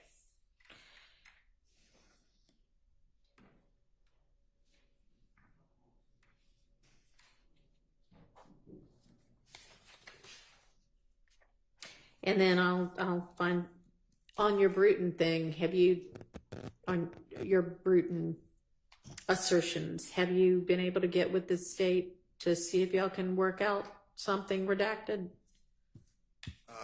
No, I was going to put it in writing first. And then get with them. Okay, that's fine. Well, I wasn't going to get with them, but Get with someone from the state. yes. That's fine. I'm not going to order you to get with Miss Love on anything. You know, I have an interesting issue on it. If I can just I know, but he minds getting with you. So. make a statement, if it'll be in the motion, Okay. but I find it interesting. So Bruton and then the newest Supreme Court precedent, all this will be in the motion for everyone to see. But as just discussed, the RICO conspiracy in count one, I can't find a case yet, Your Honor. I will try to make it over the weekend. As soon as I get it, I'll send it to everyone. If I don't have it, though, I invite everybody. But it's the RICO conspiracy, and the Bruton then is not just like I eliminate everything with Mr. Williams that Mr. Kendrick said. Anything inculpatory about Mr. Williams, I assume I can't cross-examine Mr. Kendrick, so I put that down the timestamp. I did the same for Mr. Stillwell. We did it together. So it's coming just easy for one motion. But he talks about Mr. Copeland, Mr. Arnold. All these people are supposed co-conspirators. Right. Well, according to the law of RICO, I assume, conspiracy, then Mr. Williams could be cleared of everything, but if he's found part of the conspiracy, then the act of Mr. Copeland is a act of Mr. Williams. So I'm having a struggle here. I don't want to, and I put it in here, I don't want to limit my redaction to just Mr. Williams, which I typically would do. Right. Okay, so I just want to highlight that. Okay, well, that'll also be interesting. And that actually is an interesting issue. I'm not being facetious about that, which I kind of was about some of the other ones. Okay, well, to the extent that any of y'all can get your filings made, not that I want to spend my weekend reading it, but I'd rather be prepared for court on Monday than not. So if you get it done before, the middle of the night on Sunday night, please file it and get it to Miss Hirschfield so that she can get it to me so that I can start reading and digesting and considering it. So I like to be prepared. Okay, so where's the Mondo board? Your Honor, that's what we're getting, and I keep pausing. No, I didn't know you had to be the one in charge of getting it. I hope somebody else is wheeling it over. Someone else is securing it for me. All right. All right. So y'all always come up with new things. Is there anything new that we need to talk about in our time that we unexpectedly have this afternoon? Issue, and I've thought about this recently, and it's going to come up, I believe, and that is previously in this trial, individuals who have pled, their plea agreements have been coming into evidence. Right. That was over objection. I'm not sure why that was happening. I don't believe that's proper. And I've got to research it some more. So you raised that a little bit before, and I thought I had basically said there's going to have to be a reason that something from the plea agreement becomes relevant, like they're now saying that was not a voluntary plea, and then we could go through that. Okay. Are there other? Well, I mean, no, they should not wholesale. Are you talking about the transcript of the whole colloquy and everything, or the fact that they pled the conviction? No, I'm not articulating well. The state, when they had each of these gentlemen plead guilty, they presented them with a plea agreement which had certain terms and also certain acknowledgments. Oh, like their deal. Their deal, but then it lists certain factual acknowledgments that they acknowledge as true, and they initial them. Sure. And all this was prepared by the state and then initialed by the accused who pled guilty. All right, and they were all counseled, right? And they were all counseled. Okay. And those were previously Mr. Walter Murphy. There's been others have testified after entering a plea, and those have come in. Trontavious Stevens? Trontavious Stevens was another one. And their plea agreements are actually in evidence. Mr. Sledge has a plea agreement with these factual acknowledgments. I don't believe, there's two things. Just wholesale, I don't believe it's appropriate that those agreements prepared by the state and initialed by the defendants would necessarily come into evidence. It seems to me it would be the same as a police report coming into evidence. You got live testimony. Why would a written document that summarizes the live testimony come into evidence? So that would be A. But then also, specifically with Mr. Sledge, there's one acknowledgement that he makes, which I don't have it right in front of me, but I'm summarizing. He essentially says he either he believes or he has knowledge that people associated with the YSL are responsible for the killing of Donovan Thomas. My understanding is that is not based on anything other than hearsay and what he's heard, as opposed to being a witness or hearing anyone confess to it. That's my understanding from working hard on this case and interviewing witnesses. So I would object if these acknowledgments, if we let the acknowledgments in, if we do that, I would object to I would ask that anything be redacted that's not based on first-hand knowledge, because that's just an end around to hearsay. Unless he's a co-conspirator and it comes in under the co-conspirator exception. I'll just put it like this. I have no reason to believe that he received any co-conspirator statements, and I have no reason to believe he has first-hand knowledge. Okay.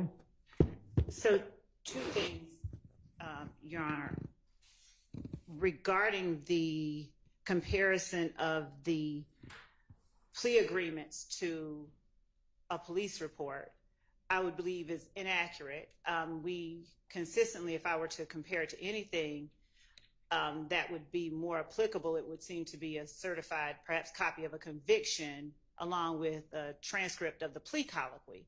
In this particular case, the defendants that have pled have, with the advice of counsel and with the benefit of telling the state what they don't understand, having the state actually go through and change things, as we have had to do, on that factual acknowledgement form so that it is completely accurate.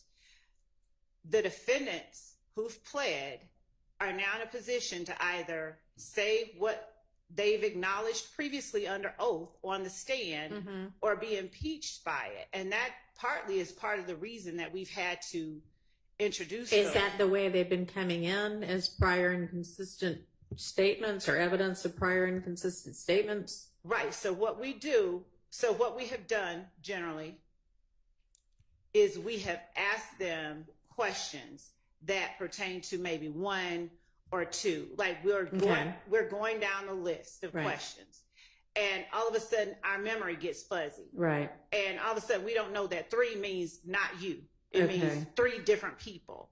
And so at that point where we see that, you know, a person is attempting to conceal information, we bring out the plea colloquy and we ask them to read. Okay, so you give it to them to offer to refresh their recollection? No, Your Honor, we believe that that plea colloquy is admissible evidence. It is relevant evidence. There's nothing under 403 that would permit its exclusion. So we offer the factual acknowledgments that are a part of the plea agreement that they have signed as substantive evidence, as tangible, as evidence in this case. Okay, I think it could be substantive evidence if they basically get amnesia, disavow all of those things. But if there are 11, say, factual acknowledgments that they've made and they disavow one of them, then the whole thing shouldn't come in necessarily. And it sounds like maybe that's what you've been doing. No, I don't know. That's not what we've been doing. Just have them disavow one. What has been happening is insinuations that I wasn't exactly clear. I didn't know what I was reading. I didn't know what I was doing. I didn't understand the meaning of the word is. Things like that have been made on the stand under oath by the defendants who've pled. And did y'all take down and record or transcribe or in any way memorialize the back and forth that led to each of these, where they were able to say, I don't understand this, if they didn't understand something? In some instances, they were actually captured on camera, and not in all instances, but their lawyer was present, and the lawyer served as the go-between to say to us, and we could have, if counsel for any of them needed to come in and proffer as officers of the court how that took place outside of the presence of the jury, we could do that. But in each case, the lawyers, every one of them, have come back and said, he doesn't agree to this, he agrees to this.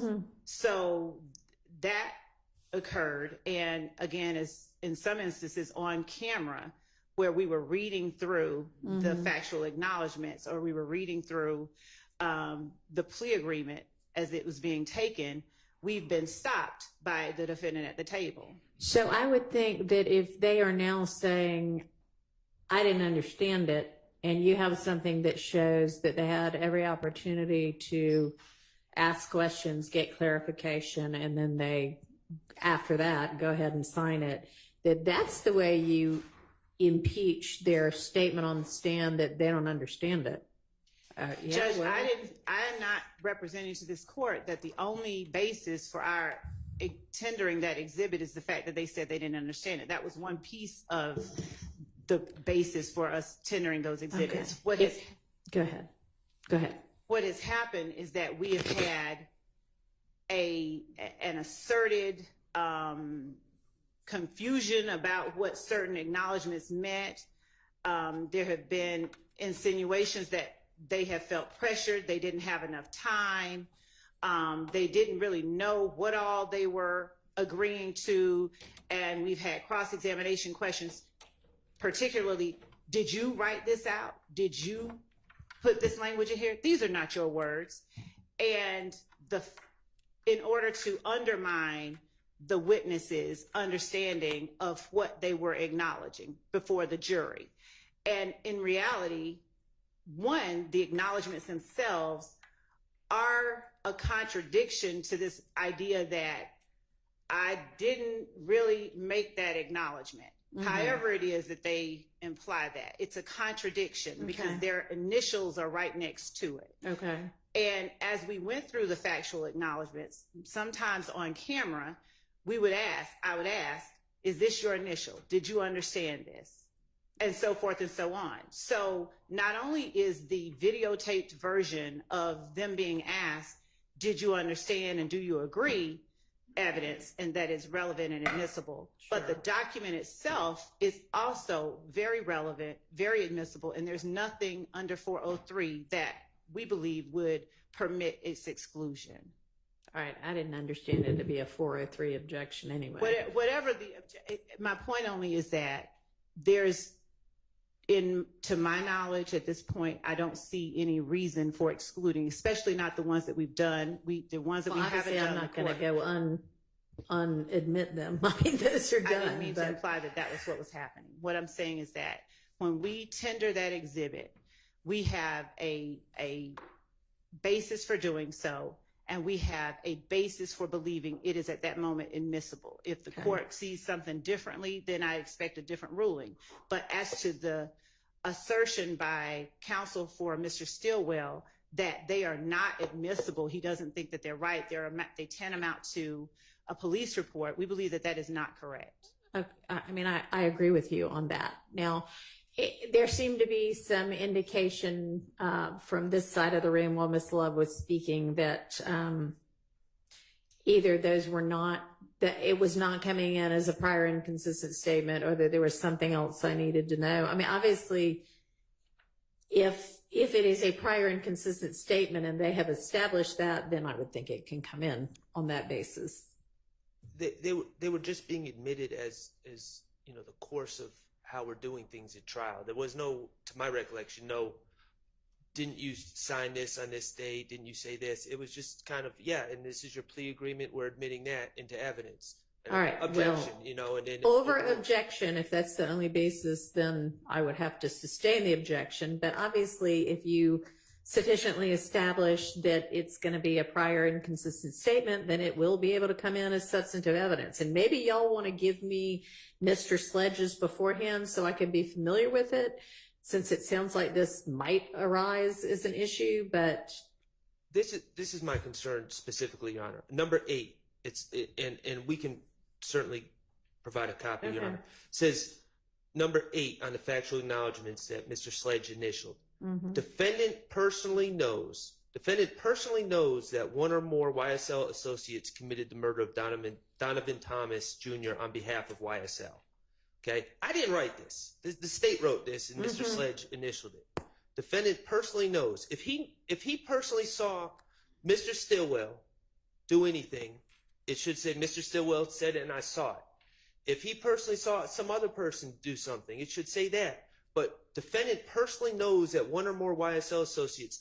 I don't know what personally knows means, but based on my preparation for this case, that personally knows, he personally knows YSL individuals, alleged individuals on this case were arrested for it. Right. But right. I think I understand what you're saying. So, I mean, that one does seem like that might be a bit of an issue unless you have a factual basis that you can share either now or at the necessary time to establish that. Judge, not so that would be an issue. Our position is that would be an issue for Mr. Sharp to cross him on. We spoke with Mr. For instance, Mr. Sledge through his attorney extensively. If he didn't understand the meaning of personally knows, they literally they corrected areas that were inaccurate. Mr. Counsel for Mr. Stillwell may now say his investigation has shown something contrary to what they put their initials next to on that piece of paper. Our position is he can cross them and he can present it. But the evidence that we have is that this person stated prior to making and entering a plea agreement, he personally knows. Okay. So, I mean, if they have a basis to believe it because that's what Mr. Sledge told them, then you need to ask him that before you get a document in that he signed that says that and have him say, nope, I never said that. That is exactly what, number one, that's what we've been doing. We've asked, did you know, blah, blah, blah, blah, blah. And the court has access to all of these recordings. They're all out there in the universe. So the court can see the previous testimony that has been given at trial. And I don't know if it's all been transcribed yet. No, I'm saying on video. That camera's been rolling since this trial started. So the actual how it was tendered, I don't even think it automatically shows on black and white. All right, I'm not going to worry about how other things might have come in the past. I'm just going to take it from here on the things that I'm going to need to rule on, and I think I have given you the parameters under which they would come in, which are essentially the rules of evidence in Georgia. That's exactly okay. All right. Let's try out Armando board. Thank you.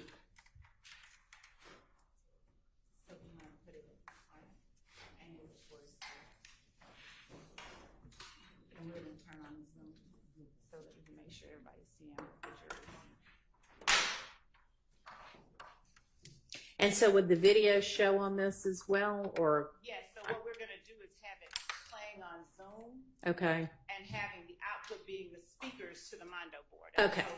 That sounds like it might potentially work.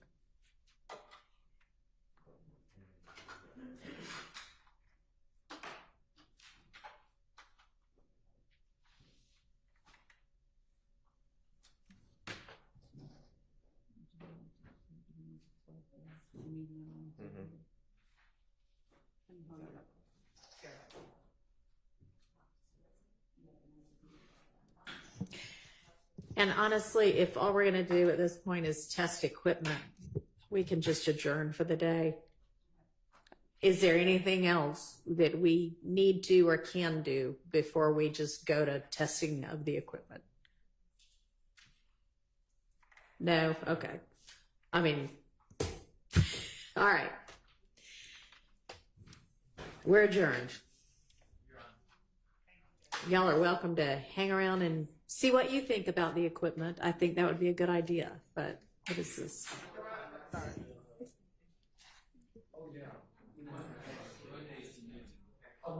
This is my copy of it. Joy.